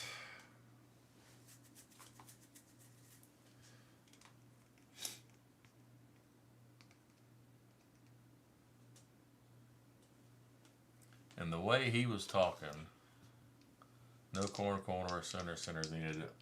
He said because he said just draw a line. So that to me, that's line of sight. So that's not cover from you. Why? Right. That's why I'm over there. Yeah. Okay. We'll can get it you, eventually. Can you support me with a die? Yes, I can support you with 1 die. That will work. I'll support you for 2 on your turn. You got 6, a 3, and a fate. So you gain a fate. Well, or you can use it. This guy's pretty tough. I'll just reroll them all. 8, a 7, That's and a 1 5. hit. He has 8. 1 shield. Well, 1 success. What does that do for what you're doing? 1 damage. And he blocks at 1.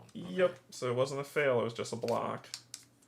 And then I'm gonna do 1, 2. Do that because I want him to funnel back that way. And if I can go before him. Yep. So then I will do my intelligence check on the book. It's only party members. Yeah. And he would heal 1, but you get a fate. no, I don't. Oh, because you're doing the book. Yeah. Yep. Fun times. All right, throw that back in the bag. That So and yours. We've both gone. Yep. All that's left is him.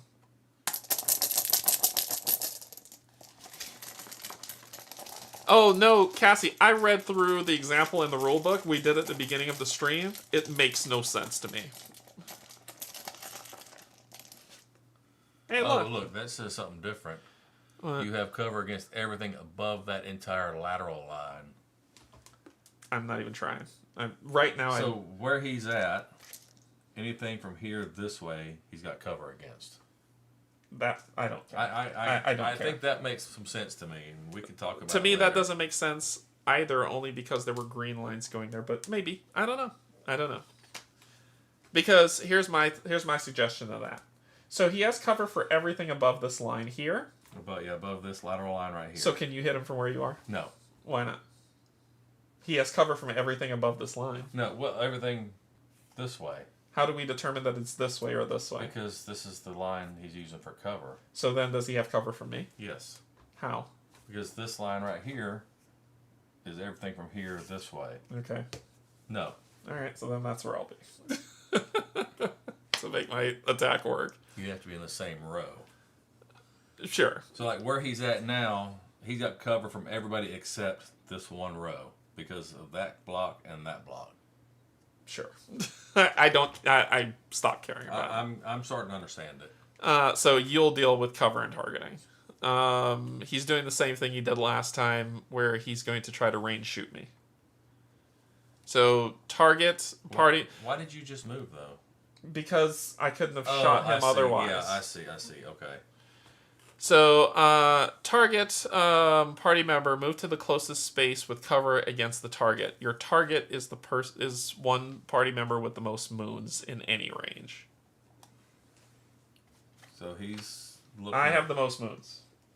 Okay. So he's going to move to the closest space with cover against me.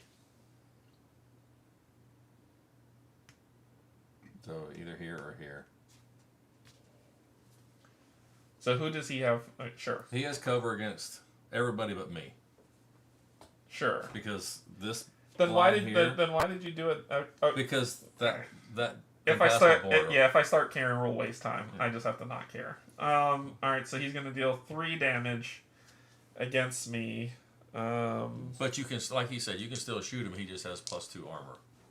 Sure. I'm going to roll 2 dice with clumsy dodge. Or should I just try to prevent 2 damage? Oh no, it'll just prevent 1 damage. Yeah, let's do clumsy dodge. 9 and a 3. Nope, so fail. You blocked 1. No, I didn't. It's either you make it or you don't. Oh, you needed 2 successes. Yep. Okay. So I'm taking 3 damage, so I go down to 3 health. So now it's just us that goes. And yep, but you still need to pull the C. What if we draw a black? Then it would be ignored, I believe. It's ignored. You go. He's not going to go again for this round. I don't mind going second. And you can support me. Yes, right. And I can support you. So. Yep. You got it right. Okay, well, let's do that. I don't know. I don't want him to attack my Drake. Then you go first. So, yeah. So, I'm going to go right here. You want so you're not going to use your Drake? I will, but he's going to wind up behind me. Oh, but he's got to attack to flip. Exactly. You have to go here if you want your Drake to attack.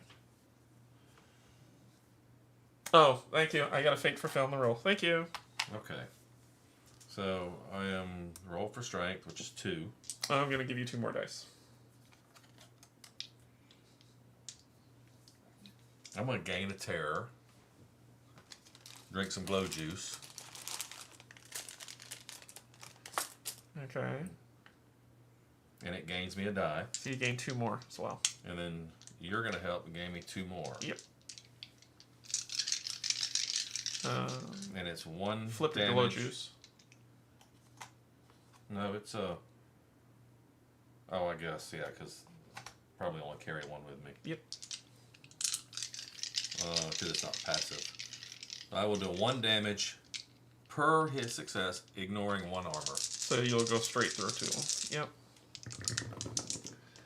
Yep. Double a crit, an 8, And an 11. and an 11. And you don't have any rerolls. So that's 4. 1, 2, 3, 4, 5, 6, 7. Take him to 3 health. 1, 2, 3, 4, 5. Might as well. You can't attack him from there. Why can't I attack him? Oh, from sorry. Sorry, you can't attack him from there. Yep. there? Strength 8. Yep. And I need You could get that crit. You I could need get that lovely 3 crit. successes. Can I support my companion? I don't know. That should be flipped. Yeah, I don't know. Let me see the rulebook. Probably not.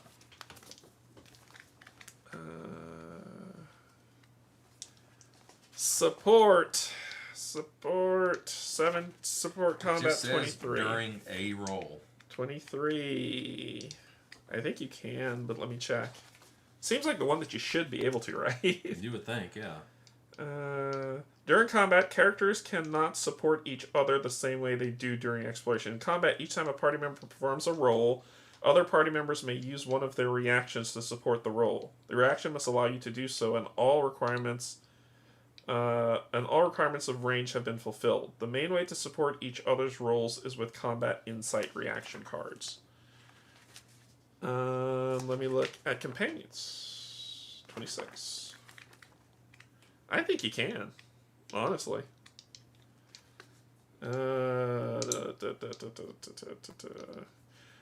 During combat, you may activate a companion assigned to you before or after your activation. An activated companion may perform 2 actions. These include basic, a specific action from their card and sheet if it gains an item. Yeah, I think you can. Well, I'm going to use... Nothing saying you can't. Use that to add a die. Supporting companions in the form of lending attributes and keywords to a character. As a partner, can in exploration during combat by using a skill. Oh, your companion is a party member, but it says in the chart here. It says a partner follow during the. Oh, that's the camp phase. Yeah, you can. Okay. You can. So you're gonna give your part. Yep. Yep. Going for the 3. 1, 2. Ooh. Well, it's 2 damage. 2 damage taking minus him down. 1. Minus, so taking him down to... See, that first one would have ignored 2. Yeah, so taking him down to 2 health. And then that flips. Yeah, so that's it for you. Don't attack. Oh. Now maybe you can do something. You only need to hit him for 3. Like what? I think I built poorly.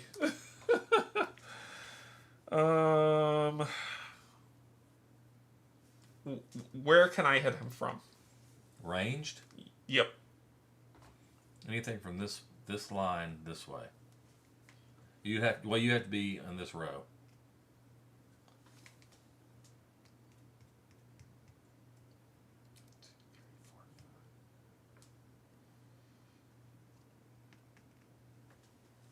Can I hit him here from here? Yes. Okay.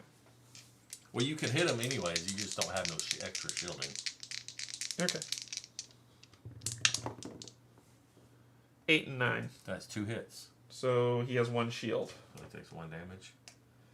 And then we'll flip. Can your book this. do any damage? Nope. But my book can block him from getting to me. Yeah. And he can't go nowhere now. And now we locked him. Alright. Alright. You want me to pull? Yeah. Yeah, because if you pull a white, you can kill him.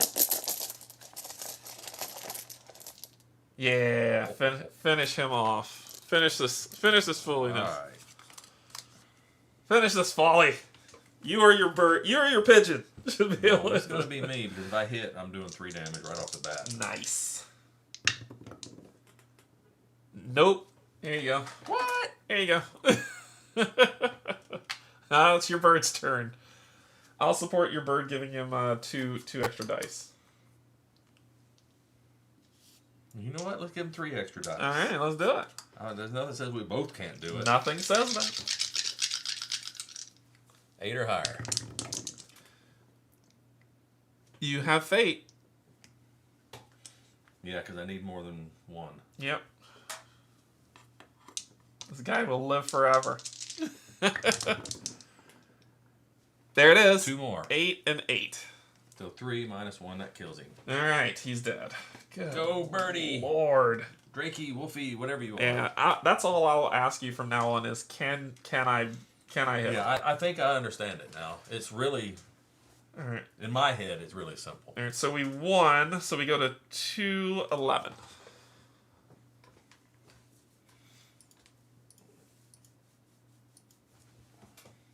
Victory! The competing team retreats, badly beaten. They will not interfere with your descent tonight. Return all activation tokens to the box.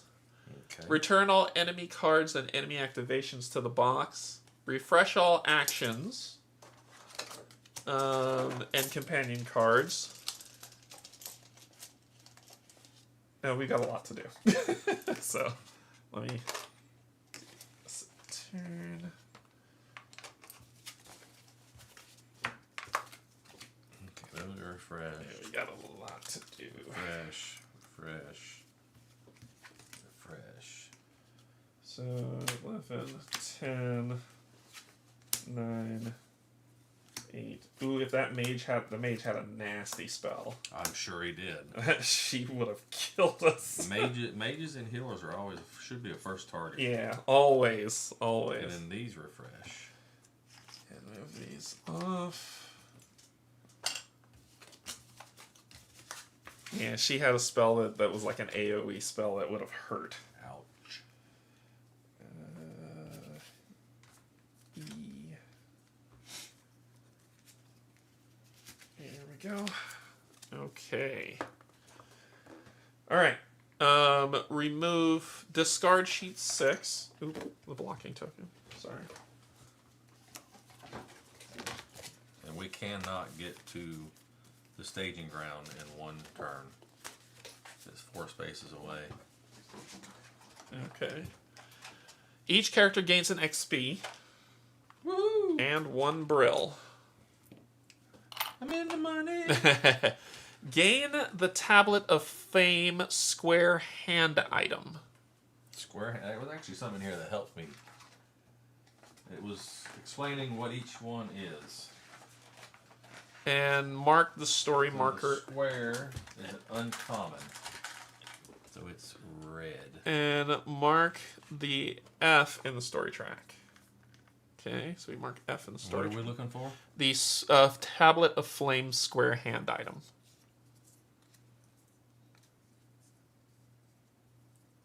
Hand items are bigger. Oh yeah, that's a potion. And these are hand items. Two-handed axe. Two-handed sword. Crossbow. Great bow. Icy throwing stars. Tablet of chaos. Tablet of flame. Thank you. Tablet of shrinking. That's what I need. Oh, thank you, Jesus. Artifact fire ranged. It gives you 14. I'll let you have it. So it has because you're looking for artifact, right? I need something to be worth a damn. So it gives you this Flame Bolt. Yay! There you go. I can do stuff. Roll for int and divinum against the 9. +1 die for fire. I have fire with the torch. -1 die. For armor, I don't have any armor. May I? Yeah. Thank you. So -1 die for armor keyword, it says? Yeah, -1 die for armor. Or just armor in general? It just says armor. Yeah. It's keyword armor. Okay, yeah, I don't have a keyword. I'm going to replace shoot with that. Oh, yeah. Yeah, see, that one's got armor on the bottom. Okay. Alright. Yeah, I'm staying light. I'm staying loose. I need to upgrade int next. Which I will be able to do. I will be able to upgrade int next. Yeah, look at that dual wielding, and I get athletics again. Oh, it's going to be 4 great. Athletics. And mark F on the story mark. Mark it F. Wait, we did. I did. Oh, it is. Alright. New lead. The only things left for you now are to prepare for the descent and be at the staging ground at the right time. If you have pact, Nope.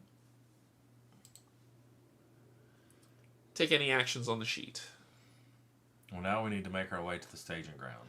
Yeah, I think that's. I So think we you're can right. move 3. Yes. So we can either go back to here or to the plaza. Because it's 1, 2, 3 or 1, 2, 3. So we gotta Let's go to the try. plaza, We're going to travel. and that's gonna chew up. We're in evening. Yeah. And do you want to explore now? Does exploring cost anything? It doesn't. It doesn't cost anything. Not always. Well, we get to choose, right? The market it did when we chose something. Yeah, so we can at least look. So Can we? I think so. 450. All right, so we'll look and just see what it says. If the time tablet token is itself set to noon or after. also gives you fire. Yes, I have the fire Okay. keyword. If the time token is set to noon or afternoon or an evening, and there are fewer than 2 markers in this space, no, because it's not noon or afternoon. Yep. Nope. Nope. The plaza is almost empty, save for wagons of food and supplies, watched with envy by the hungry townsfolk that pass the gate of the Palace of the Accord, where the meeting of the ruling families will take place in a couple of days.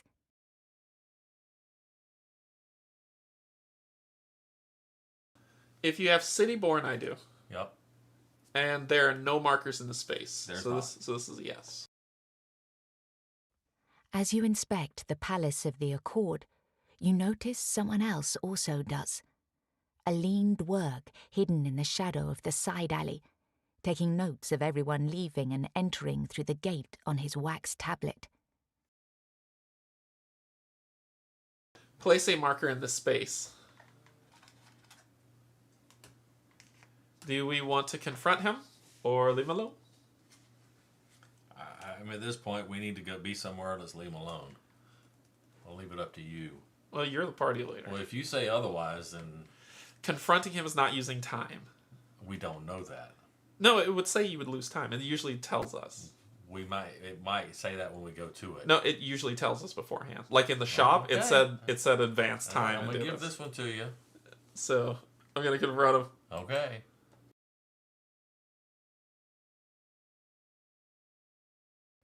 The dwerg is startled once you walk over to him.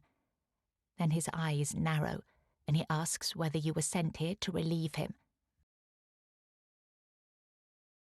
Play along. Gotta play along. Woo! Here we go. We're gonna have.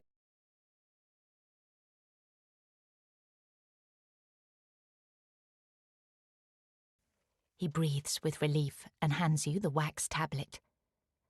Remember, mark the times of every transport going in and out, the cart's details and the drivers. Someone will relieve you before night falls, hopefully.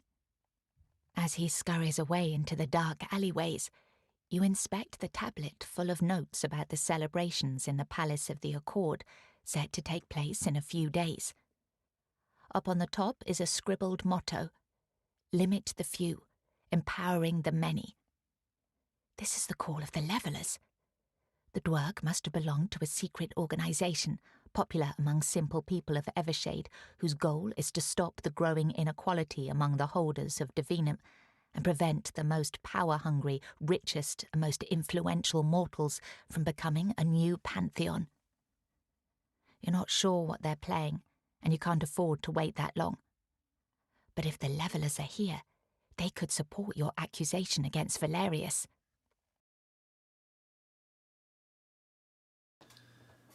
Hand the tablet over to the authorities and demand a reward. Leave the tablet hidden in the alley. I think we got somewhere to go, right? Let's just leave it. Yeah. Yeah, I don't trust the cops, so leave the tablet hidden in the alleyway. Yeah. Yeah, see? Yeah. All right. Now we can travel again. Yep. So move us and remove. We're at dusk. And now we can do 350. 350. 350. All right. Tree fitty. Tree fitty. Is the time token is set to afternoon or later? Yes. It's time. Kazad's workers await by their crane next to huge coils of rope and a wooden platform with low banisters that may take you 100 feet down in a relatively safe fashion. Several guards are also present to ensure no one tinkers with the machine while you're descending. As you step onto the platform, a burly foreman approaches you. "Don't be too long," he says. "I don't know if you've noticed, but something's brewing in the city. The anniversary of the accord between the patricians is starting soon, and little birds sing that someone will use this occasion to cause unrest. If something happens, I don't want my crew to be stuck here waiting for you. No hard feelings, but we won't stick around a second longer than what Desmod Kazad paid us for. We do have F. Yes.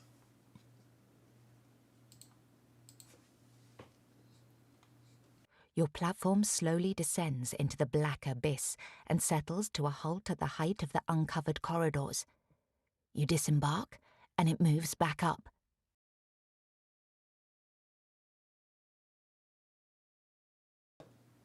Each character gains an XP. That's 2, right? We're at 2. Okay. Congratulations, you completed Act 3 and Chapter 2 of this adventure.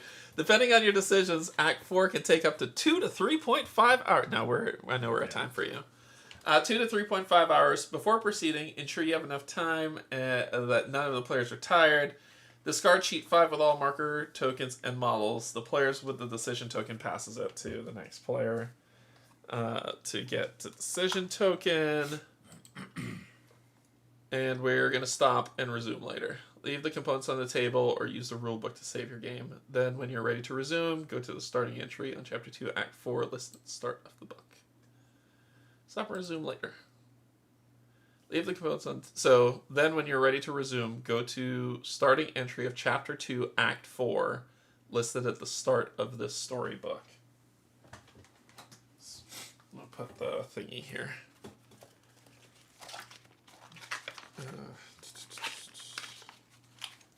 So this is the storybook. Yep, starting adventure storybook.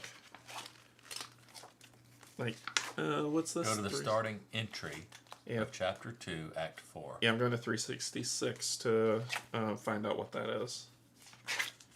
366, 380. 380. So I'll put it there. Okay.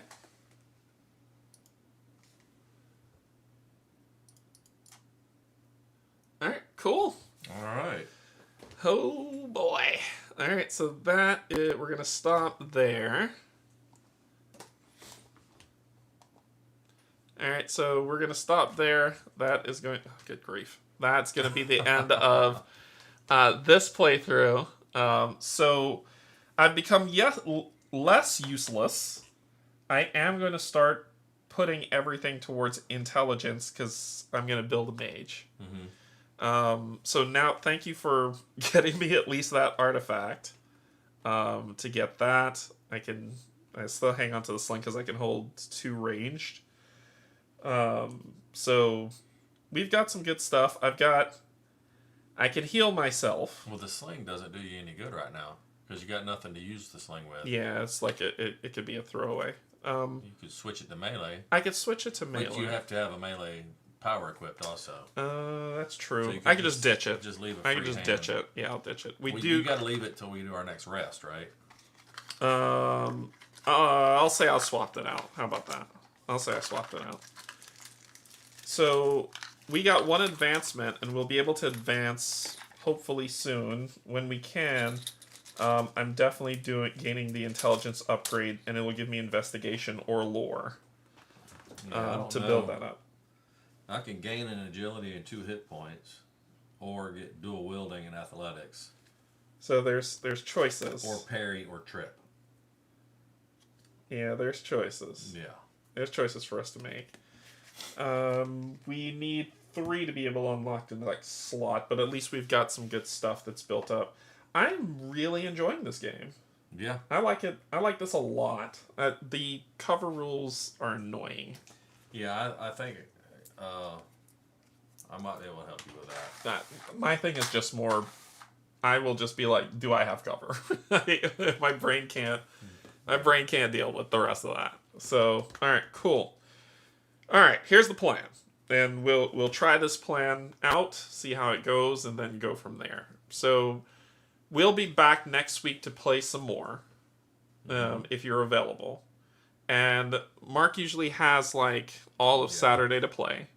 So what we'll do is we're going to break it up into 2 things on Saturday. And we'll try that out and see how it goes, right?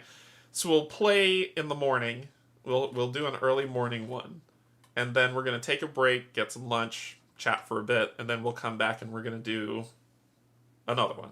Sounds good to me. And then that will be our Saturday where we'll play 2 games of Lands of Evershade just at different times so people can get a different feel for it to build those up. So I'll get this sorted out. And I'll try to get at least our character minis painted for the next stream. Okay. What is going to be next coming up for me on the channel is Tuesday's the lunchtime stream for Marvel United.